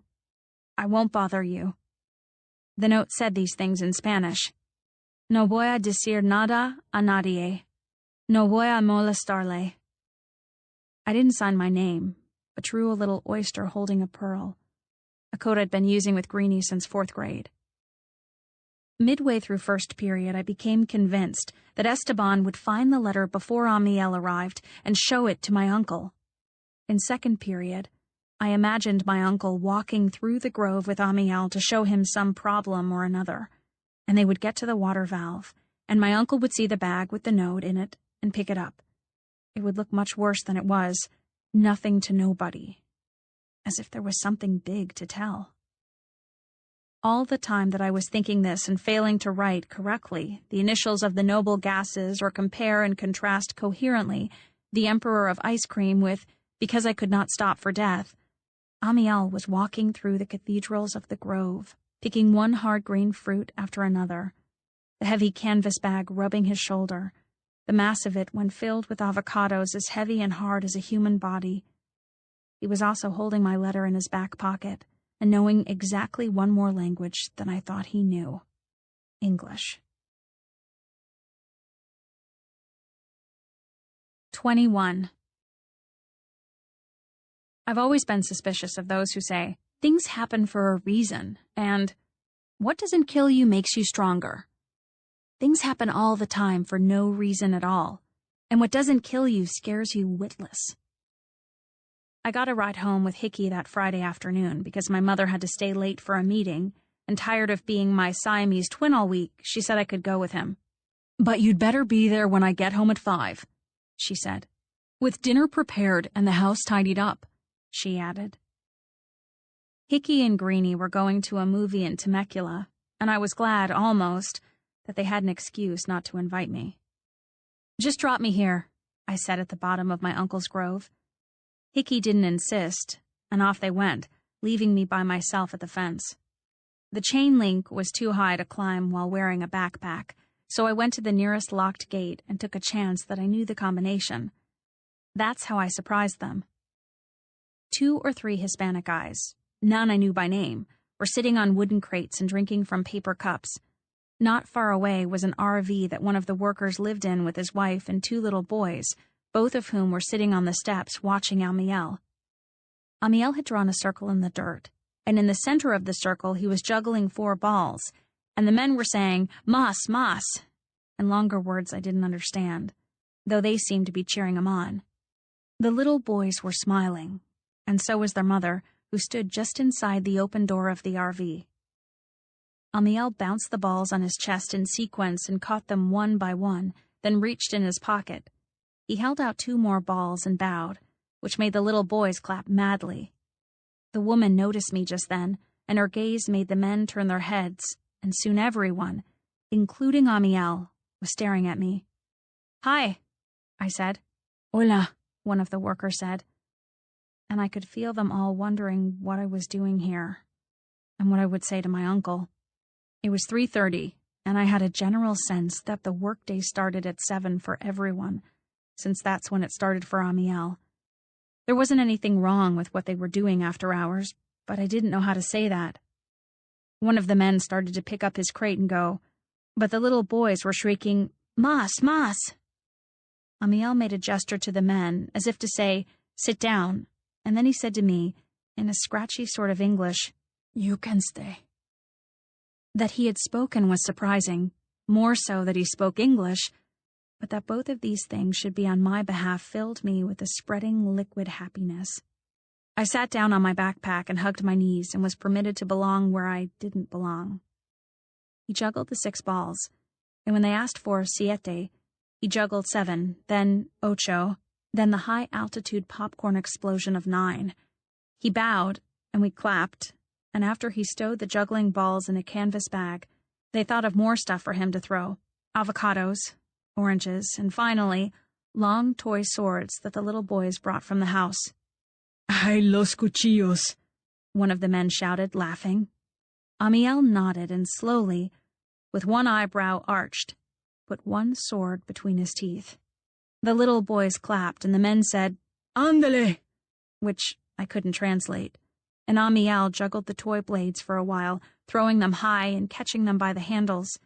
He never missed, and we clapped, and then the woman started bringing out plates of rice and beef and salsa to us. One of the little boys brought Amiel and me cans of 7-Up, but the men, I noticed, all drank beer. The men talked to each other in Spanish while we ate, which was nice, though I caught nothing more than a few words, and when my watch said it was 4:30, I stood up. "Thank you," I said. "Thank you very much. I have to go home and make dinner." They nodded, and as I walked away, I could hear them laughing and saying, "Dale un machete! No, dos machetes!" I knew what a machete was. I had grown up seeing workers cut branches with them like they were cutting butter. But I thought Amiel could juggle anything, so I didn't even look back. 22. It was my mother who came to tell me one of the workers had cut his hand on a machete, who first saw Amiel holding his bloody hand on the driveway, and who remembered a doctor in town who did urgent care. While she was wrapping his hand with a towel that I brought, my aunt Agnes came out of her house and called my uncle, who didn't answer his phone. Despite the blood and glaring sunlight and confusion, I wondered where my uncle was, and if he was with Mary Beth. My aunt decided she would be the one to take Amiel to the doctor, since she could speak Spanish as well as French and Italian. And when she opened the door of her immaculate Audi and told Amiel to sit on the leather seats that smelled of Agnes's musky vanilla Frenchwoman's perfume, she told me, "You come too, Pearl. You can help me to find the address."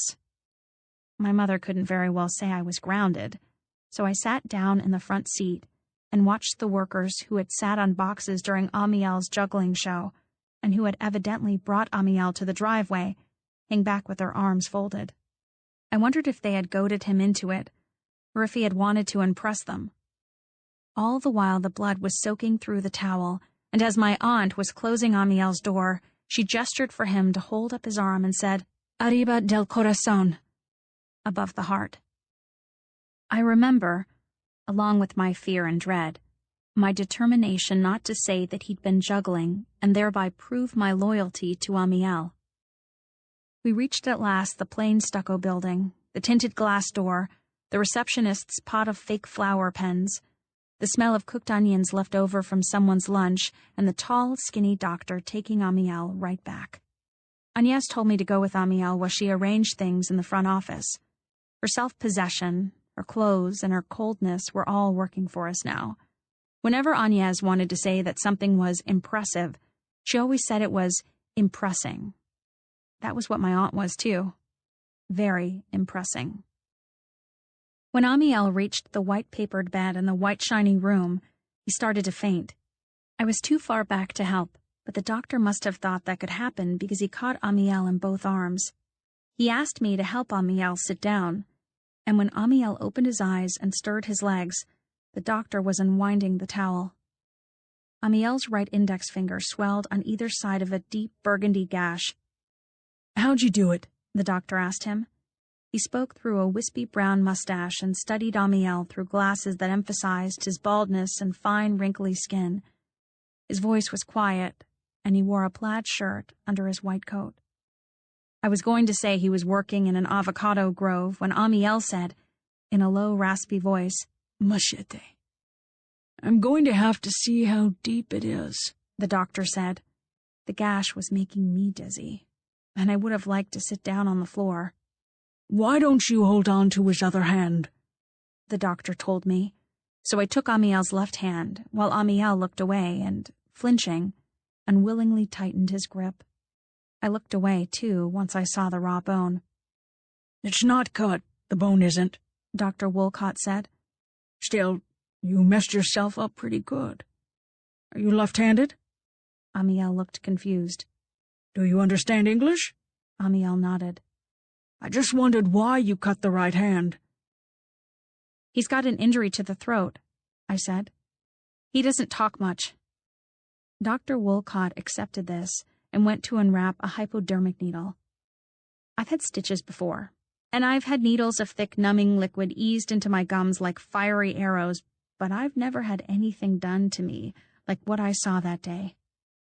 Amiel held my hand because Dr. Wolcott told him to hold it, while the fiery needles of pain were thrust into thin, bony places. But then, during the black stitches, Amiel dropped my hand. "What's wrong with your voice, son?" Dr. Wolcott asked as he washed his hands afterward. Accidente. Amiel whispered, using the Spanish form. What kind? A steering wheel. Amiel whispered, holding an invisible one with his good hand and showing how it had struck his neck. Laryngeal fracture, the doctor said, nodding to himself. Where are you from? Mexico, Amiel said, the X that becomes H in Spanish softening further in his voice. Well, your hand should work okay when it heals, the doctor said. Keep it clean. You'll need antibiotics and something for the pain. My aunt, crisp and efficient in white linen, stood up when we approached the waiting room. She wrote a check from her beautiful wallet and smiled at the receptionist, the doctor, Amiel, and me. I pay for.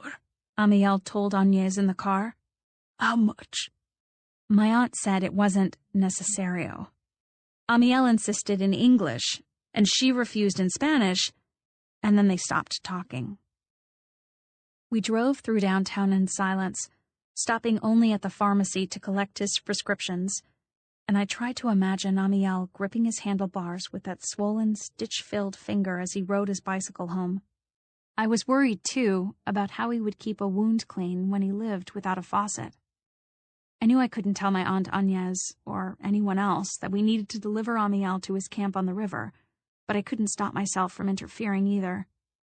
Aunt Agnès, I said. Dr. Wolcott said that Amiel shouldn't be alone for the first 48 hours, in case something goes wrong. Also, I don't think he can ride his bicycle. My Aunt Agnès trained her elegant eyes on Amiel's reflection in the mirror. Vive solo? She asked. Amiel lied. No. He rasped. Estoy bien. ¿Dónde vives? She asked, so we told her part of the truth. And when we came to Willow Glen, she guided the smooth ginger car down through the narrow corkscrew of the canyon, gliding to the oak-dappled river, down, down, down, as the air conditioning softly buffeted my face. She told Amiel, in her Spanish, something about her esposo, which even I knew to be husband, and his bicicleta. Hoyt would bring the bicycle, I assumed, but where would he leave it? I didn't know. We reached the bright emptiness of the dead end, where the aloe field lay in pale green stripes. 7 rusty mailboxes stood open-mouthed in the heat. I couldn't help seeing them as Agnès did. She believed American mailboxes were disgraceful, worse even than our clothes. At the far eastern edge of the aloe field, you could see a little blue house, quaintly square like a playhouse or a shed, and beyond that, on a ridge, a trim yellow cottage. My aunt was driving very slowly now, uncertain where to turn. ¿Dónde? She asked again, and Amiel clicked open his seatbelt. Aquí, he whispered. Agnès stopped the car, and the engine ticked expensively at our feet. The sky was the color of birds' eggs, and the river trees were green ink. Gracias, I could barely hear him say, and I wondered if it hurt to speak, or if he just found it difficult. De nada, my aunt said, her expression confused. I could take you all the ways to your house, she said, bending her head slightly so that she could look through the windshield at the yellow house on the ridge. Amiel shook his head, and when he closed the back door, he stood waiting for us to drive away. So Agnès made a careful circuit through the dirt circle where people parked when they came to hike the river. I kept watching him, and he watched us, long-limbed and silent. And the last thing I saw him do as my aunt pointed her car up the asphalt road was to remove from his back pocket a plastic bag, in which lay folded the white square of my letter. He didn't hold it up or smile or wave or wink. He didn't make any gestures at all besides holding the plastic envelope of my feelings so that I could see he had them. And then we drove away. 23. It is always the pity when my husband hires young ones, Agnès said to her windshield and me. I tell him no. The young ones, no. Only the married who are having other family here, like brothers and uncles. This one, he is new, no? She waited, so I said, yes. She shook her head. America. All friendly outside. Hi, bye, have a nice day. Beneath, nothing. It was amazing to me that my uncle had persuaded this elegant, decisively critical person to leave Paris for Fallbrook. It had something to do with Western movies, was all I knew. My uncle liked to joke that the real best man at his wedding should have been Clint Eastwood, who had apparently been the first dusty American to impress young, movie-watching Agnès Pleureux. I said. I never liked to hear her thoughts on America. Then she launched a zinger. You are in love with him, no? I had never thought of Agnès as perceptive. Maybe because to her, I'd never been worth perception. No, I said flatly, inwardly ringing like a struck bell, and she shrugged. L'amour, la tous, illégal ne se peuvent salaire, she said with an amused smile. The love, the cough, and the scab cannot be hidden. I coughed uncomfortably. It seemed to me that lots of scabs would be easy to hide if you kept your clothes on. I was going to argue that point, but she went on. It is not you, but the culture, she said with what I think was fondness, though it might have been amusement. The culture says you cannot have, so you want. You think my maman was wanting American rancher for me? I was glad we'd switched to talking about her. I'm guessing not. She tried to tell me that the tortoise cannot live with a parakeet. I assumed she was the parakeet in this metaphor. Is that another proverb? I asked. Agnès was full of them. You'd think the French spoke in nothing but taglines for Aesop's fables. My favorite was the bizarre, you cannot teach old monkeys to make faces. No, we had these animals in our house. Really? You had a tortoise? Oui, Monsieur Pouf. He is still living with my maman. Do you know, tortoises, they live for 100 years or more? He wanders off, but we find him. A strange image came to me of Agnès' mother, a beautiful freeze-dried flower of a woman in a gauze scarf, walking slowly through the Tuileries in search of a tortoise while my father passed by in one of his impeccable shirts, an impeccable lover on his arm. Would my father nod? Would he help look for Monsieur Pouf? I tried to think how many times my father might have encountered Agnès' family. Had there been 3 vacations there before I was born? Or just 2? I thought of confiding in Agnès so I could hear her thoughts about my father's departure and his attempt to lure me to Paris. I was afraid, though, that for Agnès the correct answer was always yes when offered an invitation to Paris. We were idling at the place where Willow Glen met Mission Road. A bunch of animals grazed on the grassy slope beside us. Pygmy goats, llamas, a miniature horse, a bristly pig, but no hinnies, mules, or misbegotten geeps. As often happened, cars were hurtling both ways on Mission Road, one after the other like missiles, and Agnès looked right, then left, then right, then left, watching for the gap that would allow us to dart out and join them. The car kept up its steady breathing of cool air on our legs, and I shivered. The angle of the sun illuminated the face of each driver in the cars heading west so that you saw, with weird clarity, each woman or man talking, thinking, worrying, squinting, or laughing, and then folding down the visor to blot out the glaring sun. I watched each fleeting person as if they were characters in a silent movie, and then I saw someone I recognized, a pretty woman in a silver-green car, her chin tilted slightly up, her brown hair loose and wavy around her shoulders. Mary Beth Farlow didn't glance our way, just held the steering wheel with one hand, adjusted the visor, and raced past us toward the sun. When we were safely on the road and headed in the direction from which Mary Beth's car had come, I felt the strangeness of knowing something I hadn't told. Young people do what they want always, Agnès said, turning briefly to glance at me. She wasn't smiling this time.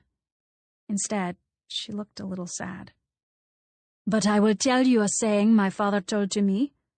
Amour fait beaucoup, mais argent fait tout. I waited because the only word I understood was love. Which means? I asked. Love does much, she said, but money does all. 24. On Saturday, my sentence was over.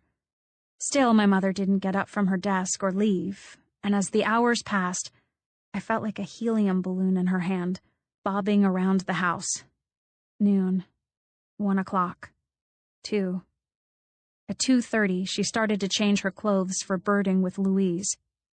Are you and Greenie doing something tonight? My mother asked. I don't know. I have to call her. I haven't seen her much. Did you have a fight? No, I said. She has a boyfriend. Is he nice? Not really. She applied lip balm, sunscreen, and a hat. Want to come with us? The lagoon is beautiful this time of year. Nah, I said. Sorry. I could tell she was remembering the preschool me, the one who cried and cried about being separated from her until finally she withdrew me from the program and let me stay home. Every day for the first week of blissful reunion, I clapped her cheeks, brought my lips close to hers, and said, I can't get enough of you. Bye, I called out to her from the porch, and she hesitated, then walked away.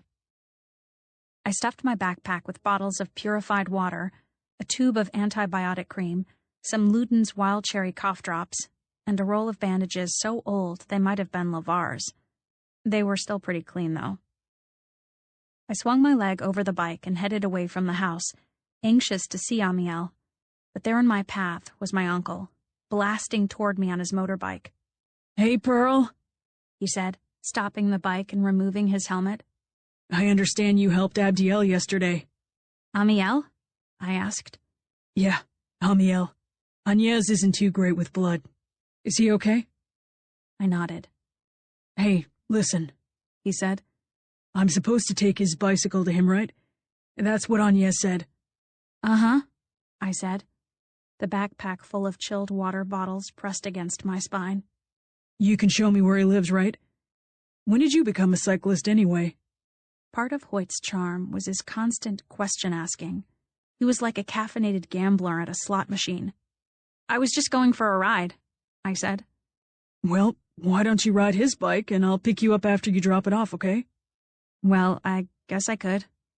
Tell me how far it is and so forth, the address, and I'll give you a head start. I'll come get you. I shifted the weight of the bottles on my back and was alarmed by the loud, bubbly sound they made. I was going to Greenie's afterward, though.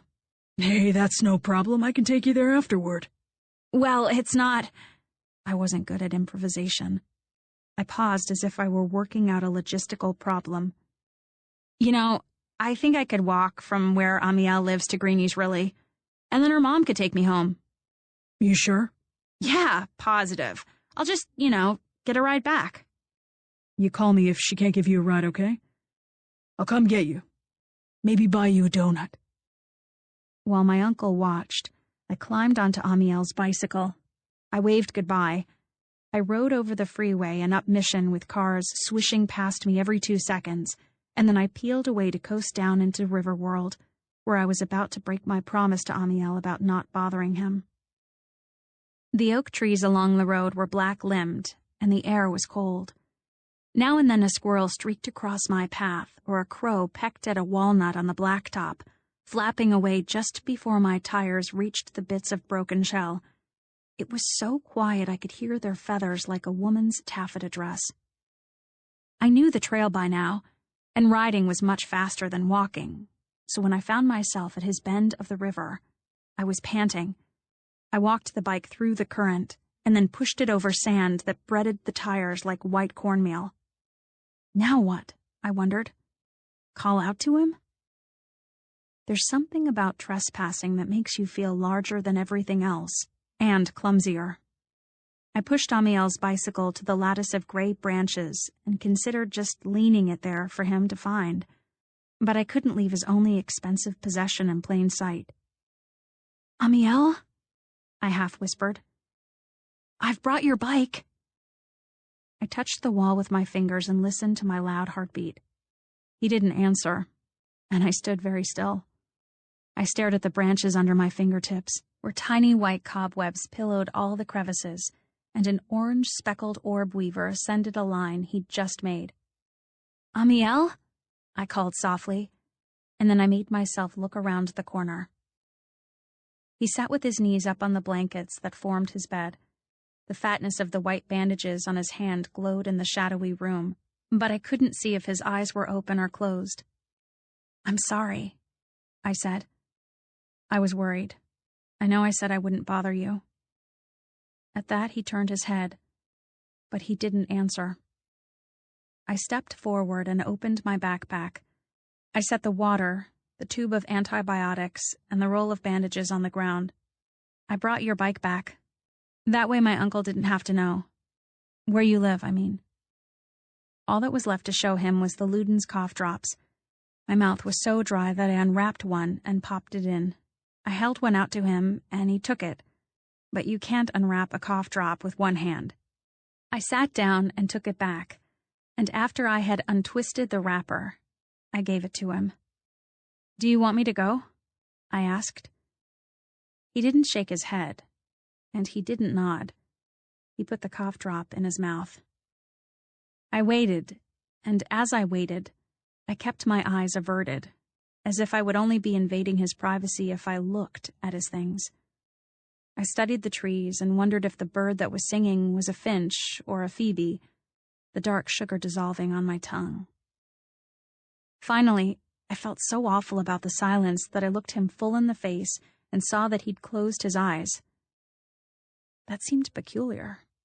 He was resting the bandaged hand on his knees, which were pulled up, and it seemed like a position you might sit in if you felt sick or hopeless. "Does it hurt?" I asked. He shook his head, but he didn't open his eyes. Maybe it was because I was sitting there in his camp, instead of seeing him at my uncle's ranch, that I realized, for the first time, the loneliness of his life. To me, the river was a romantic place where you could live like Thoreau or Laura Ingalls Wilder. But when I tried to imagine going off on my own to a foreign country and making a house out of scraps and looking for work and eating ramen noodles for every meal, the canyon seemed dirty and hard and cold. I reached out my hand to touch one of his fingers, but I was just grazing the skin when he opened his eyes and pulled it back. He studied me with his face tensed. "Imposible," he said, a more beautiful word in Spanish, but just as final. "Right," I said. "You don't feel that way about me." He closed his eyes again, then opened them. "Go away," he said pleadingly. "Por favor." "Okay," I said. I stood up and blundered out into the sunlight, which reminded me of the problem his bike presented. I pointed to the bicycle, and he nodded. Holding his cut hand unnaturally still and stiff, he wheeled the bicycle to a place in the willows where it could hardly be seen. Then he turned to me, and I stood awkwardly for a few seconds, waiting to feel less horrible.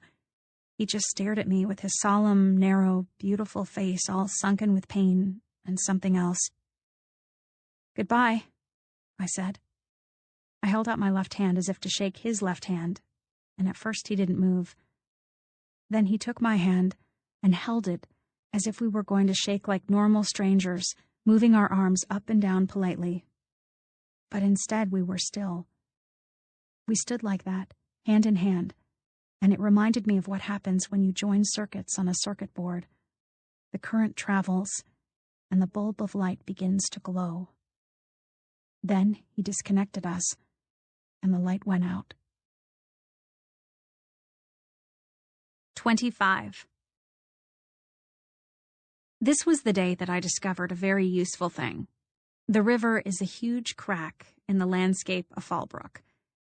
There is the civilized world of groves and corrals and houses and yards, all of them on hilltops because people like views. But far below those hilltops and streets, in a dark, winding cut, lay the river world.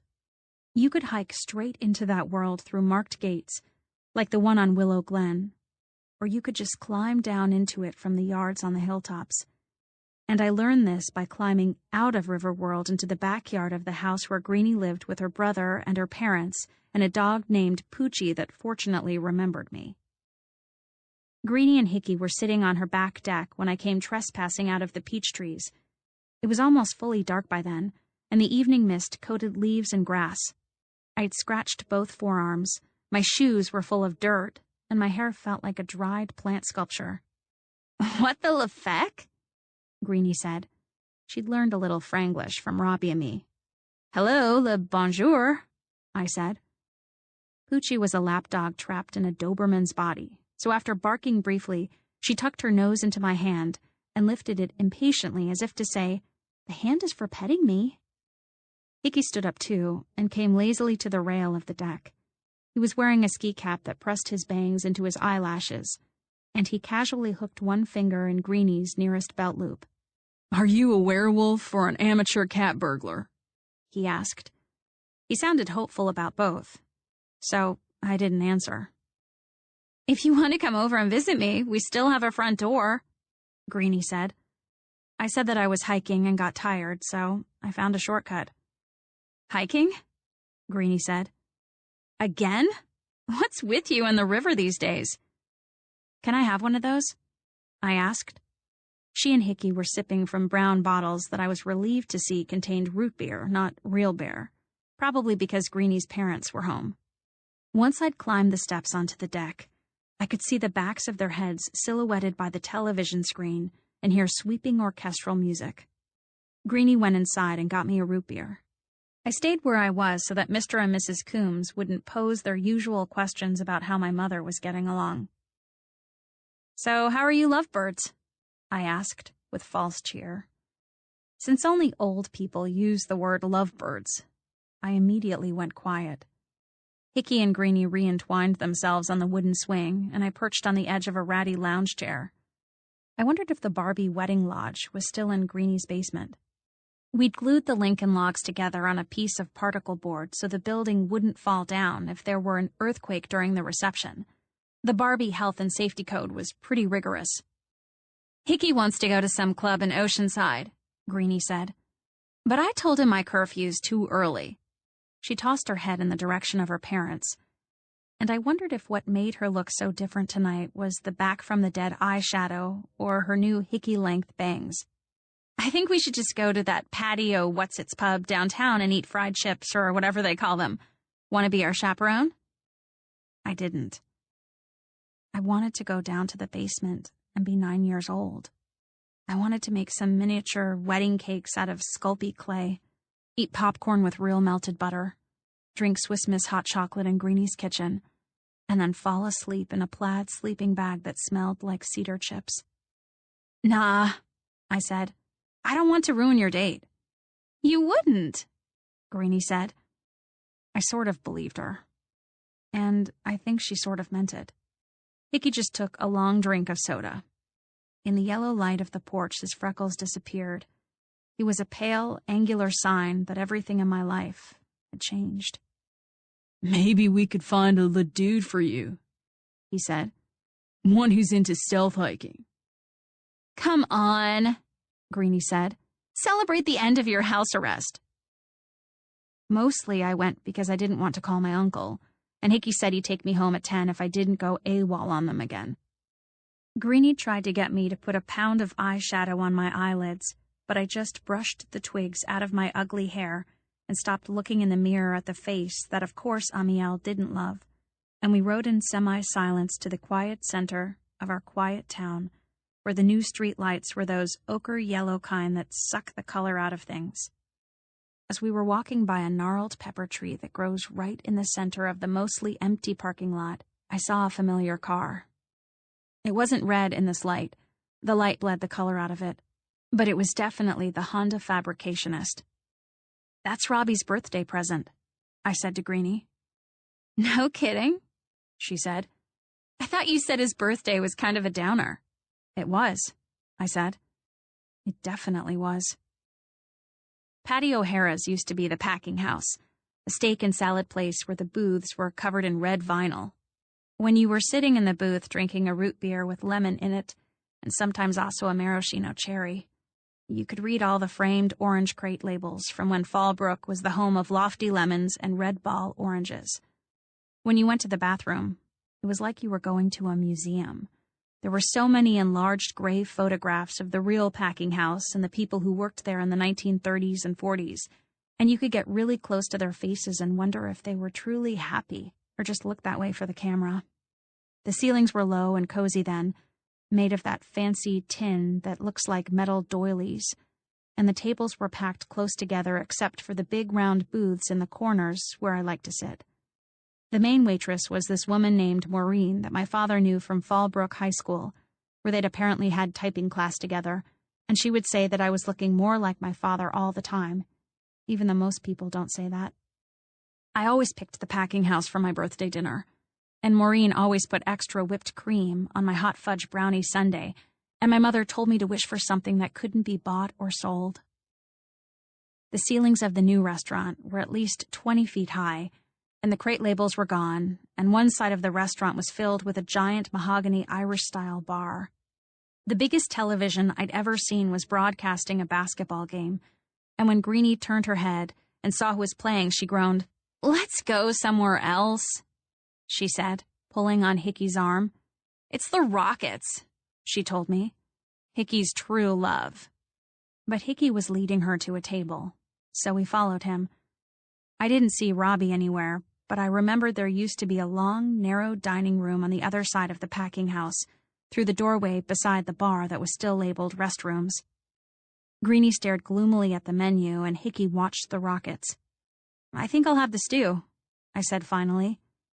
"I'm going to the bathroom." An odd thing happened on my way. There was still a dining nook tucked on the other side of the wall, but those tables were empty. No TV, no Rockets, no eaters, no Robbie or his date. What I remember next was a passageway that looked exactly the same as it had when I was little. Same old pictures of smiling lemon packers, same old conveyor belts of tumbling fruit, same old lofty lemons crate label in a cheap wooden frame. The door to the kitchen was open, like those doors usually are, and I felt hungry and sick at the same time, as if my head were filling up with noble gases. My left temple started to ache, and I pressed my hand over that eye to make it stop. I thought I might faint, the way I did one time in 4th grade after I ran all the way to Mrs. Gilliland's class from the kickball field. I leaned against the wall with my hand over one eye and remembered what I told Hickey about my prophetic eyeballs. Blue sees you here, brown sees where you're going to wind up. It was fry grease hot in the hallway, and the kitchen workers, all Hispanic, sweated as they carried and chopped. The eye I'd covered was the blue one, and I tried to see, with my brown eye, something other than moving bodies in white aprons, stained tin pots, brown rubber doily mats, and giant tubs of grease. The passageway felt darker and longer, tilted crazily on its side, and then I couldn't see the kitchen anymore. My mind filled with the sound of rushing water, and the next thing I felt was the wall. I had steered myself smack into it, I guess. Fortunately, no one saw me. I just stood up and felt my way to the door that said Lasses. It took me a while to feel normal again. I splashed my face at the dingy sink, ate a Ludens I found in my pocket, tried looking one-eyed into the mirror for someone other than myself, but I finally had nowhere to go but back to Greenie and Hickey and the big television set. Greenie jumped out of her chair when I came back. "There you are," she said, semi-hysterically. "We were just about to move to another table on the non-television side." Hickey was standing, but not enthused. Greenie put her hands on my shoulders to steer me, as if I might resist, but I stepped on something I thought was a foot and turned to apologize. That's when I saw what Greenie was trying to protect me from seeing. My father was standing at the bar. He'd just finished saying something to the bartender, who nodded, and then my father turned and saw me standing like the last pin on a bowling lane. It's funny how his smile seemed completely sincere. "There you are," he said, just like Greenie had. For a second, his face was the old face. Maureen, the waitress, was gone, and the booths were gone, but it was the old him and the old me, the one that loved him more than all the world. "Your mom called Greenies," he said, working his way over to us.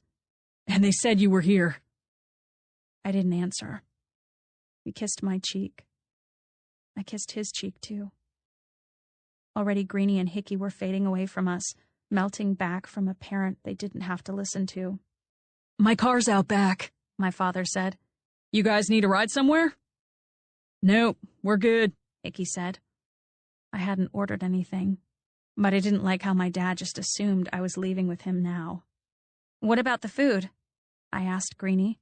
"The waitress hasn't taken our order yet," she said. "It's taking a zillion years." "You're hungry?" my dad asked, which I have to say was a silly question. Why else does a person go to a restaurant? "We can eat here if you want. Remember the packing house? I can't believe how much nicer it is in here now. What a change." "Never mind," I said. "I'm not that hungry." We walked out into the parking lot together, and I eyed Robbie's Honda under the murky pepper tree, still there, still dark. But I didn't point it out. My father led me well beyond the cars clustered near the back door of Patio O'Hara's and the neighboring Café Chartreuse to a solitary Mercedes parked diagonally across two spaces about 10 leagues from everyone else.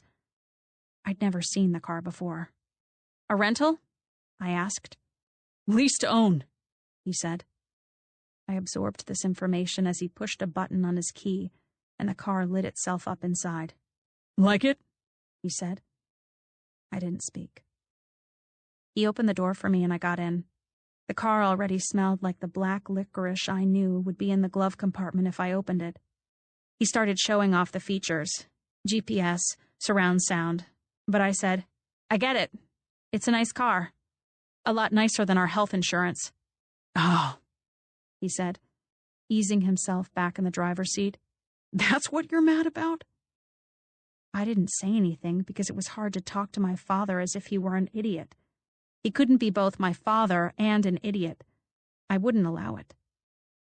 "The resentment you seem to feel is not fair," my father said in his controlled, angry voice, a voice that when I was very little made me curl up behind the clothes in my closet instead of in my bed, where I felt I didn't deserve to sleep. "This car is a tool that shows clients I know what good investments are. This car says, trust me." I never could fall asleep in the closet, but I stayed there for hours, until long after the television laugh tracks and the rattling sound of my mother's vitamins tumbling into her hand. "As for the health insurance, when your mother and I were together," he went on, "I did more than my fair share of everything. For 15 years, I worked 10 hours a day. I did work I hated because that was my role. To earn the money that paid for everything everyone wanted. It was her job to... Well, I wouldn't really call it a job. It was more like a lot of hobbies that she treated as if they were jobs, even though none of them earned a dime. And that meant there was never time for me to do anything that made me feel happy. I realized finally that I couldn't go on living like that. I don't think anyone should. If your mother now has to comprehend what it takes to stay solvent month to month, how to pay for the boring things like doctor bills and car insurance, as well as heirloom hollyhocks and hand-spun yarn from the women's cooperatives of Bula Bula, East Africa, well, better late than never. We all have to grow up sometime.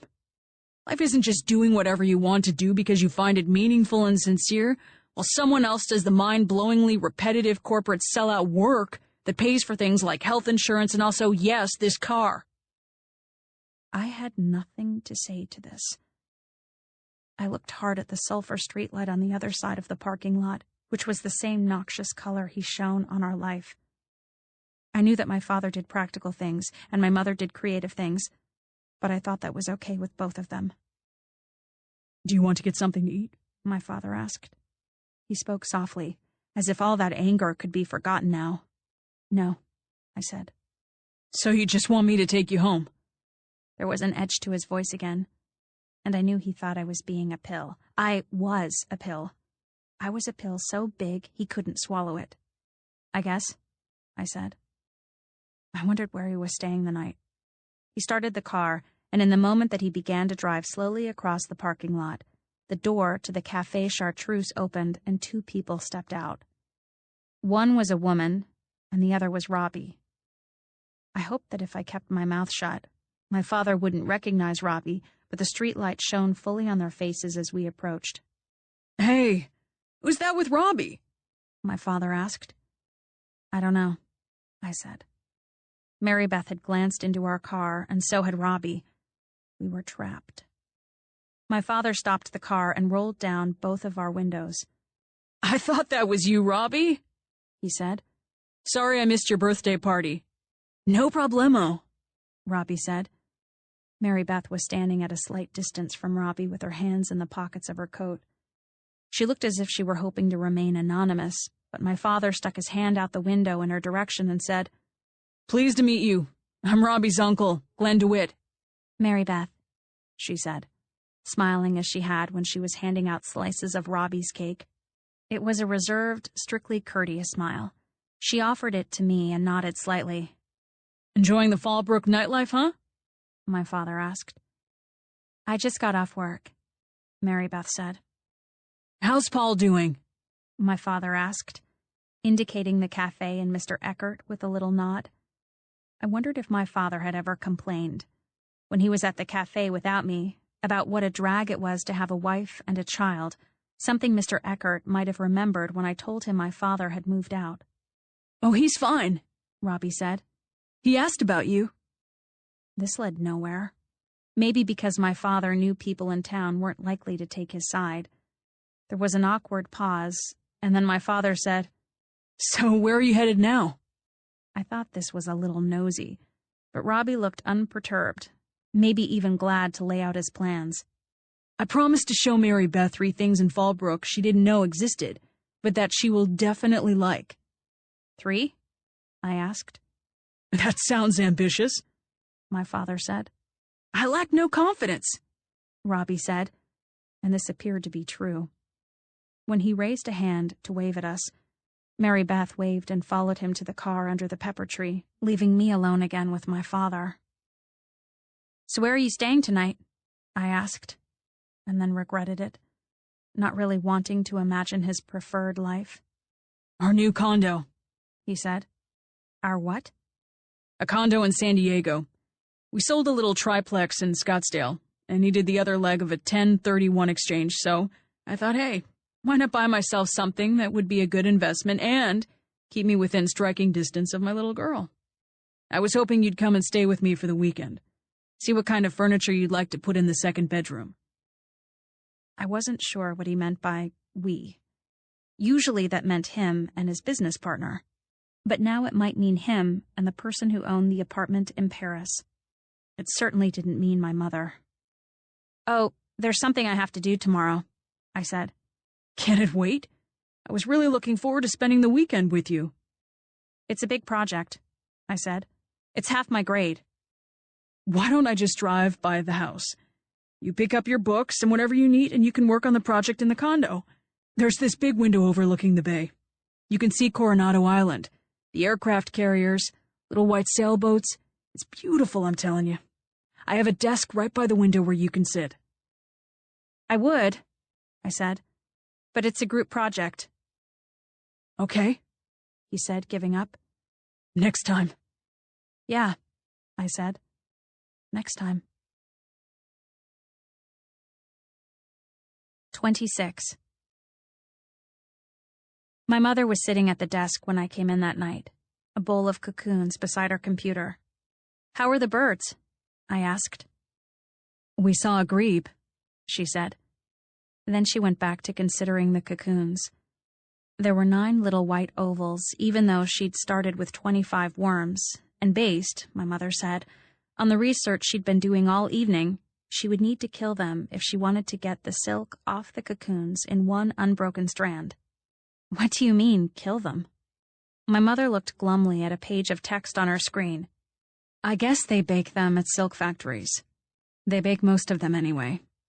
A few of them they allow to go through metamorphosis, or there wouldn't be any eggs at the end of the cycle. We were both silent for a few seconds. Then I said, so the worm builds the cocoon in order to become a butterfly? A moth, actually, my mother said. She showed me a picture of a white moth. It had a black dot on each wing and a face that seemed mostly mustache. It was nothing you'd want to prevent from entering the world. It eats 24 hours a day for 3 weeks to build the cocoon to become a beautiful, furry moth? I said. But then you kill it while it's still a worm. Uh-huh, she said. But Louise says she tried it one time and the stench was terrible. You're supposed to bake them at a low temperature for a long time. All day, I think, or maybe a few days. And she said she almost had to burn down the house, the smell was so awful. Ugh, I said. Don't you think that's a sign that you shouldn't kill stuff for thread? I gently touched one of the cocoons. How much silk would you really be getting out of this anyway? I asked. Well, each strand is a mile long. We looked at the cocoons. Each one was smaller than my thumb. Don't worry, I'm not going to bake the dear cats, my mother said. Early on in her research, she discovered that people who are fanatical about raising silkworms call them cats, which is short for caterpillars. But you know, the moth doesn't have that much to look forward to. The silk business is easier if the moths can't fly, so the bad flyers have been preserved over the centuries while the good flyers have been killed. Apparently, when the moth eats its way out of the cocoon, it will just wait for a mate right there in the same spot. You don't need a net or a cage or anything. The moth will mate or not mate, and if it's a female, it will lay eggs and then it will die. It will never even fly across the room. Maybe silk isn't the business for us, I said, fingering the cocoon I liked best. It was actually 2 cocoons bound up together because the second silkworm to spin itself into a cottony tomb had lashed herself to an existing egg, that of her lover, I like to think, as if to make sure she could find him when they woke up in totally different bodies. I tried to slip away to brush my teeth, but she closed the computer, stood up, turned to me, and asked me warily, Aren't you going to tell me how it went with your father? My mother had her hair pinned up, and she was wearing a pair of dingy slippers with flannel pajama pants. Over the pants she wore a big chenille hooded sweater that made her look smaller, and somehow younger. She'd been getting smaller over the past few months anyway. She didn't cook, so we didn't eat much, and she'd started running again, something she'd never had time for when my father was around. What size are you now? I asked. Don't avoid the question. He invited me to stay the weekend at his new condo in San Diego. His what? I told her what I could remember about taxes and the 1031 exchange. I don't believe it. I just don't believe it. Of all the... She stopped. She was a color I hadn't seen before, a scary shade of wax. Go outside, will you, please? She asked. No. I'll go outside. You stay here. Don't follow me. I stayed where I was for a few seconds after she shut the door, and then I went to the lamp. I turned it off. I flipped the switch in the kitchen, too. In the darkness of the messy living room, I made my way to the window to make sure she was all right. In the moonlight, you can see all sorts of things, and I saw my mother walking furiously under the avocado trees, kicking at the leaves so they flew up around her. I saw her hit one of the trees with the side of her fist and grab a branch and shake it really hard, as if she'd like to rip it from the trunk, but it was too big, so it barely moved.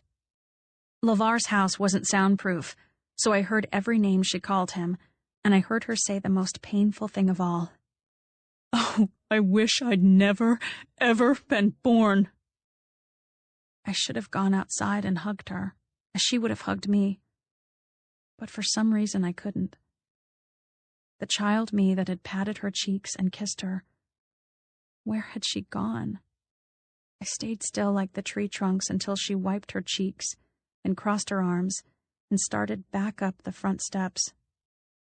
Then I did the only thing I could do that I thought might make her feel better. I stretched out on the fold-out couch that I hadn't bothered for several days to fold up, and I pulled the wrinkled sheets and blanket over every part of me, even my head, so that when she came in the house, she could pretend I was fast asleep and knew nothing at all about how he hurt her. 27.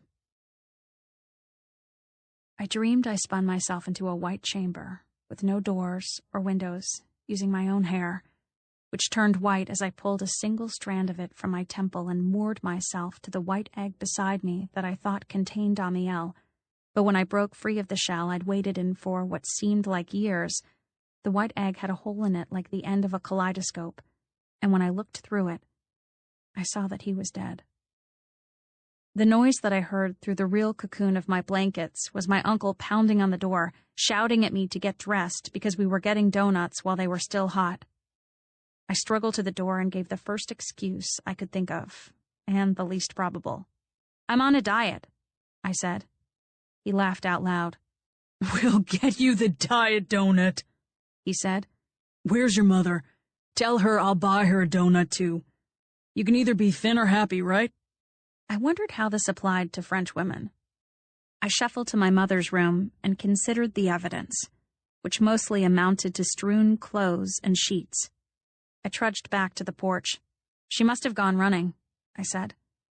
I wished at that moment that I was running too, pounding along dirt that other people had pounded into a trail. I washed my face. I brushed my teeth. I glumly followed my uncle to the pack rat where Robbie was sitting with his eyes closed. He dutifully extracted himself from the cab so I could take my seat in the middle. "Bonjour, la you," he said. "Bonjour, la donuts." Sunday mornings always felt so much cleaner, as if the windows of the world had been washed. Mission Road was empty, and just ahead of us a coyote appeared, its coat all rumpled and thick like a German shepherd's, its eyes, as it turned to regard us, both haunted and indifferent. "So, Robbie," my Uncle Hoyt began. "Your mother said you went on some sort of date last night, huh?" "Yep," Robbie said. He nodded. I studied the olive trees on one side of the road. Nobody ever harvested olives, not even my uncle, and yet they grew everywhere in Fallbrook. I made a mental note not to point out this untapped market to my mother. "Nice girl?" my uncle prodded. "Yep," Robbie said. "Someone from school, I guess?" "Older," Robbie said. "What's her name?" "Mary." "Mary, okay. What did you do?" We reached the crest of a hill, and I could see the place on the horizon called the Sleeping Indian, a huge land formation that looked, once you'd heard the name, exactly like an earthen man stretched out on his back. Beyond his body, on clear mornings like this one, you could see the line of blue that was the ocean. "I gave her a tour of unknown Fallbrook," Robbie said. He was looking out the window as we passed Willow Glen, and part of me leaped out of the car and started walking north. "Sounds good," Hoyt said. "What does that mean exactly?" "First we took a little walk," Robbie said, nibbling a little at the edge of his thumb. "You took a walk at night?" "Downtown. I took her along the promenade." I knew this was something Hoyt would be glad to hear about. He was a big one for civic projects, and his name was on the plaque honoring the men and women who donated time and money to the promenade, a half-finished path that led from the library to Fallbrook Street. For 3 blocks, you could stroll along a path of wood chips, maples, sycamores, and oaks. The landscape committee had planted hibiscus, too, and passion flowers, and fortnight lilies, and bougainvillea. They had installed trash cans and informative signs and benches that vandals beat with what appeared to be iron crowbars in the middle of the night. On one side of the newly planted trees, the land dropped away into a creek bobbing with trash left by teenagers who wrote unpronounceable gang signs in black spray paint on the concrete, but you could also see white egrets and the occasional duck. On the far side of the creek, little stucco houses that looked like they'd been in Fallbrook back when it was just a bunch of lemon farms stood in the shade of far older trees, and in the tiny yards, prickly pear cactus plants made fences for goats, chickens, and in one yard, a pig. Unfortunately, most of the people who used the promenade in the daytime were scary men in possession of liquor bottles, so I hadn't walked there in a while. "She'd never seen the promenade?" Hoyt asked. "Nope," Robbie said. "I thought you said there were 3 things," I said to Robbie. "Right," Robbie said. We were approaching town now. The truck idled between El Toro Market and Gilberto's Taco Shop and M&M Liquor Store with its signs for phone cards to Mexico and Western Union and Corona beer and strange Mexican candies flavored with chili and tamarind. Sunlight made everything look new and hopeful. Number 2 was the bridge to poverty, Robbie said. The what? My uncle asked, turning left with the green arrow that sent us slowly along Main Street, past the Gottholz tattoo parlor and piercing gallery, the Mexican clothing stores that displayed dresses on transparent torsos hung outside the doors, the panaderia that sold menudo on Wednesdays, and every day sold sugar-sanded cookies as thick as cinnamon rolls. After the panaderia, the Mexican businesses just stopped, and the places we normally shopped began. Village Sports, Village Vac, Village Shoes. Robbie said, That iron bridge that goes from the promenade over the creek. Well, that's kind of a dark name for it, Hoyt said. I had to agree that the bridge was a little strange. I remember thinking, when Hoyt took us to see it, that someone had gone to a crazy amount of trouble to make a footbridge maybe 5 people would ever use. The sides of the iron bridge were a cutwork pattern of reeds and herons and egrets. It didn't lead anywhere except from the promenade to the stucco houses fenced with prickly pears, and you couldn't see it from Main Street. What else? My uncle asked. He was a little puzzled, I could tell. I thought she'd like number 3 best of all, Robbie said. But it was the wrong time of day. We waited. My uncle pulled into the parking lot, and I could smell the scalded sugar smell of the donut shop. Sunlight bounced off all the cars as Robbie said, Took her to see the ostrich. Unfortunately, the ostrich was asleep. 28. My mother had a job interview that afternoon, so she was trying on clothes when I came home. My clothes, actually. All of her pants were too loose, she said, so she was rummaging through my closet, which used to be LeVar's coat closet, and was too packed and disorganized for easy rummaging. Where's the job? I asked. Oh, it's a bookstore, she said. Which bookstore? One of the chains, she said. That sounds fun, I said. You like books? Yeah, she said. I could tell she didn't think it would be fun. Does that pay more than subbing? I asked. It will be in addition to subbing, she said. The opening is for evenings and weekends. That's why my interview is on a Sunday. Besides, it's almost summer, remember? You're going to work 2 jobs? Until summer, she said. Why are these clothes so wrinkled? She asked. Because we never iron them, I said. She found a brown skirt and a pleated white blouse that I hadn't worn for a long time because Greenie said it made me look like a librarian, and my mother told me to turn on the iron. Maybe I should get a job, I said, watching her apply the eyeliner, wipe it off, and draw another shaky line. Both of her eyes were blue, which made her homochromic. This was a word we used to toss around as a family when we were a family. If you were 16 and had a license, my mother said, going to the lips now, it would be easier. Or if we lived in town so you could get to work without a car. My birthday was in November.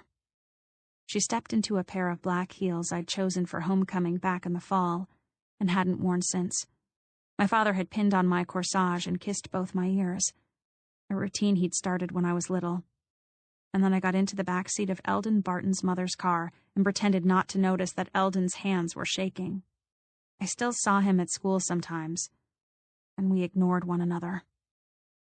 My mother jabbed an earring into each of her earlobes. She lifted her hair to study the effect.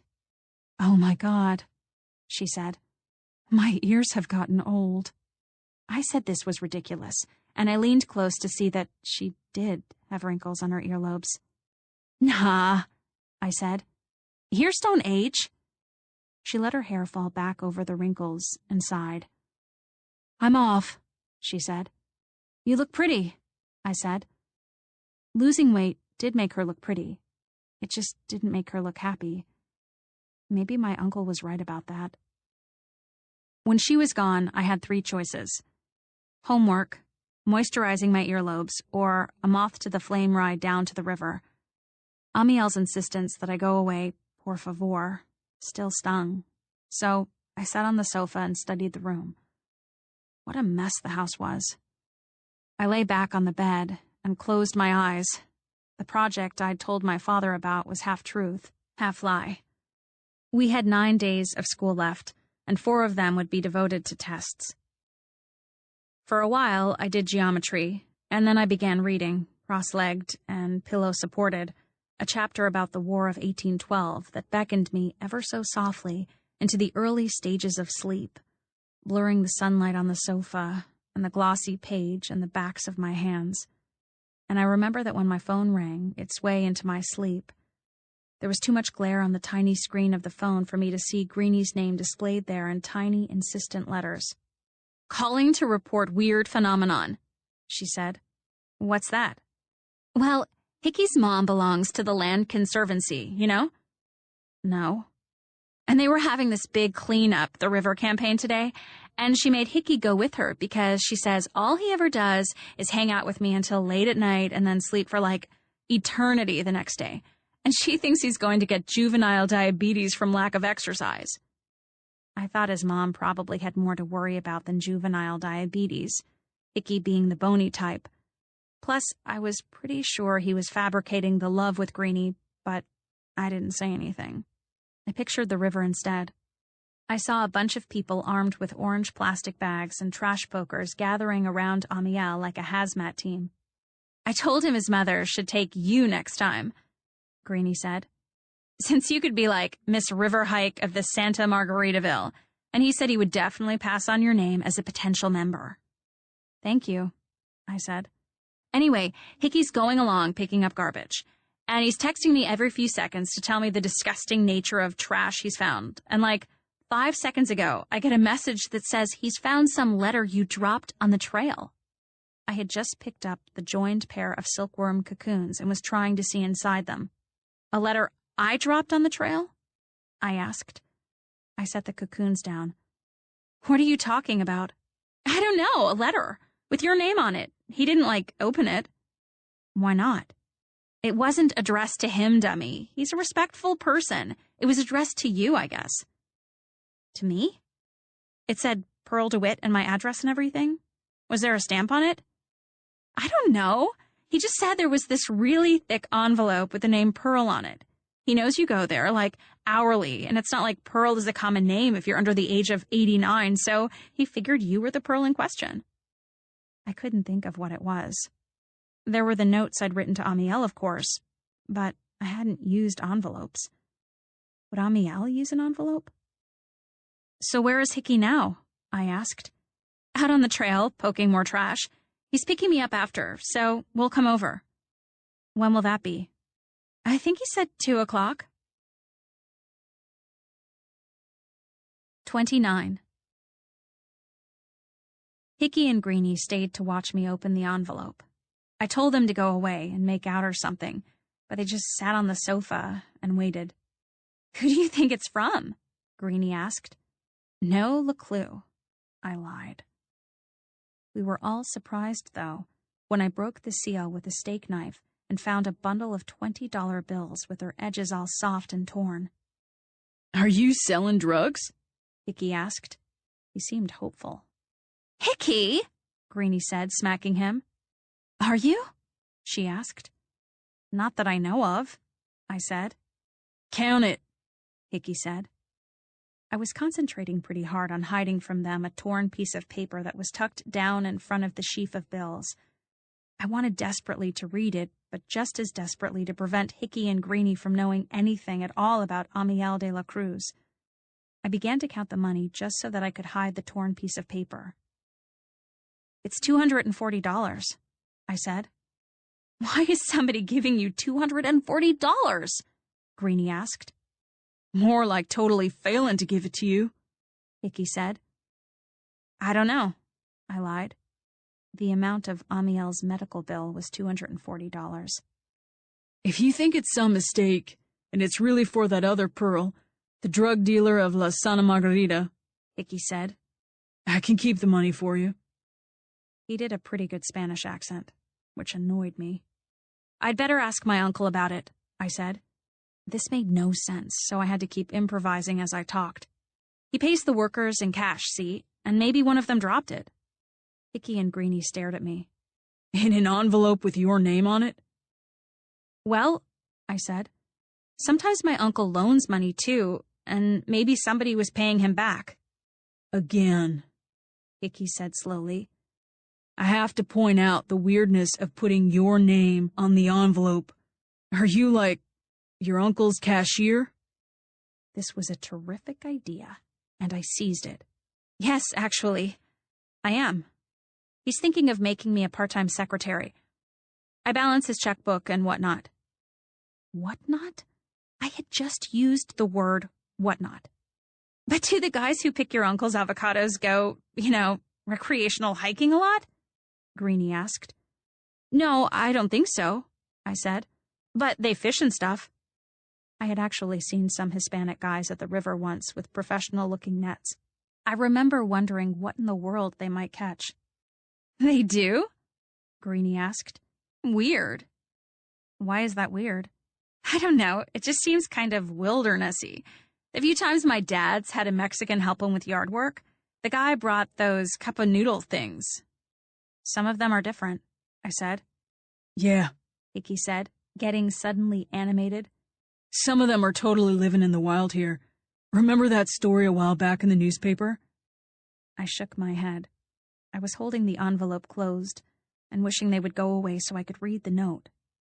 I wondered if Amiel realized that he'd dropped the cash and was looking frantically for it all over the trail. A bunch of migrants were living in a canyon over in Carlsbad, I think it was. Hickey went on. And there were these places in the reeds where they would go and meet prostitutes. The reason it was in the paper was one of the women was told she'd have a good job when she came over to the U.S., and she could earn back the money to pay the coyote who brought her across. But then she found out she had to work in one of those reed brothels. That's disgusting, Greenie said. Yeah, Hickey said. I wouldn't be surprised if there's a place like that in Fallbrook. I've never seen anything remotely like that, I said numbly. Anyway, thanks for bringing this. You could have just kept it, obviously. On impulse, I reached into the envelope and pulled out a 20. Here, I said. You should get a reward. I'll replace the money when I give it to my uncle. No way, Hickey said, standing up and looking insulted. No, I don't need a reward to give people their own stuff back. You don't find the owner, though. You can buy us all a Pedro's. Greenie stood up, too, and they made their way out of the living room, onto the porch, and into the sun. 30.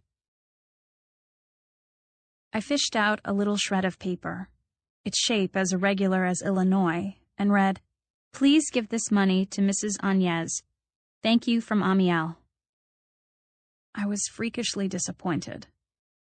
The bundle of cash might have made it unlikely that I would find a passionate letter that began, Fly to me, mi amor, but he could have said something a little more personal. Then again, wouldn't it have been more direct and easier for Amiel to knock on the door and give the money to my aunt or my uncle? Why involve me at all? I heard a car door shut, and in a few minutes, my mother came scuffling through the avocado grove. Leaf scuffling can be fun when you're in a good mood, as long as you forget to worry that you'll scuffle over a rattlesnake. But my mother looked as if she'd welcome a fatal snake bite. I stuffed the money and the note under a sofa cushion and went to meet her on the porch. Mrs. Bookseller, I presume? I asked, trying to be chipper for her. My mother didn't look happy when she said she didn't know yet. Was the interviewer nice? I went on in a peppy tone. Somehow our roles were upside down, like our old house. Normally the teenage girl dresses in a sensible skirt and goes to job interviews, and the mother asks if the interviewer was nice. Kind of patronizing, she said stiffly, tossing her purse on the chair. I could tell by the way she avoided my eyes that she wanted me to clam up. Go away, she was thinking. Leave me alone. Once you're upside down, though, it's hard to revolve back to the right position. If I weren't peppy, who would be? What would happen to us? Want me to make you breakfast in a barrel? I asked. Breakfast in a barrel was the egg and potato burrito we'd eaten every morning on a family vacation in Hawaii, and then adopted as a dinner dish. I already ate, she said. She didn't sit, and she didn't go to the computer to check email. The only people she heard from anymore were attorneys, so who could blame her? Thanks, she added. I'm going for a walk, I said. I waited a little too long before I asked, Want to come with me? I'm sorry to say that I was glad when she shook her head, glad when she said she was going to take a nap and then maybe check out some more job listings. Okay, I said, relief insulating me from her. It was the same stuff that deafened and patted me when I stood there and watched her scream insults at my father in the dark avocado grove. She needed saving, but I didn't move.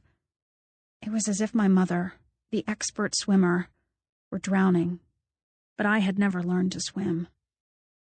Okay, I said again, and watched her go to her bedroom, take off my homecoming dance heels, and lie down fully clothed on her unmade bed. 31. I waited until she was asleep before I slipped the money back out from under the cushion and made for my bicycle, taking a roundabout way to see if there were still loquats on the tree. Loquats taste like tiny peaches dipped in lemonade. They're kind of like the manna God dropped every day for the Israelites, delicious if you eat them right away, but if you try to put them in a bowl for the next day, they go brown and wrinkly. It's best to eat them outside so you can peel the skin off with your teeth, then bite the globe in two so you can examine and remove the cluster of 2 or 3 slippery brown seeds. These you also have to throw out, but it's fun to look at them first, all puzzled up together and wet like something from a tide pool. I once ate 22 loquats without being sick. On this occasion, I ate 3 or 4, then snapped off a whole branch and tucked it carefully into my backpack for a picnic at the river. I found Amiel where tall, skinny oaks and sycamores bend toward each other like a cathedral over Agua Prieta Creek. The path curved sharply to the north ahead of me, deep inside the arched bower of trees, and I saw him when he was just 50 yards away, a dark-haired boy wearing a red plaid shirt, his head down as he scanned the ground for something. Because he was so busy looking down, I had 3 or 4 seconds to think of what to do, and sometimes when you have time to think of what to do, you see what a ninny you are. I stopped walking. I sat down on a fallen log. I faced away from the trail and pretended, like a ninny, that I was completely unaware of him.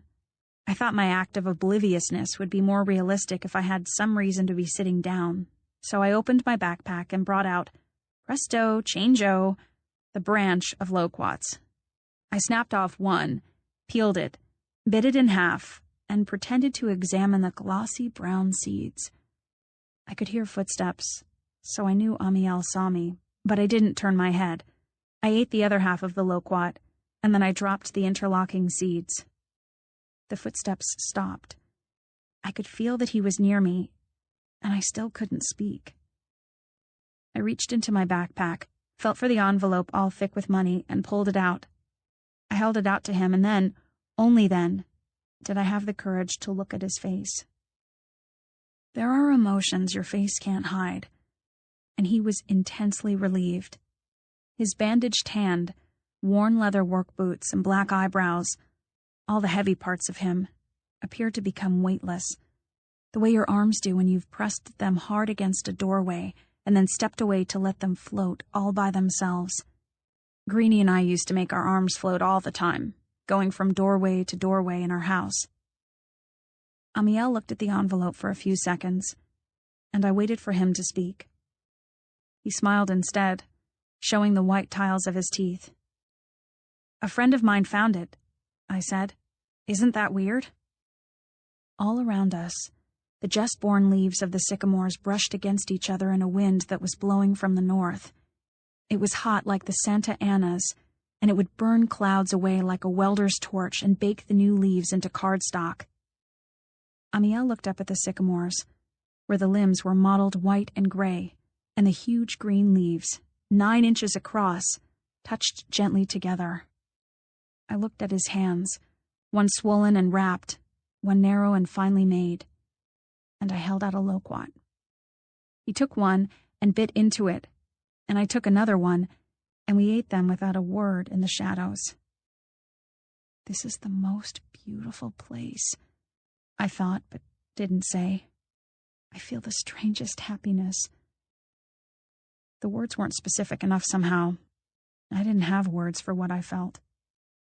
Maybe that's why, now that Amiel's gone, I trace and label the parts of the sycamore in my college botany classes. Pistillate flowers, rounded sepals, acute petals. You dropped the envelope, I guess, I said. Amiel nodded. What do you call it again? Aser mal... I couldn't remember how to say juggle. I tossed one loquat to the other hand. Ser malabares, he whispered. He couldn't juggle with his hand in a bandage, and we couldn't talk, so what I felt, the strange happiness, the nearness of him, just got larger and had nowhere to go, as when the sycamore tree swells and strains against heavy bark. The rigid texture of sycamore bark entirely lacks the expansive power common to the bark of other trees, so it is incapable of stretching to accommodate the growth of the wood underneath, and the tree sloughs it off in great irregular masses, leaving the surface mottled, greenish-white, and gray. Amiel handed the envelope back to me. See, he said, lifting his hurt hand slightly. He tried to curve it into the letter C. She won't take it, you know, I said. My aunt. He nodded very slowly and intensely at me. See, he said again. I'm not good at arguing with people. I took the envelope and put it in my backpack. All the greenness around us fluttered in the wind, and I was afraid he would go away, but he didn't leave me, and he didn't speak. I suppose I couldn't stand it any longer, the silence and the nearness of his hand to my own skin, which, like sycamore bark, entirely lacked expansive power. I turned my face with the intention of speaking, and he turned his face to mine with the intention of hearing. I had nothing adequate to say. He had nothing to hear. And so we left our faces in that position of mute expectation. His cheeks were flat and long and smooth, hollowed by something that was now gone, like the interlocking loquat seeds. On one cheek, he had a little scar like those craters on photos of the moon. His eyes were both still and not still. His lips were dry, and I felt them near to mine the way you can feel a fever before you touch a sick person's skin. I couldn't say if he moved forward slightly, or if I moved my face. But we did move, and our lips touched. He smelled like dust and loquats. I would have stayed forever in that moment. But he broke away. His face was darker and more melancholy than before, angry even. Sorry, I said, my first impulse being to apologize. He looked around us. I knew what he was looking for, witnesses to our kiss. The chest-cracking swells went on inside me. The trees were just the same in their posture, blind to us, invisibly growing inside that stiff bark. The brown seeds we'd spit out lay all around us, dirty now. I thought of saying, "It isn't wrong. Why is it wrong?" It wasn't wrong in theory. It wasn't forbidden. But I understood that it was very strange and different. Someone like him and someone like me. The people who have nothing aren't allowed to touch the people with cars and houses. They can work here, that's all. I could hear the leaves patting each other in the wind, and I tried to hear the water in the creek, but it made no sound as it drained and pooled and crept and slid. Amiel didn't run away from me, but he stood forbiddingly still. I looked at his furious eyebrows and his mouth, and the shoulders that inside the red plaid shirt were strong from picking and climbing and digging and hauling. "This is America," I said. "Right? In America, we're the same. Equal." He didn't answer me. I considered the other reasons a boy might break away from kissing me, such as my weird eyeballs and lack of greeny-sized boobs. "What is it?" I asked him in a miserable voice, one that made me feel and sound like a kid who's about to cry.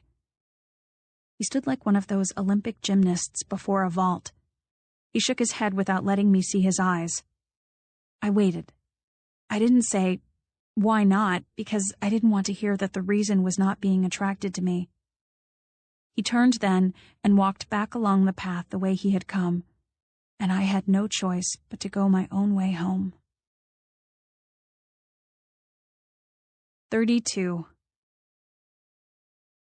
This is what happened when I took the money to my Aunt Agnès. I waited until Robbie wasn't home, of course. I found her standing at the kitchen island opening the mail while Robbie's dog, Snowy, nibbled dry food out of his red dish. Snowy sniffed at my shoes, then went back to nibbling. "Amiel wanted me to give you this," I said, and I set the stack of bills on the granite beside a glossy French magazine. The money looked frazzled and worn, as if it was too shabby to belong to her. "What?" she asked. She wore a white-ribbed sweater with short sleeves and a long necklace of pink stones that clicked when she moved. She was still studying a bill that she'd sliced open with a dashing silver letter opener. Every surface in the room, the granite, her oval fingernails, her short dark hair, the glasses in the cupboard, gleamed. "Amiel wants to pay you back," I said. "For the doctor." She wrinkled her perfect forehead and her sculpted mouth. "Pourquoi?" she asked. "He is our responsibility." "I guess he didn't like being dependent," I said, knowing also that he'd hurt himself juggling, which wasn't her responsibility at all. She adjusted the handle of her porcelain teacup, out of which steam curled gracefully. My aunt was a fan of fruit teas without sugar, and I thought I could smell sour pomegranate peel. "Why did he give it to you?" she asked, her focus now changing in the way I'd feared it would. I blushed, and she took a sip of her sour tea. "Do you want?" she asked, indicating the tea. I shook my head, and her look changed to sober consideration of me. "Where do you see him?" she asked. "I don't see him, except for this. I ran into him, and he made me promise to give it to you." "Oh," my aunt said. "I am not believing you." Snowy scrabbled in his dish. "It's true, though," I said. "There's absolutely nothing between us." I said it with enough misery in my face, I suppose, that she believed me. "I have to go," I said. "Come back later," she said sympathetically, holding her thin teacup aloft, but not taking a sip. "You and your mother should come for dinner now that you won't have so much school. Come tonight." "Thank you," I said. "But my mom already started something. It was in the crock pot when I left." This wasn't true, but it worked. When I left, the worn money was on the counter and my aunt was telling me that I was a very beautiful girl and I should let her take me shopping when school let out. 33. I took exams and signed yearbooks and cleaned out my locker without another call from my father.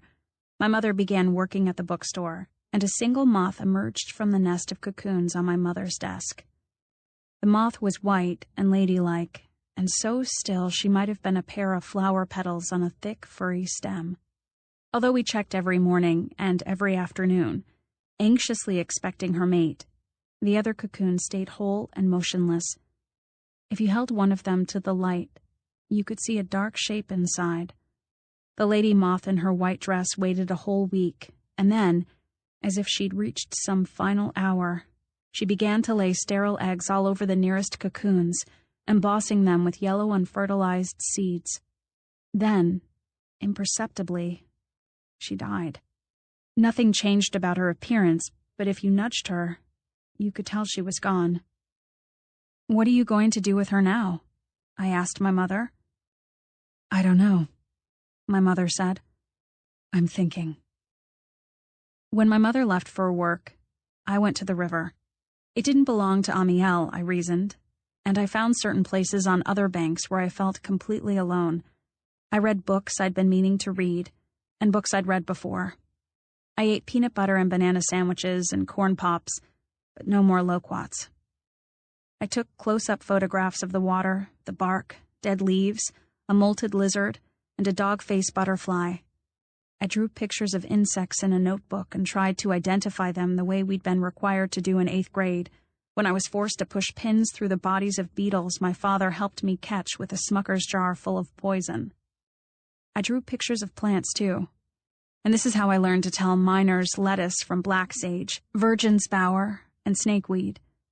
For the rest of June, the weather was mostly foggy and white, as still as the dead cocoons. Then July came and the sun burned yellow flowers called butter and eggs into brown straw. The daughter crept like orange silly string over the poison ivy, and an insect I never saw made a continuous, furious ticking sound. I don't know how often Amiel watched me. In the daytime, I assumed he was away at work, but in the evenings or late afternoons, the whole canyon felt like a tunnel waiting for a train. I listened for him with my feet and my spine and my averted head. But to the hikers who cracked by with their sniffing, leaping dogs, it was just me and my Bronte book, me and my pocket field guide, me and my corn pops. I was the hobo girl of Agua Prieta. Greenie didn't miss me because she and Hickey had entered a cocoon of their own. They were always together, and Hickey plainly didn't want me there. Robbie, too, had his preoccupations. A college prep class in Claremont that met 5 days a week for the first 4 weeks of summer, then a music camp slightly less prestigious than the one he'd failed to try out for in April. My father neither called nor wrote to ask if I'd changed my mind about Paris. My whole life reminded me of how it felt to ride, when Greenie and I were little, in the back of Greenie's mother's car, an ancient pacer with a seat that faced backward and left us staring at places we'd already been and drivers who didn't want to make eye contact. I was facing the wrong direction, but time still went forward, gliding toward destinations I couldn't see or choose. One week my mother decided to have it out with the cocoons. She followed directions from a guy who had his own silk business, and the first, most disgusting step was to extract the worms. Out they came, dead and yellow. Then she soaked the cocoons in hot water. She mushed them around, expecting the hard glue to just melt away. But soon she had a bunch of dented egg shapes that reminded me of ping-pong balls you've run over with a car. Still, she dried them in the sun, and the next day, right after breakfast, she picked at one until she'd teased out a strand of silk. One strand after another came off in her hands like foot-long hanks of spiderweb. I kept expecting her to give up, but she wrapped the webby bits around and around until she had a miniature ball of truly unimpressive silk. 1 down, 8 to go. Now what? I said. My mother dumped the rest of the mashed, hollow cocoons in the kitchen trash, and the lid came down with a clap. She set the tiny ball of silk in the basket of random objects she kept on her desk. She took the corpse of the lady moth outside and set her on a gardenia bush. Then she came back inside. "Sometimes," she said slowly, as if she were still searching for a useful moral, "you've got to know when to give up." She left for work, and I hiked all the way to a series of boulders the size of cars that caused the river to flow fast and loud around them. You could stretch out your whole body on some of those rocks, but they were also prime real estate for taggers, who left giant black graffiti names like FZZZJ or PVVR exclamation point. It was hot, though, really hot, and the coldest water swirled through those little rapids. I was wearing my swimsuit under my clothes, a one-piece from last summer that I'd never really liked. I soaked my hair and my face, and then I let the current push me to a shallow pool where I closed my eyes and pretended I was a piece of moss, hands on the grainy shore, legs floating free. I looked around as I floated for shells to add to my collection. There's only one kind of shell at the river, a clam the color of whiteout that I like to rub with my thumb when I'm reading, and I'd been taking them home in my pockets and adding them to a jar I kept in Robbie's treehouse. When I came back to the rock, my book was still there. So was my dad's old backpack. Nothing looked any different until I opened my paperback copy of Wuthering Heights and found, neatly folded like a bookmark, a piece of lined notebook paper. On the outside was a drawing of an open oyster shell holding a pearl. I unfolded it and shivered. "Go to Black Oak," it said. I did a full circle survey of the surrounding trees, heart pounding, but I didn't see Amiel. I tucked my shirt and shorts back on over my wet swimsuit and walked to the only place I thought might be the Black Oak, a huge tree burned to volcanic rock by a fire a long time ago. It was hollow on the inside, so it made me think of elves and dwarves and leprechauns whenever I passed it. It now held a red bandana tied to form a little bag. The bundle clacked when I opened the knot, and dozens of white shells spilled over the ground. Carefully, I turned them all over. "Ollie, Ollie, income free," I said when I stood up, as if Amiel knew the rules of the game. Nothing and no one came. "That means you can come out," I said. Someone brushed against a tree, but when I turned, it was just a hiker with a spaniel on a leash.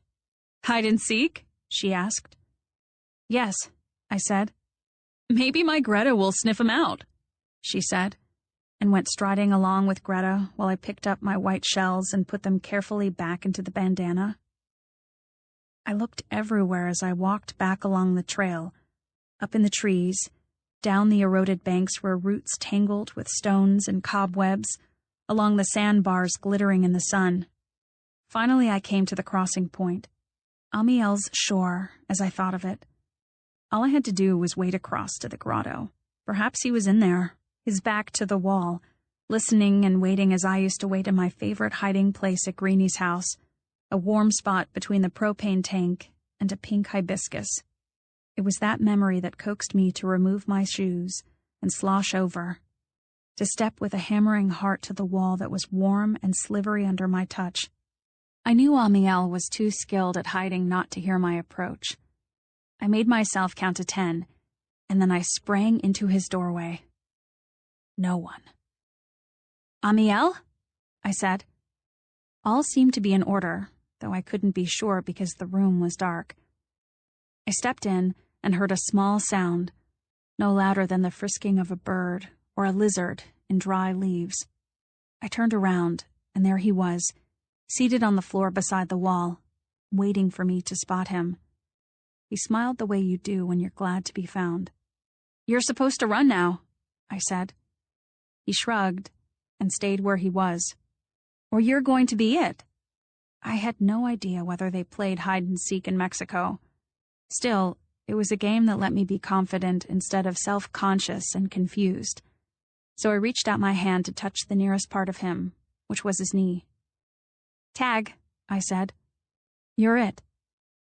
If he had run, I could have chased him and known what I was doing, because I know how to be 8, 9, 10, and 11, but he stood up and looked as confused as I felt.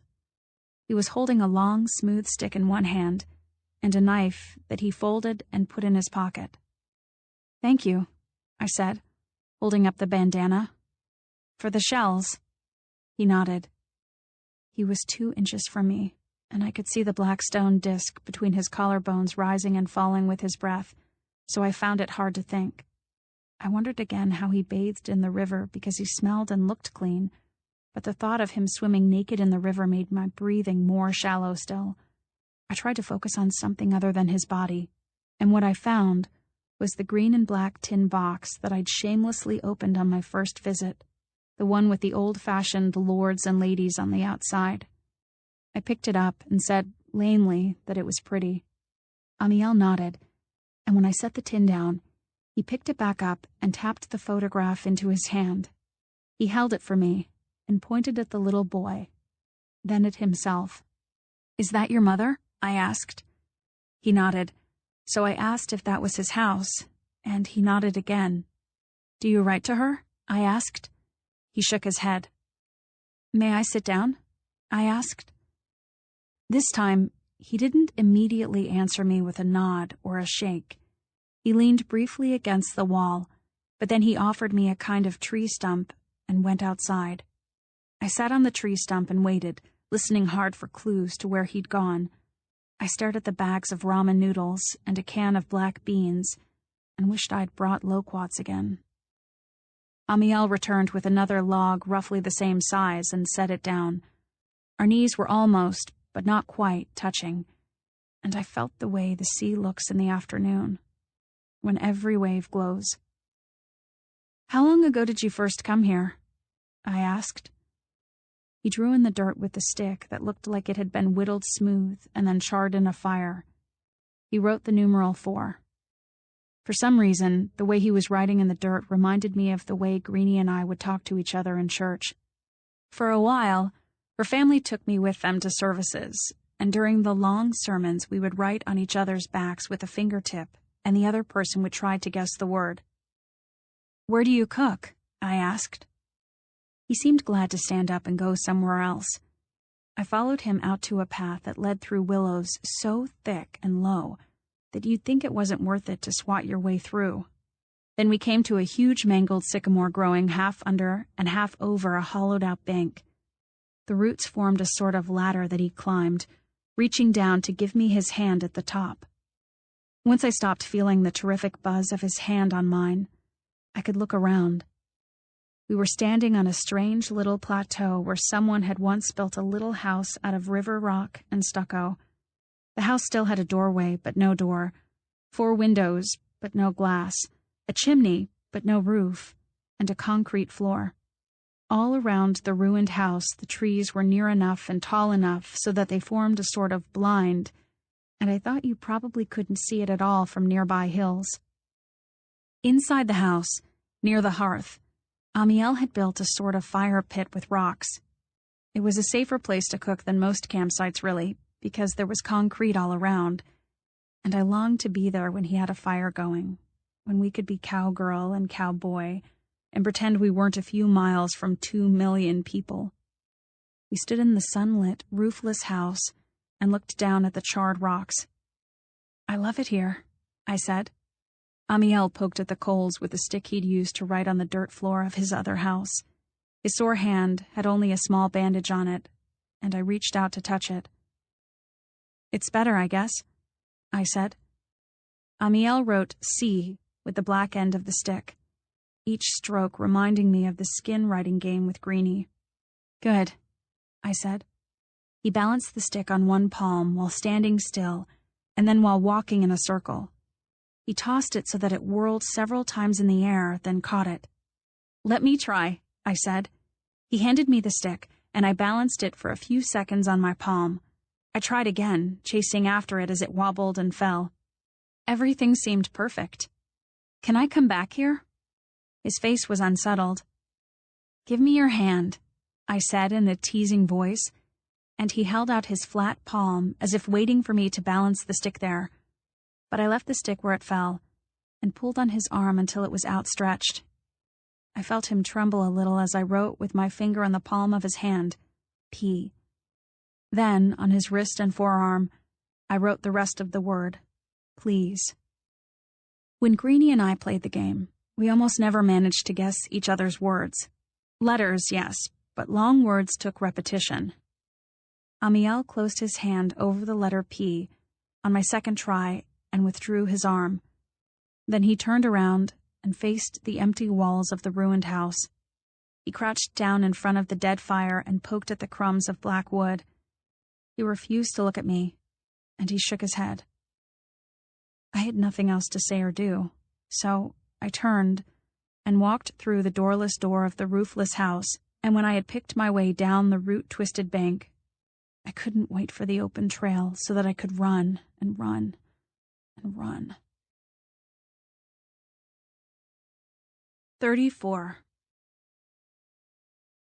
A few days later, I resumed my old habits of reading and swimming, but I stayed away from Amiel's part of the river. The days were pale green and flat, like water that got stuck in the reeds and went nowhere. I could have opened my eyes underwater and seen my life as a sunken object, floating and trapped, green with algae. I was so used to my stagnation that when I found another note from him that said Black Oak, I went as far as the tree, picked up the small dark blue bottle with a white flower poking out of the top, and then just put it in my backpack. I didn't go looking for Amiel because whatever we were doing, it wasn't hide and seek. Twice more he left notes, and twice more I followed them. I collected the pair of acorns joined like the chambers of a heart, the small papery man made from corn husks. I set them all with a jar of shells on the windowsill of Robbie's treehouse, where, I figured, my mother wouldn't see them, but Amiel, who still worked in my uncle's grove on Fridays, might walk through the grove and see the silent progress of his gifts.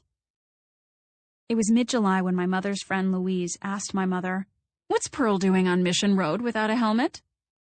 By this point, my mother was so thin she could wear things from the junior department at Macy's, and she wore brighter lipstick. Between her eyebrows were 2 wrinkles I'd recently learned, from reading the type of magazine she never used to buy but now, confusingly did, were called the 11. When she was angry with me, the lines deepened. I watched them go dark as she said, "Where in the world have you been going?" "Just the river," I said. "With Greenie?" "No." "I already told you it isn't safe for you to be there alone, and it isn't safe to ride your bike on Mission Road." "The migrants do it."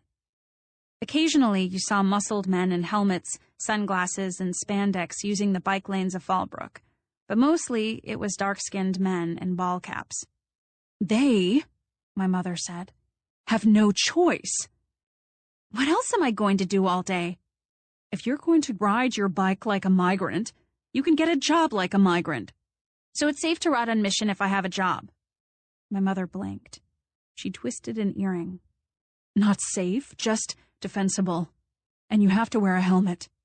"Fine," I said.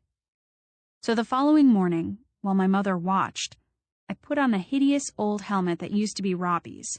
I told her when I would be home and exactly where I was going to fill out applications, Major Market and Subway.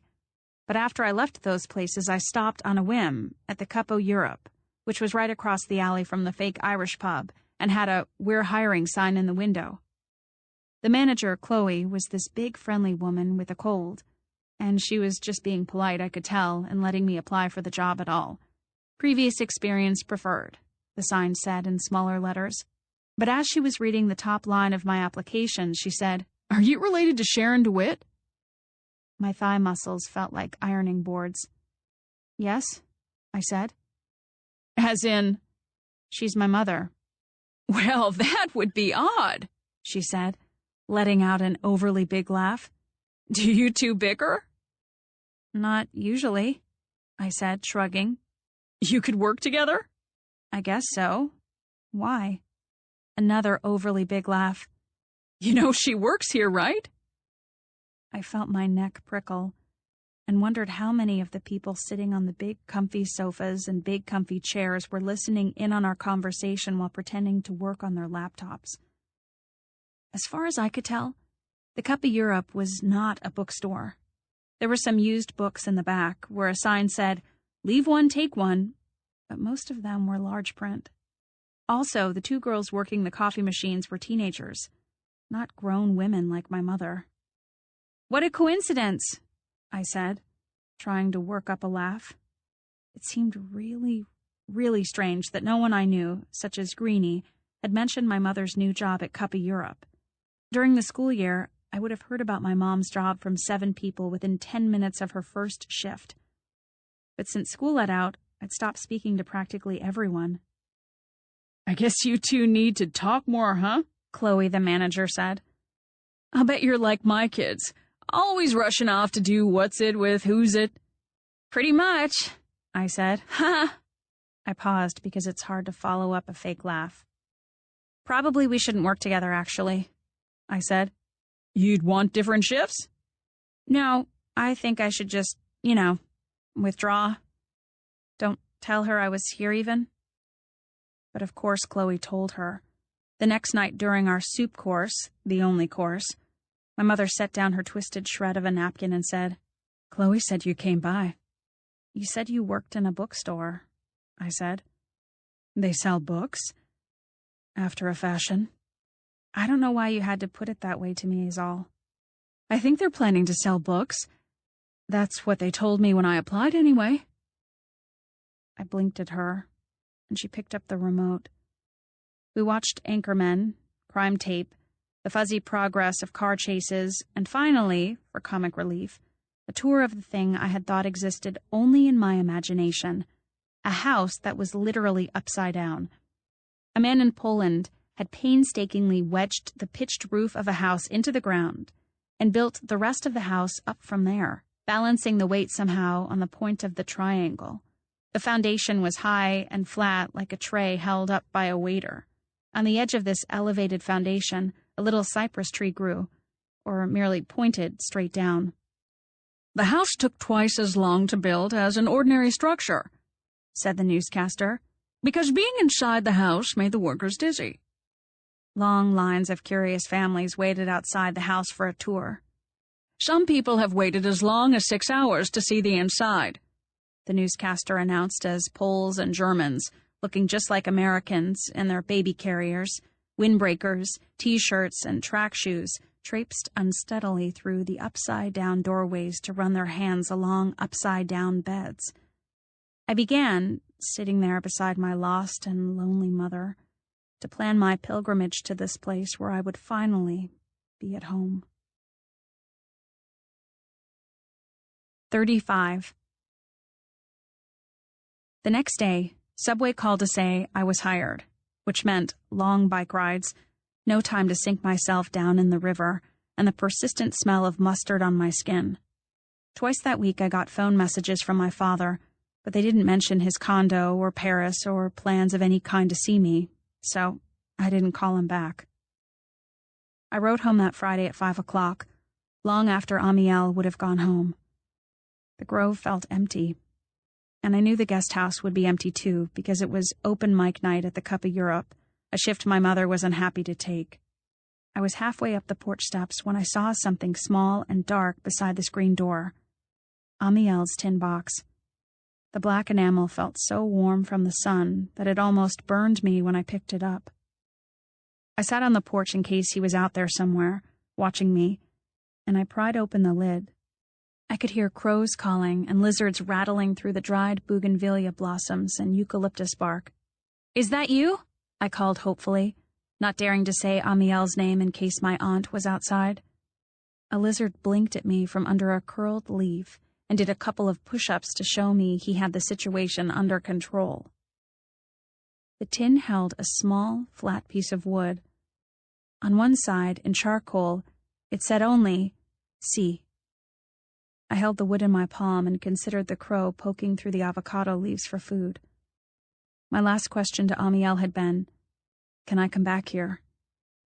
And now I had his answer in my hand, sharper than a Scrabble tile. C.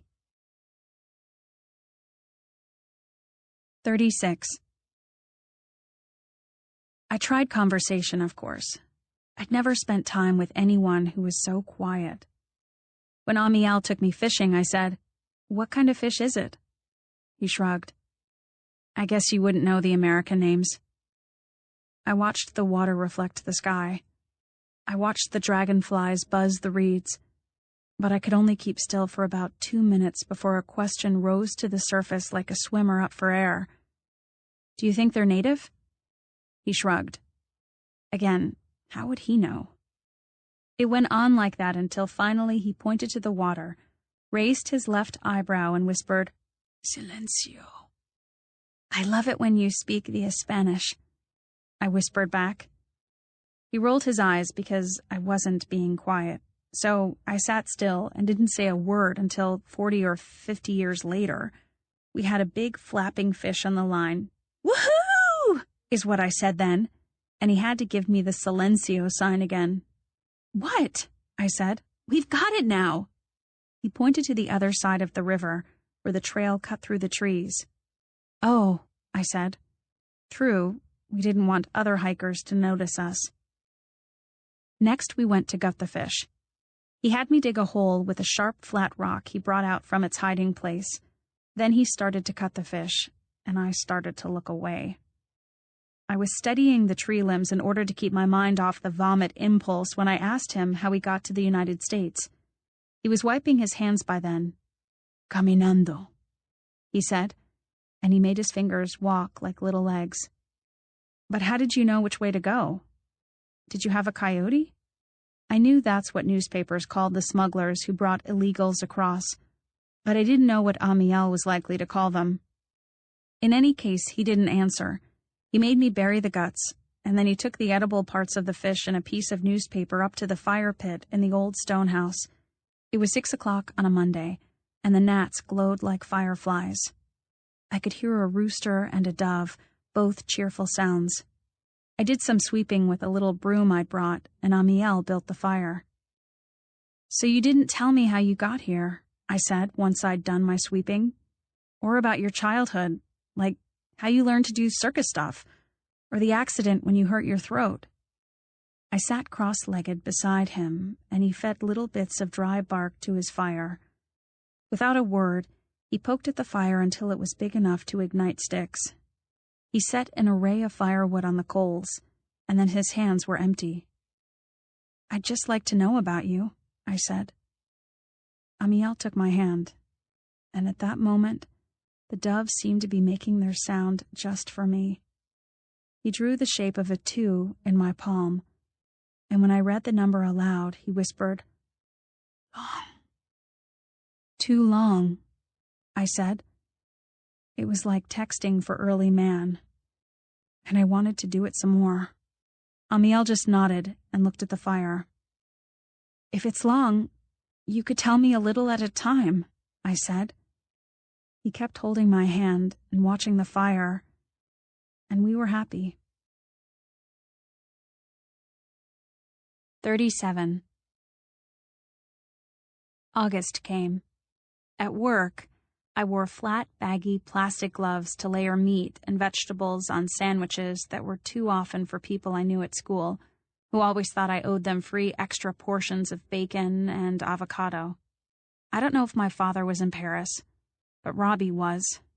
Robbie always spent most of August there with my uncle, my aunt Agnès, his grand-mère, and Monsieur Pouf, the tortoise, whom I imagined on a leash held by Robbie, scraping its slow way past the Eiffel Tower. Robbie and I had barely spoken all summer, but he sent me a postcard of Tintin and Snowy. "Bonjour, Liu," he wrote. "France is la bonne. Plan going très bien so far. We'll parlez-vous when we get back. Robbie." I didn't know what the plan was, unless it was the one where he went on dating someone he didn't respect, but the next day, I had a surprise customer at Subway. "I'd like a turkey on whole wheat, please," Mary Beth said, and I said what I'm supposed to say, which is, "Do you want that toasted?" Then I couldn't help looking shocked to see her.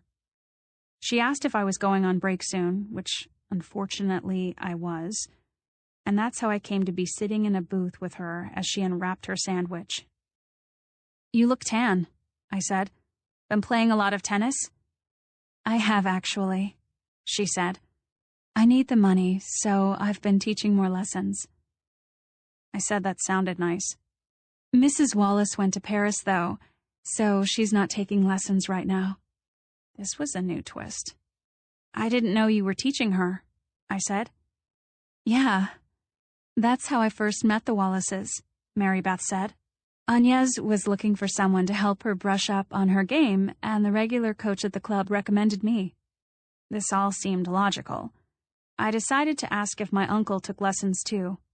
"No," she said. She looked away and fiddled with the wrapper of her sandwich. She ate a stray piece of lettuce. "Did I do something wrong with your sandwich?" I asked. "No," she said. "I just don't feel that hungry. Do you want it?" "That's okay," I said, though I did. I hadn't eaten yet. "Are you sure?" "Yes."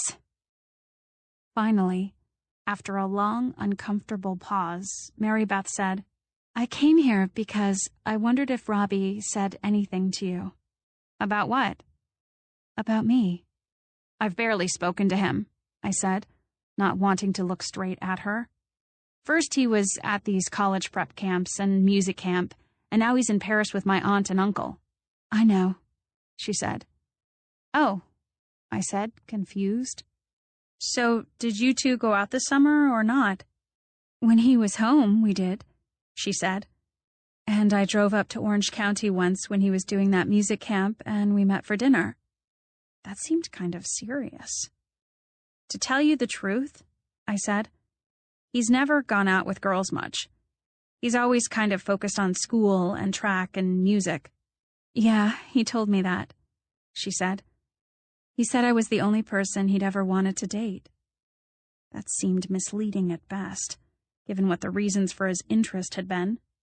And now he's just completely stopped calling me. It's probably expensive, I said. And emailing me, she said. Well, I haven't gotten any email from him either. I don't know what the setup is at his grandmother's. She's kind of old, and she might not be wired for that kind of thing. I've been to Europe, she said. There's an internet cafe on every corner. Well, I said, out of excuses. I just wouldn't wait around for him. He's really fickle lately. He's not even as friendly with me as we used to be. I wanted to add, besides, he's just a high school student. But to point out that he was beneath her seemed insulting to both of them. She sighed and looked truly miserable. Okay, she said. Thanks for talking to me about it. I realize he's too young for me, but he doesn't seem young. And I just thought there might be some reason why he went from 60 miles an hour to a dead stop. You know? I just don't get why he'd be so intense about it and then, for no apparent reason, just shut off. I don't know either, I said, and reminded myself that Mary Beth had engaged in some sort of romance with my married uncle and was not deserving of sympathy. I told myself not to eat her sandwich either, even though my break was nearly over. Are you sure he didn't say anything else to you? Mary Beth asked. He didn't say, for instance, that he was going to stop dating me because... She waited for me to fill in the blank. I tried to formulate an answer in my mind as she wrapped the sandwich back up. It crossed my mind to say, he saw you kissing my uncle, or he wanted to stop you from breaking up his parents' marriage. I should have said these things, I think now. But I didn't. Which made me wonder if I was losing my compulsive honesty now that I spent most of my time leading a secret life. No, I said to Mary Beth. He didn't. Okay, she said. Thanks anyway. And, taking the sandwich that she didn't want, she walked away from me, and as I feared she would, she dropped it in the trash. 38. I told my mother I had more shifts at Subway than I really did, so I could be at the river when I wasn't at work, waiting for Amiel to draw letters on the trembling skin of my palm. More often, though, he wrote what he had to say on the dirt, or answered me, if the weather wasn't too hot and dry, in his raspy voice. I would ask a question. So where were you born? It took a while to spell out San Ignacio, Guanajuato. Another time, I asked about his father. Estados Unidos, he wrote. But where? Here? The answer was too long to write, so he whispered, My father sent my mother money until I had 4 years. But then he stopped. Why? Amiel shrugged. What happened to your mother? With the stick, he drew what looked like a small hill, and then he drew a cross on top of it. The day I finally spotted the green string hammock wadded up in the willows and brought it to him, he untangled it and strung it from one tree to another, and then, with an elegant bow that reminded me of his juggling performance, he offered it to me. I laid myself in the hammock and asked, How did you learn English anyway? He shrugged. A guy. Un maestro. I waited for him to add more, but he didn't. He pushed gently on the hammock, and I swayed under the restless trees. Did he teach you juggling and stuff too? He nodded. Did you see me that day I took a nap in this? I asked. He didn't have to speak to answer that. He nodded slowly, and the hammock went on swinging under his gentle touch. What about the accident? The steering wheel. He looked away from me and kept his fingers knotted in the hammock string, allowing them to go back and forth, to slow me down, to stop the movement entirely. This time, he took my hand as I longed for him to do, and he used his finger to make the number 2. Long, he whispered, and my ride in the swing was over. 39. We hadn't kissed except for the one time with the loquats, but on August 21st, 3 days before the return to school, clouds rippled overhead like dirty fleece, turning the river into a room lit evenly from within. I had the whole day off, so I had ridden into the canyon early, passing one woman on horseback and another with an off-leash Labrador. I hated the off-leash dogs. They found their way to Amiel's house fairly often and carried ramen bags away in their mouths. I knew that what we were going to do that day was catch cangrejos. It turns out that cangrejos del mar are crabs, but cangrejos del rio are crayfish, and that was the kind Amiel meant when he said they were his favorite food. Amiel allowed me to bring things now and then to contribute to our picnics at the river. A nice frying pan, a batch of brownies, matches. But this time he'd asked me to bring liver as bait for the cangrejos. Lamb liver. I handed it over, and he opened the grocery store package with his knife. A crayfish trap, or at least a crayfish trap made by Amiel, looks like a collapsible wire basket. The lamb's liver goes in the bottom, and the long chain that comes up from the center is tied to an old plastic milk jug. Amiel had 3 of these traps, and once he'd baited them all and attached the floats, he led me to a place along his side of the river where little holes in the sand meant crayfish. Amiel dropped the baskets carefully in the water and led me further up the bank to sit.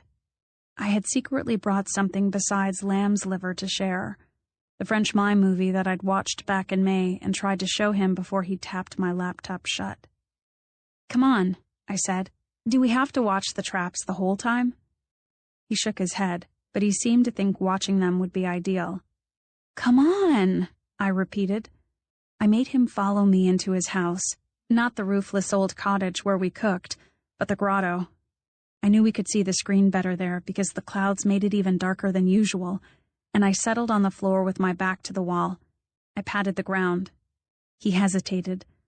Finally, he sat beside me, but I could tell he was thinking about his crayfish traps. "Just watch the beginning," I said. Les Enfants du Paradis began, and I shifted the laptop a little so that he could see it better. One half of the keyboard on his leg, one half on mine. I thought he liked it, but I wasn't sure. He might have nodded now and then to make me think he liked it. At the intermission I said, "Do you like it?" Another nod. Los cangrejos, he said, and went to check the floating milk jugs, so I followed him. When Amiel lifted them to show me, he grinned at the crayfish that were stuck there, 6 of them sucking down the lamb's liver. We boiled them over the fire in the roofless house. Pretty soon I had to follow Amiel's example as he poked a fork inside the red shells of the crusty things and plucked out bits of crabby stuff. He began to extract whole lumps of chubby meat, while I just kept shredding it. And when he saw my clumsy efforts, he held out his fork of cray meat for me to take with my mouth. At first he was laughing, but as the meat got closer to my mouth, he stopped. I took the bite and chewed. He wiped my lower lip with his finger, and then he leaned back. After that, he ate his crayfish, and I ate mine. The weather had turned hotter, and I was desperate for a swim, a thing, strangely, we'd never done together. I wasn't wearing a swimsuit, but it was so hot and humid that I wanted to duck under the water in my clothes. "I'm going to swim," I said. Sometimes, if I knew the Spanish word for something, I liked to show it off. "Nadar," I said. "Yo." He gave me the look my Spanish deserved, but I walked to the deepest spot on his side of the river, dramatically plugged my nose, and plunged in. I have to admit I wondered if the crayfish would mistake me for lamb's liver. I treaded water and then, gingerly, let my feet touch bottom. "Amiel?" I said. He appeared on the bank and stepped out of his shoes. He took off his shirt. Unmoored, I looked away. That was all he removed, though. He stepped into the water as you would step off a cliff, still wearing his jeans, and the two of us laughed. The skies got darker and heavier until the thing that almost never happens in summer here happened. It began to sprinkle, and briefly, to rain. It didn't last, but for a while we swam in the dimpled water and listened to the drops falling on all the sun-warmed rocks and roasted dust. It stopped within 15 minutes, and we climbed onto a table rock to dry. The air smelled sharply of minerals and lead. I saw the hats of walkers on the other side of the river, heard their voices and the jingling collar of a dog. I ducked my head, though we were doing nothing wrong. I thought briefly of my computer in Amiel's house, but I didn't want to go back there and check on it. If I did, it would seem like I was collecting my things, and if I collected my things, the day would end. I would have to go home. Instead, I gestured for Amiel to follow me to the roofless house where we'd cooked the crayfish and drowned the fire. I didn't have a plan. I was vaguely sleepy, vaguely hungry. The ruin had a strange glow in the aftermath of the rain, the old white stucco bright against the spent gray clouds. The sharp mineral scent of the air gave way to wood smoke and fish scales as we stood in the center of the wide-open house, and the silence became something you could feel all over, like cold. I didn't know what to do, so I stuffed my hands into my pockets, which were still wet, so I couldn't get more than my fingertips in. "Why won't you tell me about the accident?" I asked. Amiel stood near me, and I felt the old helplessness when what I wanted to say, I couldn't say. He reached down for his whittled stick and said hoarsely that after his father stopped sending money, his grandfather decided Amiel's mother should be his wife. "Mi abuelo," he said, either translating the word for grandfather or emphasizing the outrageousness of it. "One day, I saw him do hurting her," he said, and he coughed, paused, started again. "I said I was going to tell my tío." I knew tío meant uncle, so I waited. Amiel balanced the stick upright on his palm. He bounced it once, caught it, and bounced it again. Looking at the stick, not me, he said hoarsely, "Mi abuelo let go of my mother to come after me with a rope." Amiel found a piece of string on the ground and tied it tightly around the stick. "Así," he said. Then Amiel let the stick fall, jerked on the string, and pulled the stick around in the dirt. I just stared at him for a few seconds. "So there wasn't a car accident or a steering wheel?" "No," Amiel said. He untied the string, wadded it up with his fingers, and let it fall. He drew a circle in the dirt with the stick, then took my hand and pulled me gently until I stood in the center of it. He drew my arm straight out and turned my palm upward. Then he stepped into the circle behind me until his bare chest was pressed lightly against my back. While my hand trembled, Amiel tried to balance the stick upright on my palm. It stayed upright for only a second, and then fell outward, and I was unwilling to step away from him to catch it. Still pressed against my back, Amiel drew my arm back toward us, and with his index finger began to trace letters on my forearm, his fingers as cold as rain. I felt the letters he was making on my skin, felt them all the way to the backs of my knees, but I was powerless to read them. The lines might have been hieroglyphics or flying birds. My arm trembled with each stroke until he reached the end of what he was writing and held still, my arm still propped in his arm, his breath near my left ear, his upper body bare. I waited, and he waited, and then he started again. I don't know if it was a new word or the same word, but I saw clearly this time that he was spelling, as I once had, please. This time when we kissed, he didn't pull away, and I was close enough to his mouth for him to whisper what the tiny old vaquero had said a long time ago, the part about being of two worlds. Tú eres de dos mundos. I closed both of my eyes, the blue one and the brown one, so I could be in just one world, his. And as he kissed me, I understood what the silkworms were conjuring when they swayed and spun a coffin egg so tight and hollow they could disappear into its filaments. I touched with my finger the black disc on the hollow of his neck. He kissed my mouth and my neck and my eyes, and for the time that he held me there in the circle he'd drawn, what I wanted and what I had were the same. A motorized roaring, loud and furious, finally made us pull away. Helicopters fly over Fallbrook all the time, usually Marines training at Camp Pendleton, but sometimes they're the small white police helicopters looking for criminals who are being chased on the ground. I opened my eyes to look up, and I saw the white body of a police helicopter zipping north in the air above us. It wasn't low enough for me to think the pilot was looking right at us, but it was low enough for me to feel exposed in the roofless house. I still didn't want to let go of him, but Amiel broke free and began scrambling into the hollow where the tree roots led to the river. I followed him, and I heard the helicopter move above us to the south. We crashed our way through the willow shrubs and ducked into his safe little house, as dark as a rabbit's burrow, silent and cool until you heard, coming closer again, the ominous thwapping overhead. Have they done that before? See, Amiel said. He pulled a dry shirt from a bag and put it on. I wanted to resume kissing, and I tried, but he held himself like a person turned to stone. His gold-flecked eyes were dark as mud. They can't see us now, I said. Amiel shook his head. He picked up my computer and slipped it into my backpack. Okay, I said coldly. You want me to go? He nodded very slowly. But I don't get it. They're not looking for you. They can't be. He shrugged. He looked deliberately away from me. I remembered, although I didn't want to, what Hickey had said about prostitutes working in the reeds over in Carlsbad, and the arrest of Hoyt's worker at the grocery store, and the Border Patrol checkpoint on the interstate 2 miles east of where we sat, where the officers stood in the road at randomly chosen times and stopped traffic in all 4 lanes, looking without expression into each car before deciding who could go forward and whose car would be searched by dogs. But if I leave now, won't they notice me?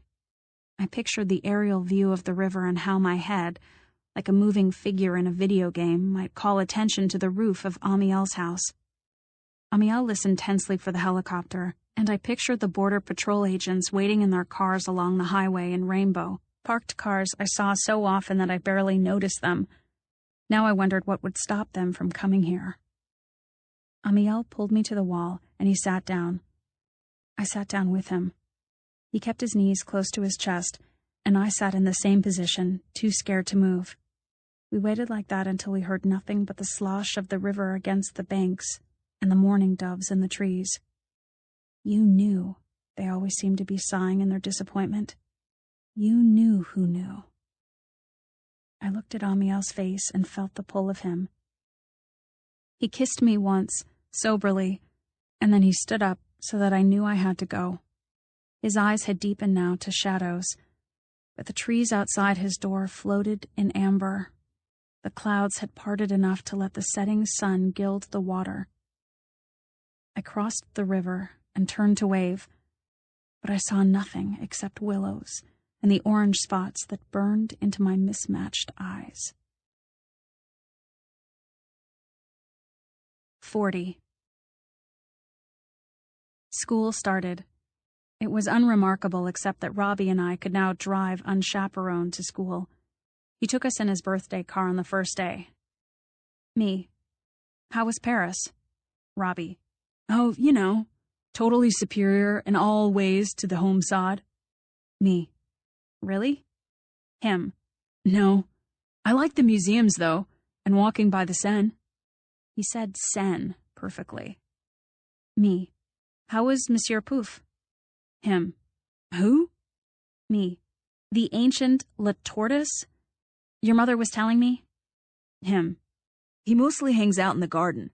I was back there one time just kind of giving my parents some space, and there he was, smoking the last Gauloise.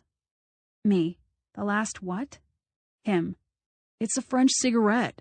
They don't make them anymore. Monsieur Pouf, though, he has his sources. Me. So what's the deal with the whole, Your dad and Mary Beth? Him. I think I've persuaded her to switch. Me. I know. She came to see me at Subway, to ask me why you dropped her. Him. What did you say? Me.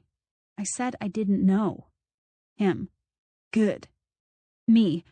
Feeling kind of mean. So how do you know anyway? Him. Know what? Me. That she's given him up. Significant pause. Him. I just do. Me. But you didn't specifically talk about it. Him. No, of course not. Me. Trying to make him feel guilty. She seemed really nice. To this he had no reply. We were almost to the school, and I could see the ag buildings in the wet morning light. Him. What about you, though? Me. Me? Him. Have you been, Robbie's impression of Pepe Le Pew. Fabricating the love while I was gone? Me. Turning a suspicious crimson color. Why would you think that? Him. Lucky guess. What's all that stuff in the treehouse, by the way? Me. The shells? Just stuff I found. Luckily, we could hear the late bell through the windshield as he darted into a parking space, and we both had to make a dash for it. 41. My mother and Hoyt grew up in Idaho, and she says Fallbrook has 2 seasons. Green grass, which lasts from January to April, and Fire Alert, which lasts the rest of the year. For me, though, Fire Alert didn't start until October.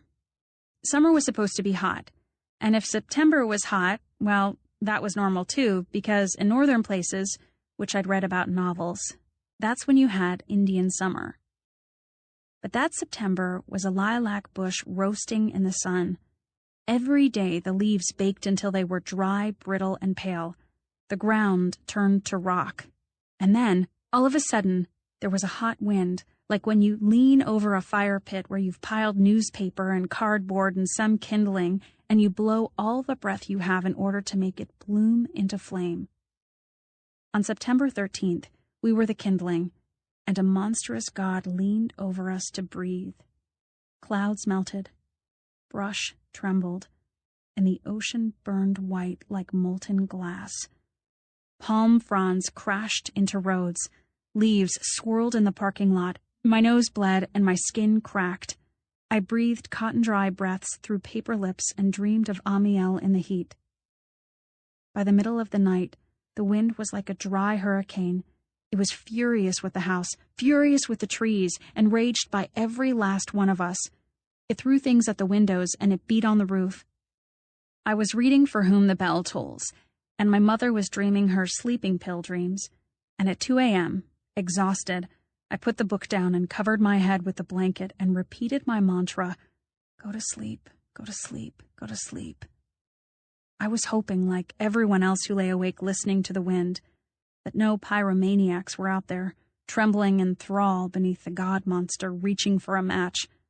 Go to sleep, go to sleep, go to sleep, go to sleep. I said it, but I didn't listen. Then finally, around 3 o'clock, I guess I did. 42.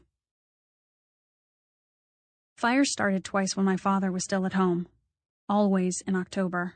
Always to the west of us, where most of the hills were used for training by the Marines.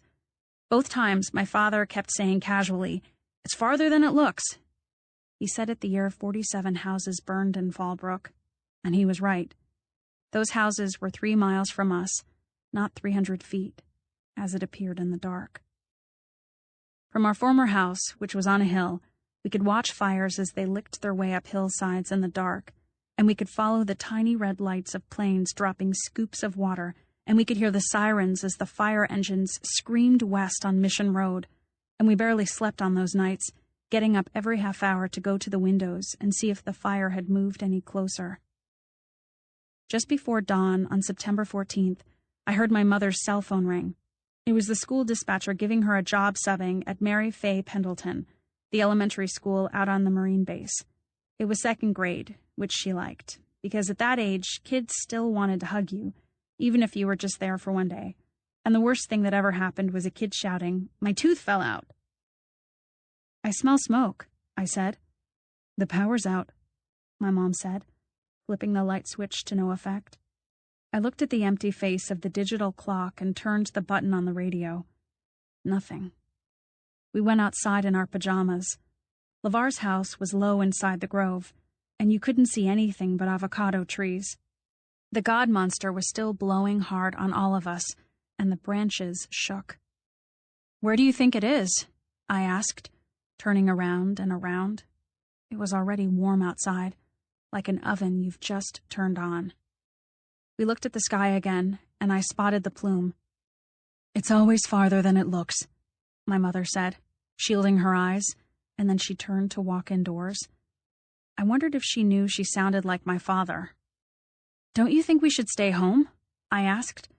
I wanted to go to the river and find Amiel. "Oh, it's probably 30 miles away and 90% contained," she said, letting the screen door flap shut. "Hurry or we're going to be late."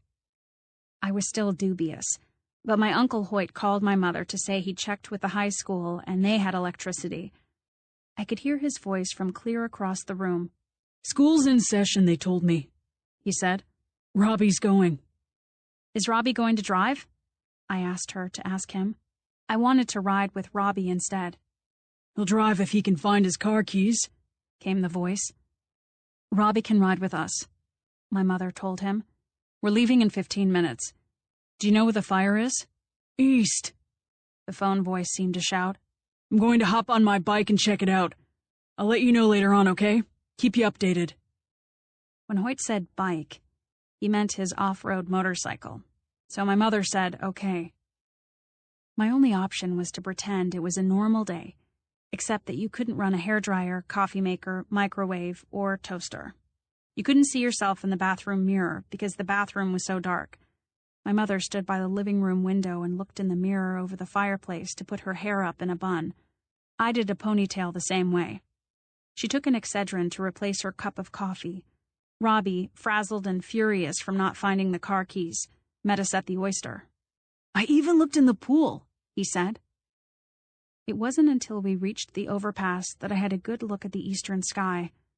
West of us, above Fallbrook and the river, the sky was blue, but behind us, it was Armageddon brown. "I think we should turn back," I said. "We should pack our stuff." "I can't be late," my mother said. Robbie twisted his head around to scrutinize the cloud. "Relax," he said. "My dad'll check it out. He'll get pretty close and let us know if there's any danger." "Right," my mother said, accelerating. She kissed me goodbye on the cheek in the high school parking lot. She didn't normally do that anymore, and it made me nervous. The air still had that campfire smell, but from the parking lot, the huge milky stain in the sky was invisible. Some hills and houses were blocking it. "Whatcha la think?" I asked Robbie. I stood looking in the direction of the hidden smoke. "About the fire?" he asked. He shrugged.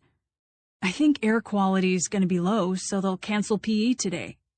I thought of this as a positive, but Robbie looked glum. "See you at lunch?" I asked. "Right," he said. "Meet you by the flagpole." But we didn't make it to lunch. At the end of second period, Mr. K came on the loudspeaker and announced that school was canceled. Buses would run. Parents had been notified. Evacuation orders had been issued to parts of Fallbrook, Rainbow, and Pala, so we should proceed home. Kids in my history class pulled out their cell phones and turned them on. I did the same, and as we all lifted our heavy backpacks, the doors of every classroom clanked open, and out flowed a river of students with phones clapped to their ears. Soon the quad was a sea of backpacks and people staring nervously into space as they had conversations with people who weren't there. My mother had already left me a message.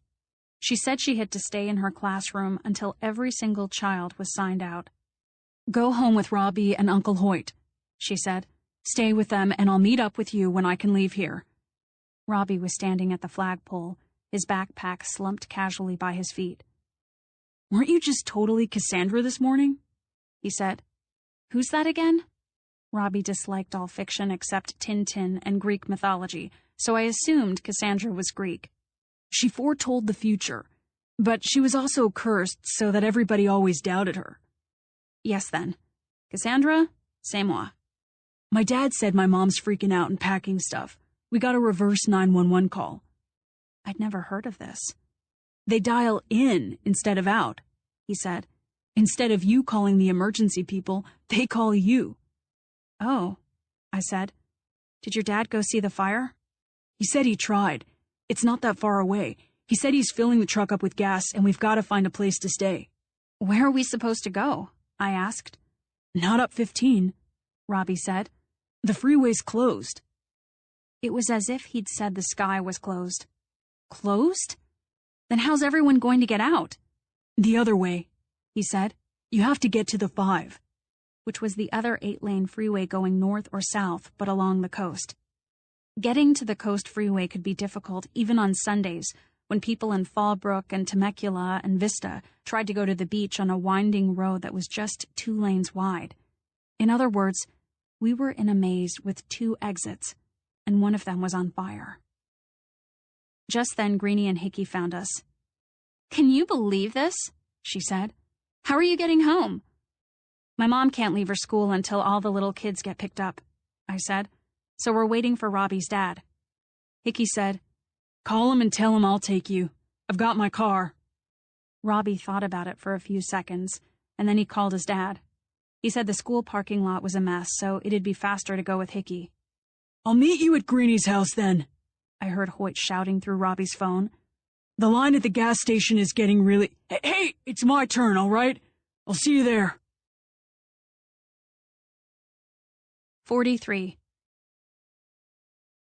The Coombs house was chaotic. They hadn't received an evacuation order, but they were packing both cars anyway. Boxes of baby pictures, file folders, suitcases, and a tub of dog food sat by the front door. Greenie's brother was packing his Star Wars action figures, and Mr. Coombs was calling hotels in Las Vegas. "You're going all the way to Las Vegas?" I said to Greenie. It was a 4-hour drive. Greenie said, "That's weird," and went upstairs to find her mother. Robbie, Hickey, and I sat uneasily on the couch. The huge TV was on, and we couldn't help watching the news, which was mostly aerial pictures of burning hills, the strange empty lanes of the closed interstate, the slow, thick lines of cars moving south where the freeway was open. Clouds of smoke the size of continents rose above them. Sometimes the camera zoomed in to show fire licking at bushes and roaring out of trees. But when the newscaster talked about where the fire was moving, he identified towns and neighborhoods far away from Fallbrook. There was more than one fire burning at the same time, and the one we were watching was near San Diego. "I don't get it," Robbie said. "Is that the reason we're being evacuated? That fire's like 30 miles away." We watched some more, and the screen went to a map that showed a series of red dots.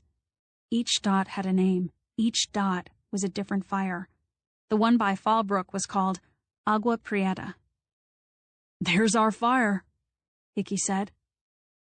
Agua Prieta was the creek where I'd eaten loquats with Amiel, and if the fire was burning there, he was right in its path. "All of Fallbrook is under mandatory evacuation orders," the newscaster said. With a sick feeling I couldn't tell Robbie or Greenie about, I went to the backyard so I could look into the canyon. The sky was a dull peach color, not blue, and the air in front of me was flecked with bits of ash. The trees in the canyon looked dry in the haze, not green, but khaki, and the wind made them lean and rattle. Would Amiel know if a fire was coming? He had no television and no phone. I'd never even seen a radio. From where I stood, I heard Greenie's voice. "If we're going to Las Vegas," she asked, "can Hickey come?" "No," her mother said. "No, of course not. He should go home right now. Isn't his family worried about him?"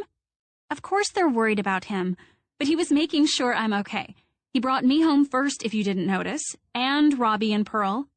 "I appreciate that," Greenie's mother said. "But he should go now. You can bring Pearl with you to Las Vegas if you want. She's welcome." Greenie didn't answer, or if she did, she'd moved too far away from the window to be heard. I walked to the edge of the yard. where a dry lilac bush clung to a rocky slope. I snapped off a sprig and crushed it easily to dust. It would only take 10 or 15 minutes to hike down to Amiel's house and see if he was okay. Then we could walk back out together. I heard a chugging engine, and when I turned, my uncle was pulling to a stop by the mailbox and opening his door. He started to adjust the straps that held his dirt bike upright in the truck bed, and for some reason, fear maybe, or an awareness of how quickly I would have to act in order to hide the details of my plan from everyone, I ran toward him. "Hi, Pearlie," he said. "You okay?" "Yeah, I'm fine. Just a little scared." I was shaking all over, so he hugged me. "Well, let's go, all right?" he said. "Is Robbie inside?" "Yeah, but Hoyt?" I said. "The Coombs are going to Las Vegas." "Do they have relatives there?" he asked. "No," I said, pulling my hair out of my mouth. The wind was stronger at the front of the house, where there were no trees to block it. "But they've invited me to go with them," I said, which was true. I'd heard that. "Did you call your mom?" Hoyt said. "She didn't answer her phone yet. I'm going to keep trying." And I was going to keep trying. I was going to keep trying to tell her I was going to Las Vegas. Just then, the front door of the Coombs house opened. I expected it to be Mr. or Mrs. Coombs, and if my uncle said something about how I was going with them to Las Vegas, I would really have to go, and Amiel would burn to death in the canyon because he had no television, no radio, no phone, and no car. But it wasn't Mr. or Mrs. Coombs. It was Robbie. "Hey, Dad," he said. The door closed behind him. "Pearl's going to Las Vegas with Greenie," Hoyt told him. "We'd better get going before your mother calls me again." "Where are we going?" Robbie asked. "To the Gaudets," Hoyt said. "They have room for us, and they're near the 5. I didn't know who the Gaudets were, but it turned out they were a family from the Alliance Francaise of San Diego. "Oh, great," Robbie said. He walked over to the truck and slung his backpack into the truck bed. I wanted them to leave. I wanted them to hurry. If they stayed in front of the house for 10 more seconds, I knew Mrs. Coombs would come out. "Well, bye," I said, and I started walking backward. "Keep your phone on," my uncle said, and I hugged them both, even Robbie, which felt weird because Robbie and I weren't huggers. "I will," I said, but some part of me that wanted to be truthful said, "The battery's getting low, though. I forgot to plug my phone in last night, and we didn't have any power this morning." Hoyt stopped walking to the driver's side of the truck. He stood still and looked into his phone. "Here," I said, my whole body listening for the front door to open and the screen door to creak. "Give me your phone, Robbie." I typed Greenie's number into Robbie's phone, and then I turned around. "Greenie's waiting for me," I said, and I hoped Robbie and Hoyt wouldn't think it strange that I went to the backyard instead of the front porch. I held my breath when I got out of sight, still shivering all over, and I held my hand to the rough stucco of Greenie's house until I heard the roar of the pack rat's engine. Then, taking just one more glance at the house, I ran to the lilac bush and began to pick my way down the rocky slope to the river. 44. When I reached the bottom, the sky was yellow-brown and my shoes held buckets of dirt. My teeth clacked together, but the air was hot and I felt like a turkey trapped alive in one of those super smokers. I tried not to think about the family in Valley Center that had tried to evacuate in the last fire like this. 2 sisters were in a car trying to outrun the flames, but the flames caught up. One girl died, and the other lived in a burn unit for most of the next year. My phone made its first warning beep, and I ignored it. I knew I had to call my mother again, but I wanted to find Amiel. The smoke was air, and the air was smoke, like standing upwind of a bonfire you couldn't see. The reeds along the river were scissor gray, and water flowed through them with no particular hurry except where wind ruffled the surface. I could see the upper story of trees bending near Amiel's house, and I wanted to scream, "Amiel!" But something told me to wait. I tore off my shoes and started sloshing. Right away, I could see something was wrong. Sometime in the last 2 days, sticks and twigs had been thrown everywhere, some of them the size of tree limbs. Amiel's tin pot lay beside a plastic bag. One of his t-shirts had been ripped and thrown into a tree. "Amiel?" I said. When I'd walked a few more yards, I could see that his carefully woven wall of branches had been torn apart, exposing his house. His frying pan, his blanket, his enamel tin box, and a smashed package of ramen noodles had been flung down and soaked with water. On the wall, someone had written in red paint, "You're next." "Amiel?" I called. I checked the fork of the flapping sycamore tree where he'd hidden from me once, but the fork was empty. I went to the thicket where he normally hid his bicycle, but it wasn't there, and again I heard my phone beep. This time, I looked at it and saw the message, "Low battery." Sometimes, when my battery is low, the best thing to do is turn off the phone. I always have more power when I turn it back on later.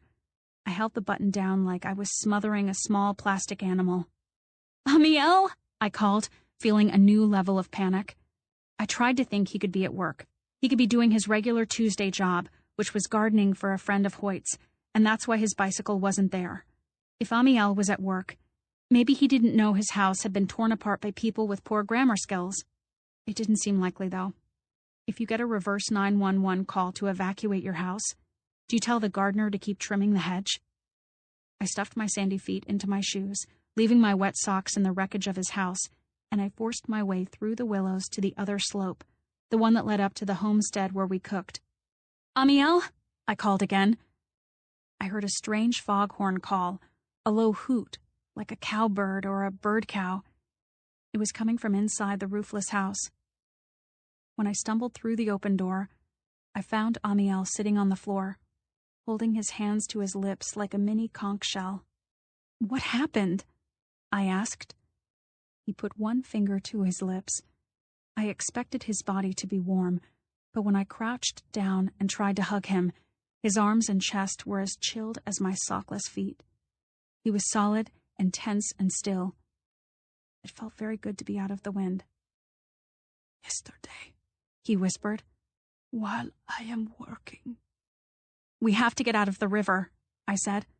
"The fire is really big, really, really big." He nodded. He didn't move. "Where should we go?" I asked. I was feeling all prickly inside. He didn't shake his head or nod or make a suggestion. He stayed down. "No," I said. "I mean, we can't stay here."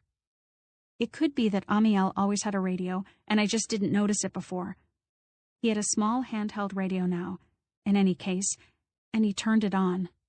Two men were speaking Spanish to each other, and then to a caller, who was a woman, and she sounded pretty upset. There are certain words everyone knows if you live near the border. La migra, for example, means border patrol. "I don't think the border patrol would arrest people fleeing from a fire," I said. He looked at me with conviction. "Sí," he whispered. "Listen." I listened to the Spanish voices, but I couldn't get more than a few words. 3 people, he said, and held up 3 fingers. "Se los tamaron." The words, or maybe the smoke, made him cough. "They won't take you if you're with me." Again, the expression that he knew so much more than I did. I stood up to look east, in the direction the fire had been burning when I left home hours before, and I couldn't see a plume. For all I knew, that meant we were in the plume. "We have to get out of here," I shouted. "Don't you understand me?" Amiel took my hand and led me to the water and set me down on the bank. Then he stepped in and slipped his body lower and lower until he was sitting on the bottom. With his legs out, he could lie back and be completely submerged. "Así," he said, when he raised his head above the water and breathed. "Like this." He meant we could survive in this shallow part of the river if the fire came, and I remembered something. During the Fallbrook fire we had watched from our house when I was 12, a group of people who didn't evacuate fast enough got surrounded, the road was blocked, and they all survived by huddling in a backyard pool. "No," I said. "I can't. I'm too scared." "Go," he told me, his voice raspier from all the smoke. "Yo estoy bien." An hour had passed since I'd left Granny's backyard. I sat on the bank beside Amiel and dug my phone out of my pocket. I shivered. I still hadn't talked to my mother, so I turned it on. When the phone woke up enough to show me messages, I listened to my mother say, "I talked to Hoyt and I'm hoping to get out of here soon. I wish you had asked me before you went with someone else. Kind of worries me to be separated. Anyway, I'm glad you're safe. Should we let your dad know maybe? Call me." The next message said, "Call me." And the next. And the next. Then she said, "I'm going to try Greenie's mom." I was sitting there trying to think what to do when the phone began ringing in my hand. The screen said the person calling was my mother. I was conscious of Amiel lifting himself out of the river, of water running off his clothes, of muscles and skin that I wanted to touch the way that I wanted to breathe. "Where are you going?" I asked, and he pointed toward his house. I wanted to turn on the radio and hear someone say in English that the fire was 100% contained. Instead, my phone rang again. I stared at it the way you might stare at the inside of your front door when you know it's either the police or the psychopathic killer on the other side. Either my mother knew by now that Greenie's mom had no idea where I was, or she hadn't been able to reach Greenie's mom, and I could, by answering the phone, put off that discovery a little longer. "Mom?" I said. "Where are you, Pearl?" my mother said, and I knew I'd opened the door at the wrong time. "I'm fine," I said automatically, as if that would help. "Where are you being fine? I just talked to Greenie's mom." "I had to check on someone," I said. "You had to check on someone?" My ability to lie was like my ability to speak Spanish. I didn't have the speed, the fluency, or the verb tenses. Yeah, I had to. "I'm driving to the coast," she said, enunciating all the words you would capitalize in the title of a story or play. "Hoyt and Agnes are driving to the coast. We are driving to the coast on separate roads, and we are meeting there. Do you have any idea what's going on here, Pearl? Are you still in Fallbrook? Is that what you're not telling me?" "Yeah, but I'm fine. I have a way out," I said. I was looking at the water and thinking about what it would be like to sit in the river while a fire burned over us. Wouldn't we die from inhaling smoke? How would we breathe? "With whom?" my mother demanded. I had no power to answer. "With whom, Pearl?" my mom said. "Okay, I'm stopping the car. I'm going to have to turn around, if they'll let me. I'm still on Camp Pendleton, you know. They've opened the road to civilians to make another road out. Open the road through the base, Pearl. Do you have any idea how serious this is? Oh, my God. It's a boy, isn't it? You're with a boy. Just tell me how he's getting you out of there, and I'll meet you at the pier in Oceanside. I don't care who it is. Just stop lying to me." I turned around and watched Amiel's wet back. Wetback, I thought. The ugly name for immigrants who swam across the Rio Grande.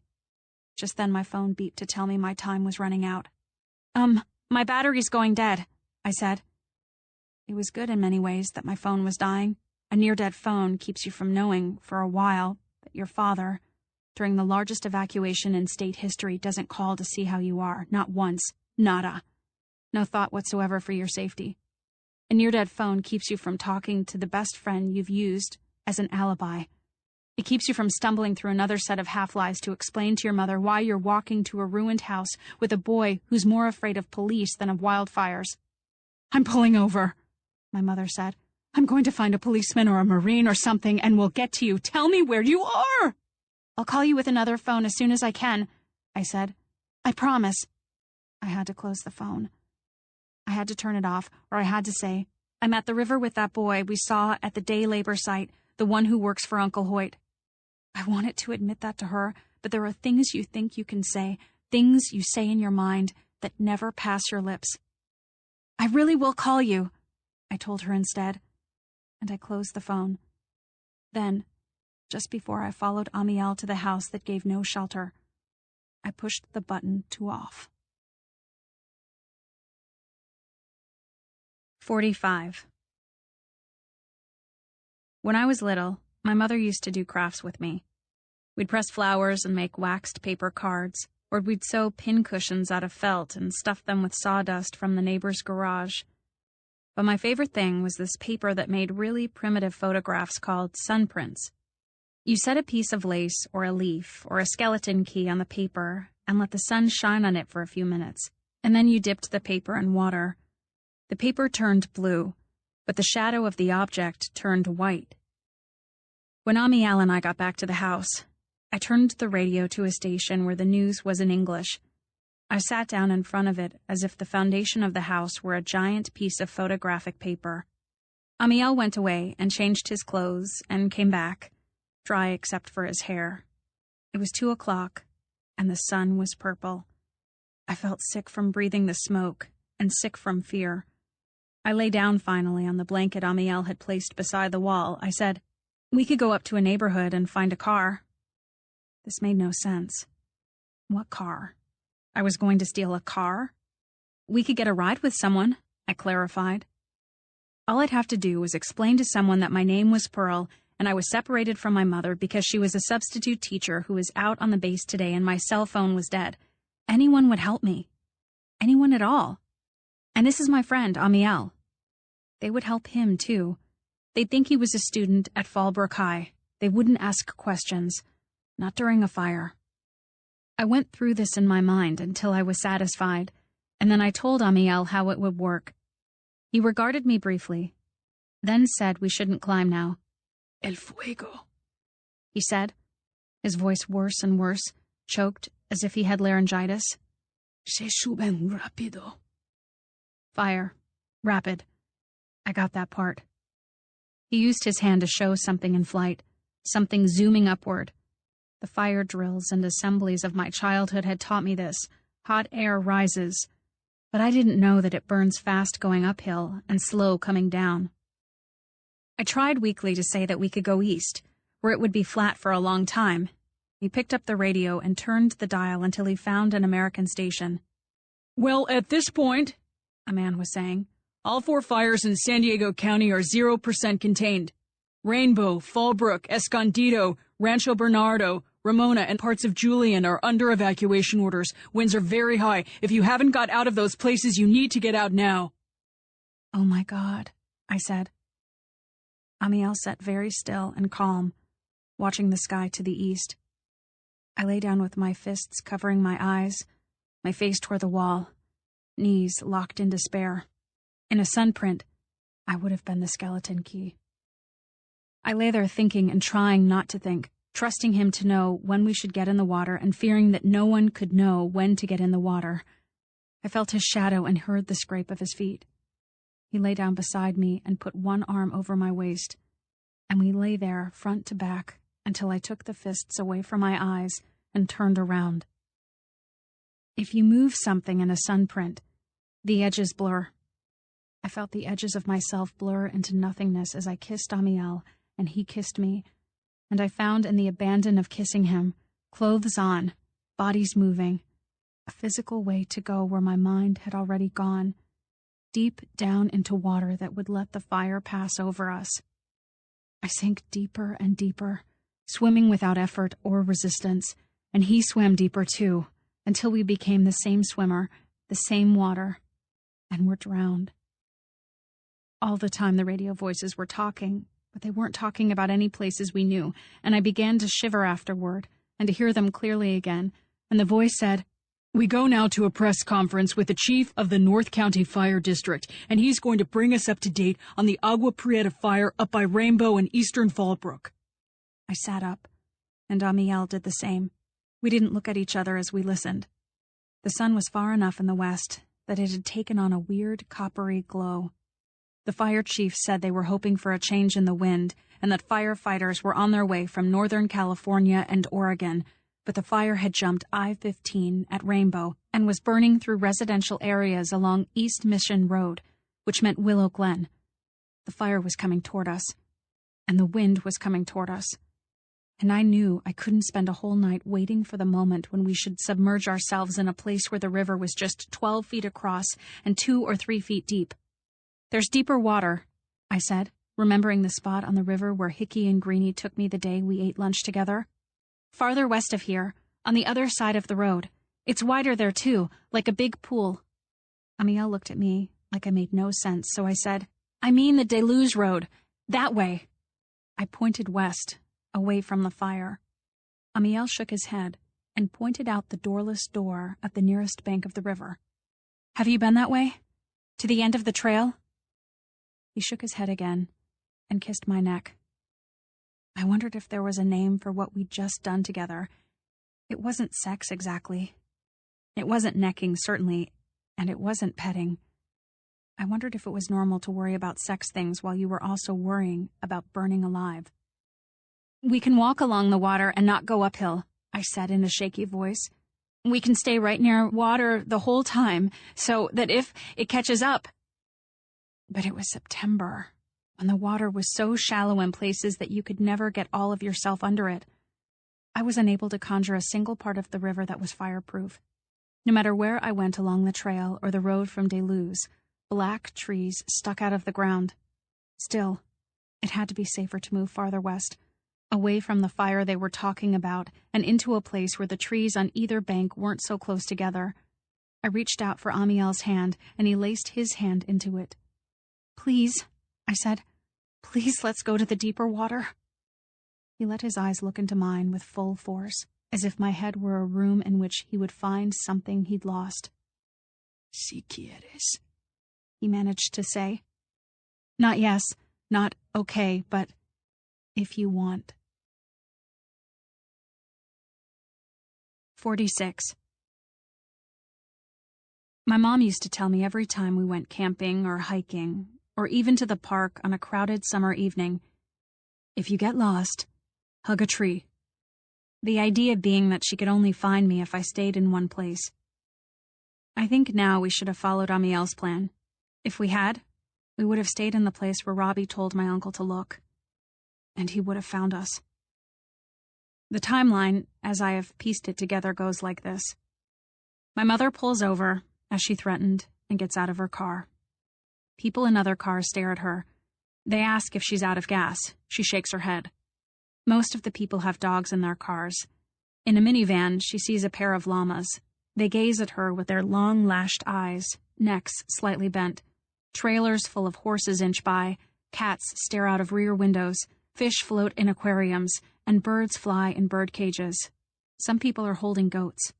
The whole exodus through Camp Pendleton is like a car trip Noah's Ark, and my mother, standing to watch it, dialing my uncle, draws the attention of an armed Marine in uniform, who drives along the shoulder from some sort of checkpoint to ask her what she needs.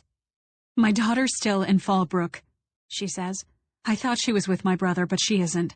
I have to go back." The Marine says she can't go back. "How old is she?" The Marine asks. 15, my mother says.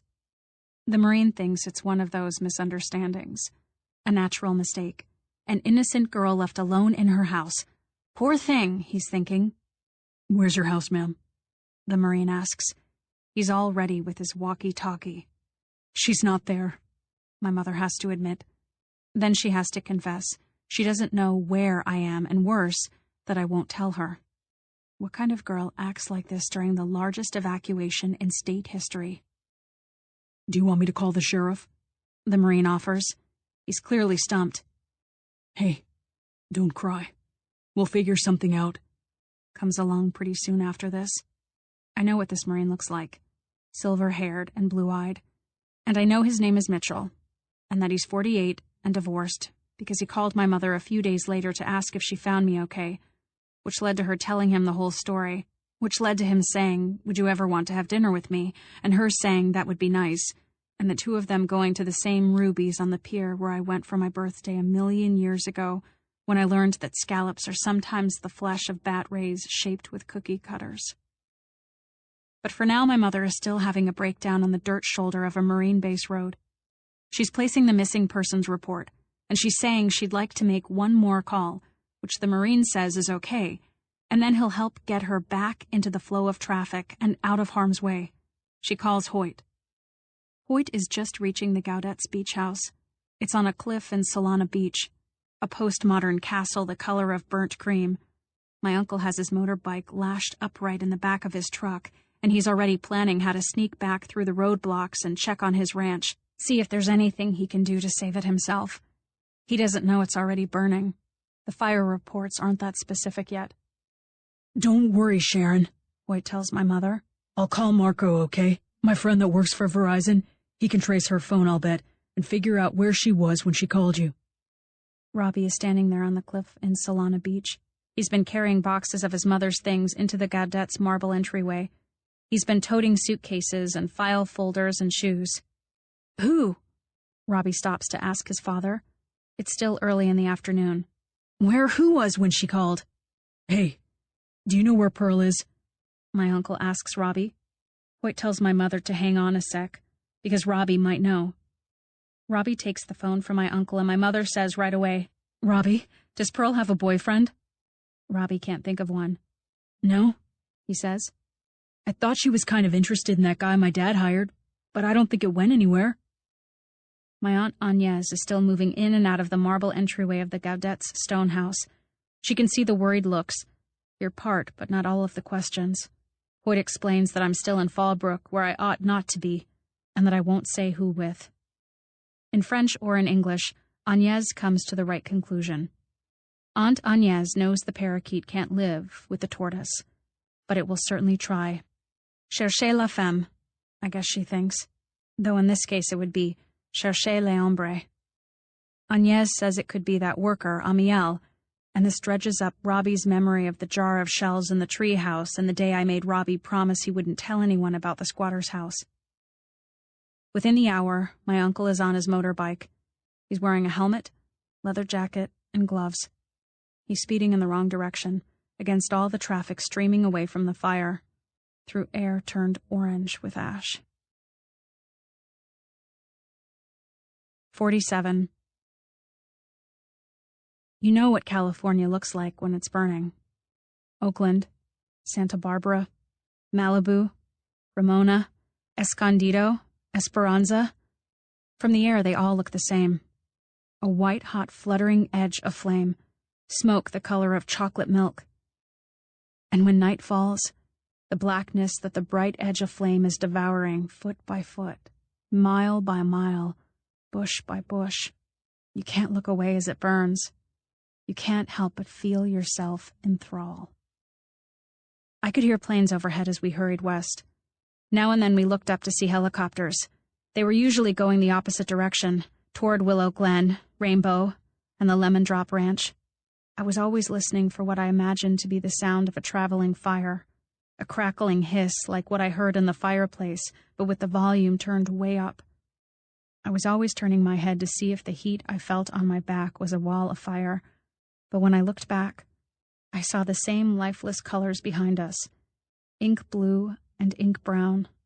No candles aflame, no inferno, no reason to throw myself in the water we kept sloshing through or skirting around, more often than not no deeper than water running down your driveway when you wash the car. We reached the plateau as the sun went out, a wide beach where the river could flood when we had heavy rain, though I had never seen it flood. Behind us, the woods fell into cindery darkness. I followed Amiel up a slope near the parking lot where I had once, last spring, climbed out of Hickey's car. I could just barely make out the Deleuze Bridge, lying 4 feet above a concrete watershed. Curiously, it had no guardrail and no sides. Only a troll would be able to fit under it without crouching. But just as we were about to walk out of the trees into the open, Amiel threw out his arm to stop me. A fire engine was wailing its long wail. "Espérate," he whispered. Wait. The siren was deafening as it passed, and not far behind came an echoing wail. "Why?" I whispered back, so hungry and terrified that I was half ready to jump in the path of the fire engine. "They would save us," I said, but he wasn't listening to me, or he couldn't hear me over the noise. He was 5 feet away, running back into the plateau. The fire engine passed, then another and another. I didn't raise my hand or step out of the trees. I did what I thought was to love him, and I followed Amiel back down the bank toward the sheltering reeds. 48. Smoke blotted out the stars. We didn't have Amiel's blanket or food or anything, thanks to my plan, so we just sat down in the sand and rocks, far from trees that could catch on fire. I kept listening for the return of the fire engines, and I pictured them stringing out across the riverbed to make a controlled burn that would go east as the other fire came west, thereby putting us right in the path of a whole new fire. But I figured that would be pretty loud, and we'd have time for me to run out screaming with my hands up. The engines didn't return, and the darkness into which I stared so hard never roared into flame, and soon I stopped hearing, stopped seeing, stopped knowing, asleep as I was against Amiel, who lay like a cowboy in a John Wayne movie with his head on his balled-up jacket. I used him as a pillow and a sort of bed, one leg flung over his. Burrowing and gnawing into my sleep was the memory that I had never called my mother, and that memory chewed sleep to bits until I was awake again, thinking, what have I done? They say that parts of a teenager's brain aren't formed yet. That might have been the problem. I'd like to think that rather than a malignancy of heart. I'm fine, I tried via ESP. I'm fine. I reached into my pocket and felt my phone as if it were a $5 bill I'd stashed in my pocket and forgotten. Amiel stirred, and he looked at me. I should call my mother, I said. He nodded. I wanted to kiss him. I wanted us to be a married couple in deepest Mexico, or a married couple in a fable about deepest Mexico. Instead, I held the button down on my phone and learned that Greenie had sent words, "Where are you?" And Robbie had sent words, "Call my dad, please." And my mother had called 6 hours ago. "If you get this message, Pearl," my mother said, her voice taut, "call your uncle on his cell phone. He's going back on the motorcycle, and he says he's going to look for you down at the river in some hut where Robbie thinks you might have gone. Call him and tell him where you are, Pearl." I did it, right then. There could have been many reasons why he didn't answer. He couldn't hear the ring over the motorcycle engine. He couldn't hear the ring over the motorcycle engine.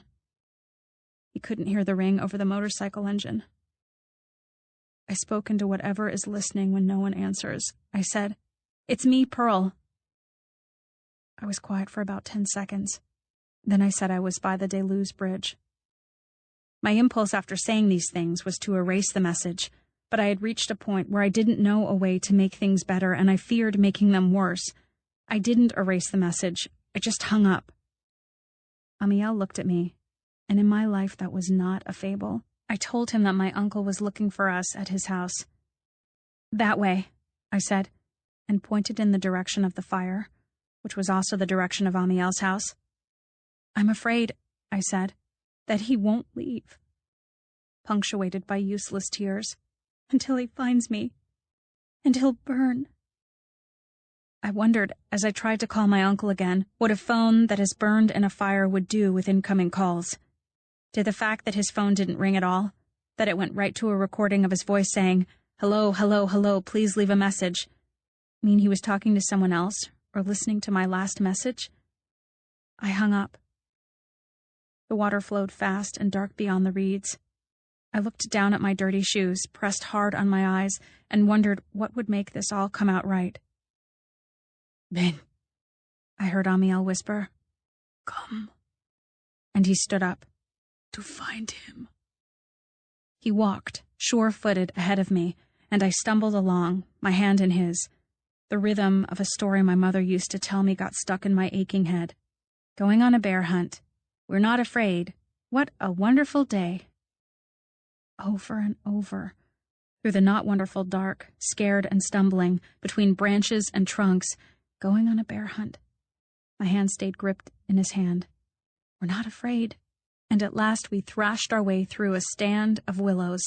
And what a wonderful day. We were breathing hard and shivering at the edge of the grotto, so I called out, "Uncle Hoyt!" We're not afraid. I listened for a motorcycle engine, and then remembered that on these narrow, rocky trails, in this smoky darkness, he would surely have to be on foot. I pushed the button on my phone, but nothing happened. The battery had died while I was walking. "Hoyt!" I shouted. Darkness, smoke, heat, and water swallowed the words. Two things happened next that are still hard to believe. So dreamlike and monstrous did they seem. Amiel plunged into the water, and I, still connected by his hand, plunged in after him. The air was quivering with heat, and it smelled different. I became aware of a crackling sound and a rosy, hazy, blossoming glow. It was pink and orange and lathery. I was looking at the glow, which I knew was the fire, and I was sinking down into the water, which came only to my waist, when a light-colored shape streaked along the path where we'd been standing and was gone. El León, Amiel said, pulling me lower into the water. I wanted to laugh and tell him there are no lions in California. What did he think? That we were in Africa? Then I remembered the stuffed mountain lion in the glass cage of the Museum of Natural History. The air was so hot that I couldn't think about the lion anymore, and I could see the flames now fingering the tops of trees. What a wonderful day. The fire cracked branches like bones, and then flames reached for another tree, and we sat in the cold water up to our necks, our legs straight out on the slimy river bottom, and then Amiel pushed my head under, which made me cough and strike out. But when I could see again, vaguely, he was ducking his own head under, and I thought, with what little reason I still had, that he was dousing my head so it wouldn't be the next candle, and I felt so very sick, as if I were a hot air balloon that had to go on sucking up the heat of a fire burning directly beneath me. I swallowed the heated air because I had no choice, and my head went high into the darkness and became heavy and came back down. The fire went on cooking and eating the trees, and we stayed where we were, hiding from it, hoping it would pass us by. I was fully conscious, and I was delirious, freezing but not frozen, for hour upon hour upon hour. The fire never completely encircled us, but burned along one side. We stayed where we were even after it burned past us, Amiel's arms tightly fastened around me. Toward the end of the long night, I began to imagine I had seen the long, ghostly body of the mountain lion very clearly, that it had turned to regard us as it ran, and that it had cracked marble, blue-brown eyes. 49. I woke to a world that wasn't black, but gray, and on the surface of the water below my chin floated soapy flakes of ash. Amiel felt me jerk awake, and he released his hold on my waist. He stood up slowly, his clothes heavy with water and mud, and I did the same, an ache in my head so sickening that I shuddered. There was something heavy in my pocket, the drowned phone. In no direction could I see flames, though I suspected that the ashes on the burned side of the river would hold, like the ashes in a fireplace, pink burning coals. Even the water smelled like smoke. A low droning sound became a loud droning sound, then a deafening thwop. The helicopter was low enough that I could see, briefly, a human being inside, and I imagined that the human could see us. The helicopter turned around and made another pass. Yes, someone was looking at us, but I couldn't think whether this was salvation or doom. Most of the blackened trees were south of the river, but Amiel's side of the river was still green, so that was where we climbed out. I was shaking so hard I could barely walk. I hate to throw up, but I threw up. I kept walking so that I wouldn't be near the vomit, and after a few steps found I couldn't walk anymore. I have to sit, I croaked to Amiel, wondering if this was how his throat felt most of the time. He turned and gestured to me to wait, and when he returned, he had a blanket for me. He'd brought a can of beans and a knife, which he used to punch a hole in the lid, but I couldn't swallow the beans he tried to feed me. The droning sound returned, grew louder, hesitated, and went away. I shivered in the blanket, laid my head on Amiel's lap when he pulled me to him, and then was not conscious of anything beyond the long, gliding, mythical body of the mountain lion as it turned its head to see what I'd done until I heard voices and saw beside us the thick black boots and yellow tarp-like pants of a firefighter. Not one, but three. The one with a cleft chin and a voice like cold water knelt down and started checking things a doctor would check. "How'd you get down here?" he asked. He didn't sound angry, but I thought he would be angry soon. "Have you found anyone else?" I asked, my voice not only hoarse but trembling. I kept expecting the air to heat up again and rush burning into my head. Amiel stood off to one side, coughing hard. "What do you mean?" the firefighter asked. "Were there more of you?" "My uncle came to look for us. On his motorcycle. He didn't answer me, but he pressed his lips together, and I saw the narrow-faced one exchange a look with him, then go off a little way to talk into his radio. When two of them put me on a stretcher, I saw in Amiel's face the same look that the mountain lion had in my dreams, and I said they should put Amiel on a stretcher too, but Amiel shook his head, and they thought he couldn't speak English. Hablas inglés? The water-voiced man asked Amiel, but Amiel didn't respond. He saved me, I said. We should call my mother, I finally thought to say. I was stuttering now, and we should call my uncle. The man with the narrow face who had talked into his radio asked for the phone numbers, and I chattered them out through my teeth. In a few minutes, I heard him say, Mrs. DeWitt, this is Larry Greenworth of the fire department. I've got your daughter here, and I just wanted you to know she's fine. Looks like shock and hypothermia, some smoke inhalation, but we're going to take care of that. Pause. The river bottom, he said. Santa Margarita. Pause again. No, he said. She mentioned that. We're going to look for him. When that was done, he tried the number for my uncle. Not answering, he said. I heard in the distance the piercing, repetitive cry a squirrel makes when it senses danger. Let's go, one of the men said. A crow, black as the trees, floated over our heads. They told Amiel to follow them because they had thick boots, and they'd be able to make or find a path through any still burning coals. I was lifted up, and the trees wheeled above me like black snowflakes. It was not like riding in a canoe, but a wheelbarrow race, where all four of my limbs were held by other people as they scrambled over uneven ground. What were you doing down here? The foot carrier asked me. Hiking? Yes, I stuttered. Didn't you get the evacuation order? I closed my eyes. This question would lead to other questions, and then they would be so angry, so I closed my eyes and pretended to sleep until I really did fall asleep. I was asleep when we passed the charred rubber tires of a burned motorcycle. I was asleep when we passed under the burned canopy of Agua Prieta Creek, ghostly and hollow, where Amiel and I had once peeled loquats with our teeth. I was jolted awake by the voice of one of the firefighters saying, What the— Hey! Get back here! Why is he running? The one at my feet asked. When I lifted my head, I saw Amiel running back toward the river. No! I tried to shout, my voice incapable of shouting. Should I go after him? The firefighter who wasn't carrying me asked the others. He looked young and exhausted. No, the one holding my feet answered. He saw his chance to ask me questions again. Who is he? I started to say Amiel's name and then stopped. He worked here, I said. He heard that the Border Patrol is waiting at the freeways to catch them. We'd reached Willow Glen. A fire truck was there, and an ambulance.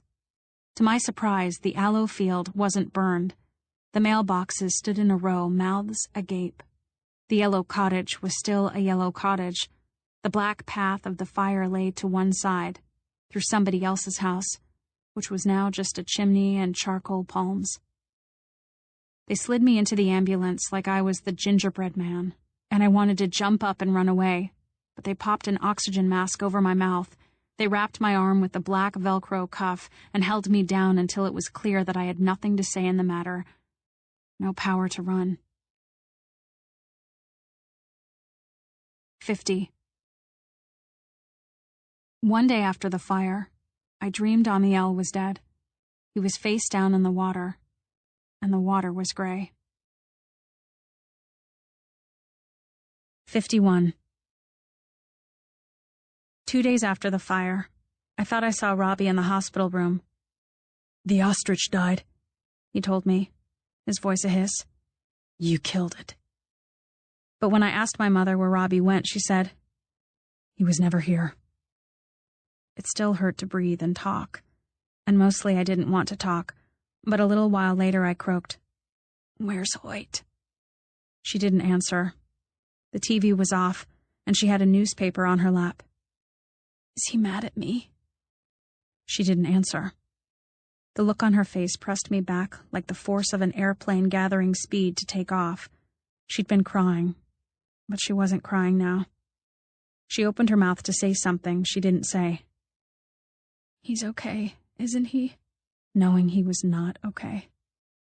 She shook her head, and I knew that what she'd been crying about was not me, or the burned stuff in our house, but whatever had happened to Hoyt.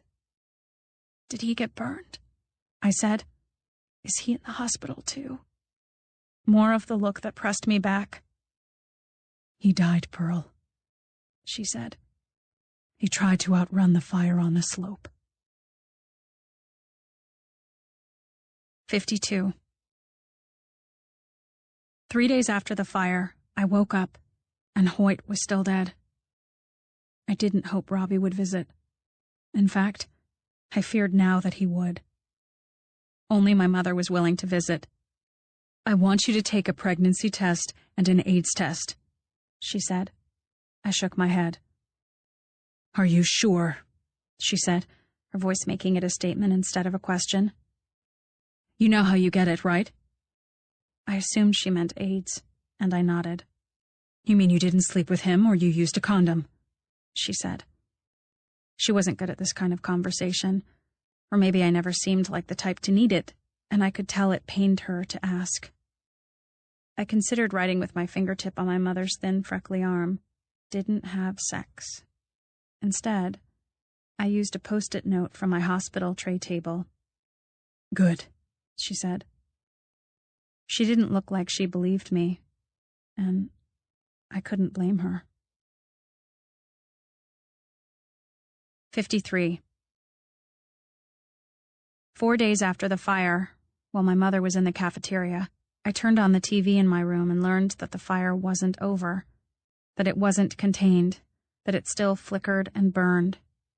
Power lines were down, and the National Guard still blocked Mission Road at the freeway, turning away people who tried to talk their way in.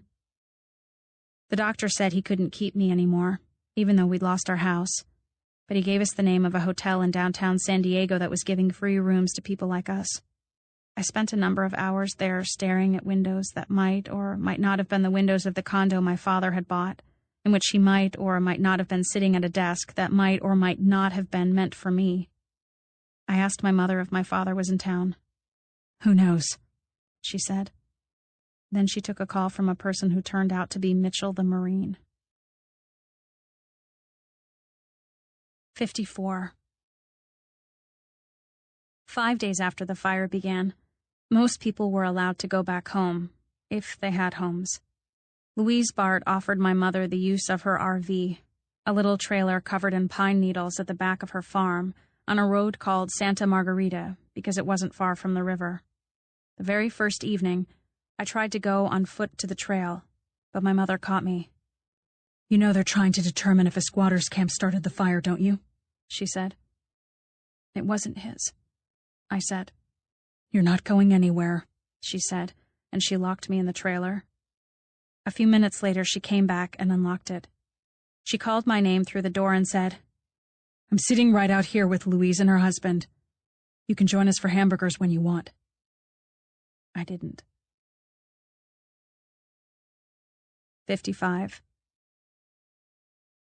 6 days after the fire started, we stood in the ruins of the Lemon Drop Ranch. My mother crossed her arms and walked carefully over the rubbish. High above us, clouds webbed a turquoise sky. The fire had not burned everything evenly. The pine trees were uniformly black, like chandeliers dipped in tar. But the avocado trees were shriveled and brown, with leaves still rattling from limbs. You could see things from the cottage you couldn't see before, such as the crusty, tangled platter of Robbie's house, where a hired crew was tearing out bits of junk and raking it into piles. Robbie and his mother weren't there. They were at the Berry Bell and Hall funeral home making arrangements.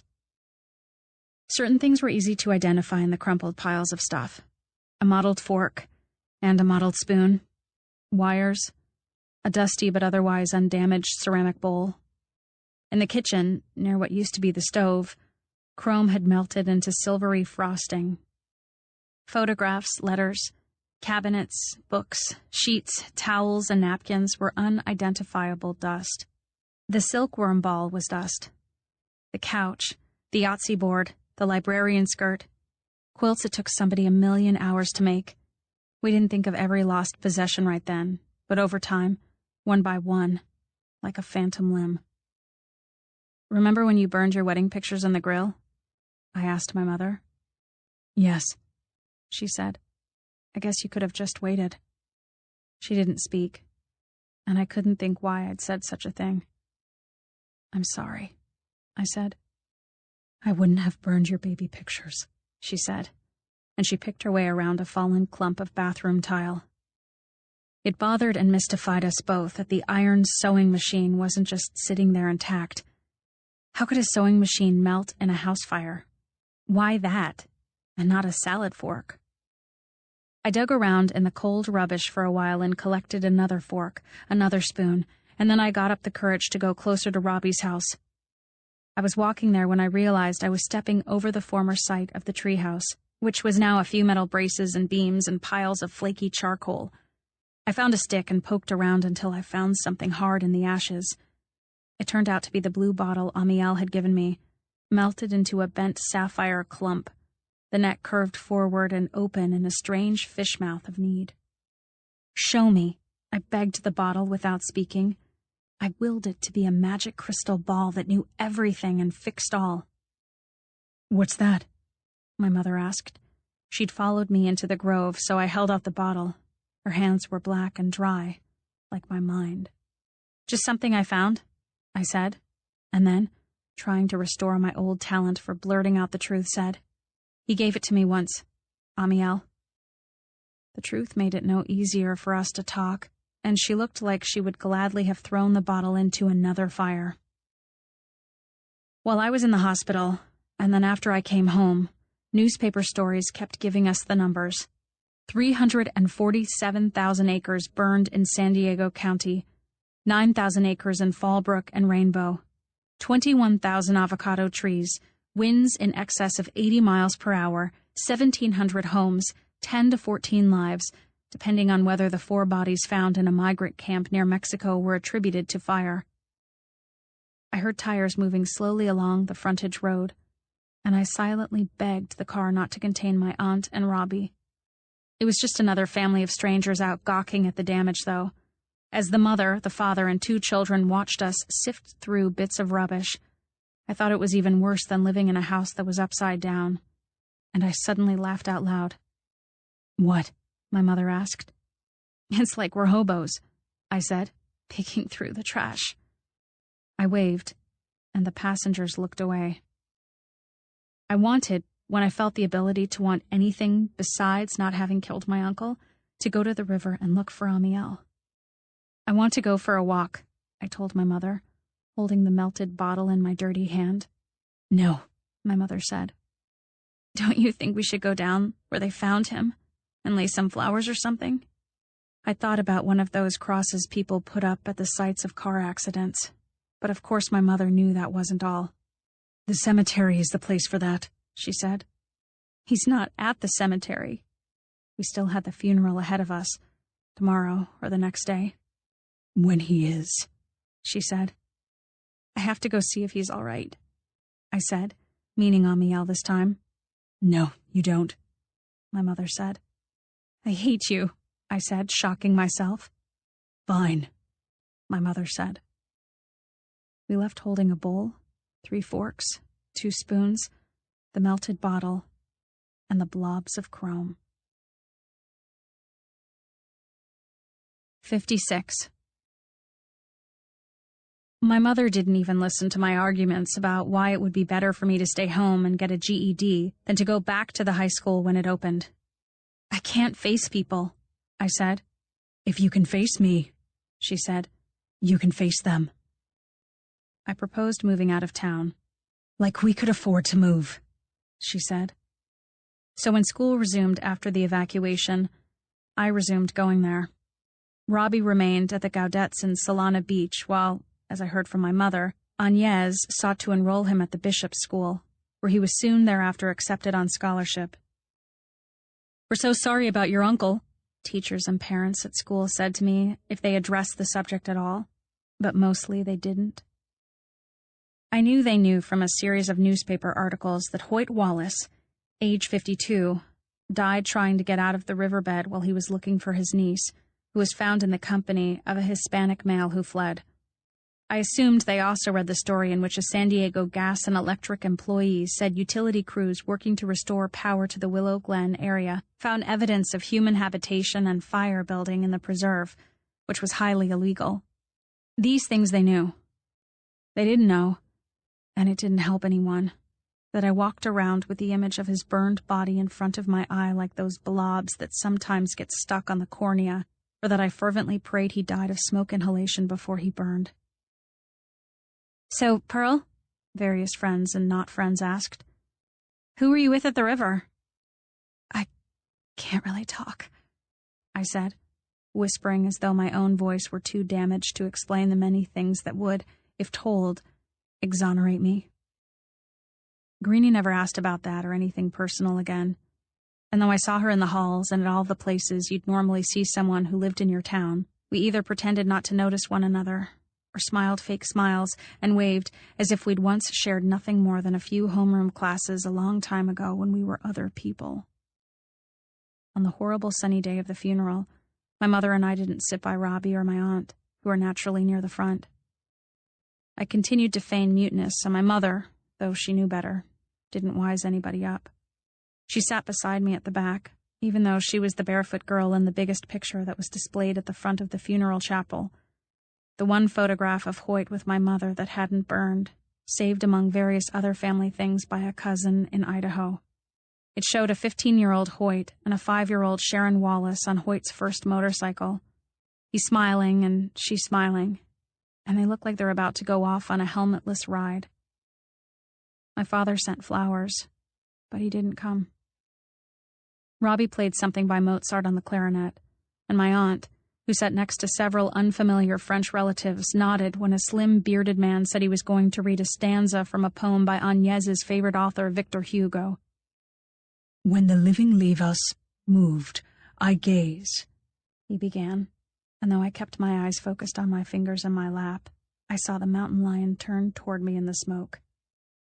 "The breeze that takes you lifts me up alive, and I'll follow those I loved."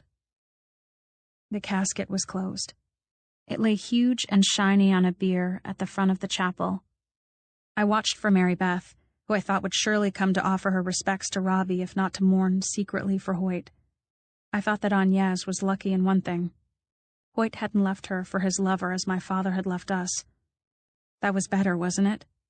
I knew what he'd done, and Robbie knew, but Agnès didn't, and I added this to all the other qualities that made my uncle a good man. Mitchell the Marine was waiting respectfully outside for my mother. He was wearing camouflage, which he apologized for, and he'd come there on, of all things, a motorcycle. "So you're Pearl," he said, and I didn't hear any particular judgment in his voice, no more than I heard in other voices. I could feel Robbie and Agnès and the French contingent watching us and wondering about the soldier.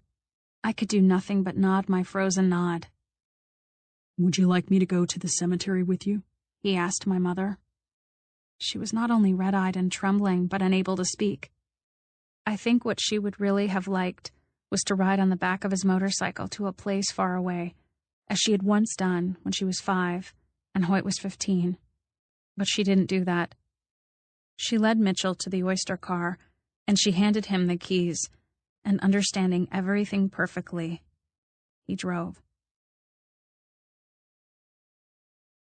57. On Saturday, Mitchell came to the RV on his motorcycle. This time, he wasn't wearing his uniform. This time, my mother climbed on the back, locked her arms around his waist, and left me, against her better judgment, alone. 30 minutes and 9 days after the fire started, I stood on the bank that once led to Amiel. It wasn't quiet. A cracking, pounding sound came from the grotto, and when I waded across, I found 2 men and a woman whacking the shell of Amiel's hut with sledgehammers. They stopped and stared suspiciously at me. "What are you doing?" I asked. I surprised even myself with my loud, undamaged voice. "Removing a fire hazard," they said. I didn't go past them to the roofless homesteader's house for fear I'd lead them to something they hadn't yet discovered. I'd have to find another way. I walked downstream, then worked my way around, got lost, and finally recognized the sycamore that led to the front door. I climbed up and stood under trees dry and rattly in the blue air, terrified that once I entered the house, what I'd find would be a corpse like my uncle's. "You knew who?" the doves in the trees chided. "You knew who knew." I stepped in. The foundation was clean, just as we'd left it, except for ash. Ash lay over everything. I walked all over the foundation, raising little puffs of it with my shoes, looking for a trail that would show me where he'd gone. In one corner, I startled a lizard with a missing tail. A Phoebe sat on a stump outside the doorway, waiting for something in her black coat. Nothing in the house seemed left there for me, but I kept walking over the floor and listening to the sledgehammers. "Ready for lunch?" I heard one of the men say. "After I get this sucker out," the other called. Then I saw it. Amiel's writing stick, the one he'd balanced upright in his palm, lay against the wall in some leaves, and when I pulled it out, a piece of paper that had been coiled around the tip loosened and dropped. Unfurled, it said, "Black Oak." "Where did that girl go?" the woman asked the men who were smashing things. "I don't know." "Do you think she's the one?" I ducked down and crept along the far edge of the willows until I reached a point where I could wade across the shallow river. I saw the woman's red bandana as she dipped down to wet her hands, and I saw her regard me dubiously, but I kept going as if I didn't care. There, in the hollow of the burned oak, sat the pale green and black tin. There were the lords and ladies, the filigree, the lute. With shaking, smudgy fingers, I picked off the lid. Under a drawing of an oyster shell and a pearl, Amiel had written, "Vuelvo a Mexico. Recuérdame." Simple enough for even me. I'm going back to Mexico. Remember me. I had another stop to make, and I took the tin and Amiel's stick with me. Recuérdame. The 4 syllables formed a rhythm in my sick heart. I had to go past the sledgehammer crew again, past the green canopy into the burn zone. Under my feet, the hard dirt became thick, powdery ash. Recuérdame. Black manzanita twisted out of the slopes beneath black oak. Black oak laid down against black sycamore. The plants the boy called hobo pineapples poked fresh and green out of the black earth. I was getting closer now to Willow Glen, closer to the spot where my uncle, according to the description in the paper, had decided to go uphill to get away from the fire.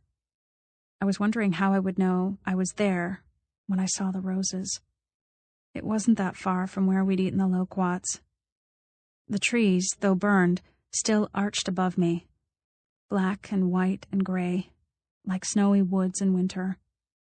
And there, on the northern slope, I saw pile after pile of roses, each bouquet successively older and drier, so that the fresh bunch was still bright red, the one just beneath it dried red and wrinkly, others yellow, some pink, all of them long-stemmed and wrapped with a ribbon like florists use.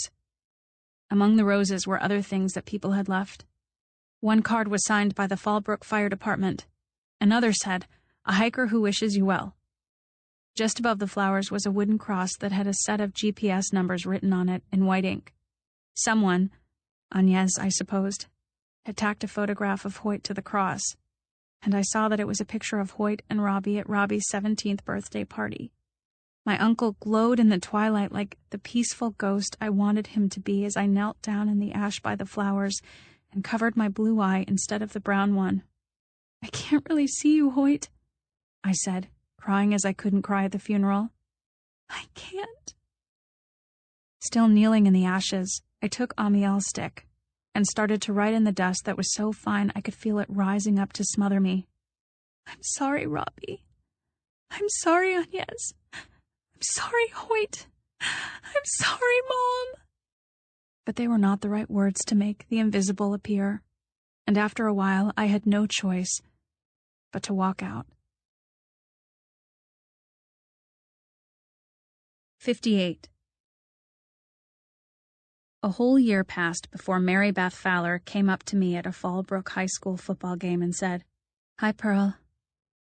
I stared at her for a second, stunned, and then at the backs of the girls sitting in front of us. I no longer had any claim to muteness, so I said, "Hi." "I'm sorry about your uncle," she said. This I never answer anymore. "You know that Robbie told me not to come to the funeral, right?" she said, her hair cut short and brushing against her turtleneck, but her face still innocently, childishly pretty. "No, I didn't. I looked for you, actually. He acted like it would be really offensive for me to be there, which I didn't get. I hoped that something would interrupt us, such as the cheerleaders asking our section to do the wave. I guess he just thought it would be weird for you to be there," I said. "Why would it be weird?" "Because of your relationship with his dad." Mary Beth stared at me. She didn't look embarrassed or guilty, just confused. "What are you talking about?" she asked. "You and my uncle, the affair. Robbie knew." On the field, among the bright red and blue shirts, play resumed. Mary Beth turned a sort of plum color. "There wasn't an affair." "But he saw you, at the house, kissing his dad. I guess he was hiding in the bushes trying to figure out why his dad was acting so odd." She tugged at her sleeves as everyone around us jumped up and screamed about a play that we weren't watching. When they were quiet enough for her to continue, she told me she knew what day I was talking about, but he had it all wrong. She said she came out to the house to drop off a tennis racket she'd gotten restringed for Mrs. Wallace. Nobody was home but Hoyt, and he offered her a Coke. They started talking in the kitchen about Paris because Mary Beth was saving up to go there, and he wanted to recommend an apartment his wife's cousin rented out near the Eiffel Tower. He thought he had the address and stuff in his room, in a box, and he told me to come on upstairs. And I remember thinking I shouldn't go into his room, but if I acted like it was a big deal, then it would be a big deal. So I acted like it was nothing. And while he's going through the box, showing me stuff, I hear the front door open and shut, and I'm thinking, oh my God, Agnès is home. What's she going to think? Mr. Wallace thought the same thing. So we're like in some sort of play with all these doors opening and shutting. It was kind of funny, but it was incredibly stressful too, especially when Robbie came to the door. Anyway, Robbie left, or I thought he left, and Mr. Wallace walked me to my car. When we get there, he goes, "Well, that was a lot of trouble to prevent the appearance of something that couldn't possibly happen." Mary Beth paused for an unnaturally long time, and she looked into the distance where the other team sat, and pressed her thumbnail against her lip. "This is really hard to explain," she said at last. "I don't know if I should even try." I didn't want to hear anything bad about my uncle, and that's how the story was starting to sound. I just waited. "Okay," Mary Beth said. "You're probably not going to believe me, but this really is the truth. I said to Mr. Wallace, 'What couldn't possibly happen?' And he said, 'Who would believe that a beautiful girl like you would be running around with an old mutton chop like me?' He looked kind of sad, you know, and I said, 'It's not that impossible.' And I went to hug him, which I guess was the wrong move. He thought I was going to kiss him, so our lips met. But it was not a passionate kiss at all, more like one of those greetings or farewells where you're just planning to shake hands or hug, but the other person is doing some French thing, first one cheek and then the other." I listened to all this while players were smacking and darting across the football field, and the cheerleaders were shouting, "Let's go, Warriors, let's go!" Mary Beth watched the football players for a second after she finished the story. "Do you believe me?" she asked. "Yeah," I said, relieved that what she'd brought to me was a better version of my uncle, the one he'd always seemed to be. "I do." "Thanks," she said. "You should tell Robbie," I said. "Yeah," she said, staring at the field for a while. Then she shook her head. "I don't think I could after all that's happened. After the funeral, which, like I said, He told me not to attend. I just decided Rob was a psycho, that he was one of those weird people who want something until they've got it, and then they don't want it anymore. He really, really hurt me. I just sat there. Maybe you could tell him, she said. He'd believe you. Me? He doesn't talk to me anymore. I'm the last person he would believe. She gave me a look of genuine surprise. Why not? Don't you know? I said. Because it was my fault that that he died. Except for the therapist my mother made me see, no one ever knows what to say to this. And Mary Beth didn't either. Dr. Daggett says I went down into the burning riverbed to get my father's attention. Therefore, according to Dr. Daggett's line of reasoning, it was my father's fault that my uncle died. I never believed this. Mary Beth watched the final play of the game in the unseeing way that I observed all sports, and most other things, and then the game was over and we lost. She touched my hand, putting pressure on it in a way that let me know she was trying to say she was sorry, but couldn't think how. Take care, she said, and walked down the bleachers to the friendly-looking guy who was waving to her from the sidelines, and I never saw her again. A month or so later, I wrote 2 letters. The real thing, handwritten, pen and paper. The first was to Robbie and repeated Mary Beth's story. The second was to my Aunt Agnès, and said that I knew she could never forgive me, that I didn't forgive myself, but I wanted to tell her that I knew it was my fault that my uncle died in the fire. 6 weeks or so went by, and we received a postcard with a picture of the Tuileries on the front. The postcard was addressed to my mother, not me, and it said, Dear Aunt Sharon, please thank your daughter for the informative letter. R. I looked at the postcard several times before it occurred to me that in addition to pretending I didn't exist, he must have decided never to say or write my name. A little while after that, one of my Aunt Agnès' monogrammed envelopes, cream-colored and heavy and smooth, appeared in the mailbox. When I opened it, her perfume wafted out like a ghost. Dear Pearl, it said, Faut avouer, ta moté pardonné. She didn't translate, but I managed to look it up and be comforted a little by her belief that a fault acknowledged is halfway forgiven. I might write to her sometime and tell her that I've pinned lines from the Victor Hugo poem above my desk, and that they have helped me plan the future. The breeze that takes you lifts me up alive, and I'll follow those I loved, I, the exile. 59. It's spring again, 2 months from graduation. I take night classes in botany and Spanish and work for an hourly wage that goes directly to the bank. By September, it will be enough for a Spanish immersion program at an institute 2 hours from a town that has a bus to San Ignacio, Guanajuato. I'll go from San Miguel to Silao, and from there to the dirt road a former employee of my uncle's has described to me as muy larga, and lined on one side with guayaba trees.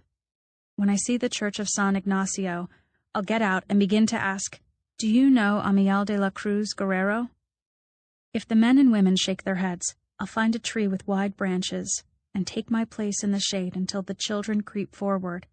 Then I'll point to my eyes and say that I see into this world and the next, and I'm looking for one who has passed over La Frontera and returned home. He speaks little and works in the fields. He lives in a house on the hill. Sometimes at night you will see him on his porch painted turquoise, looking out, sitting alone with 2 empty chairs. Do you know him? We hope you have enjoyed our presentation of Dark Water by Laura McNeal.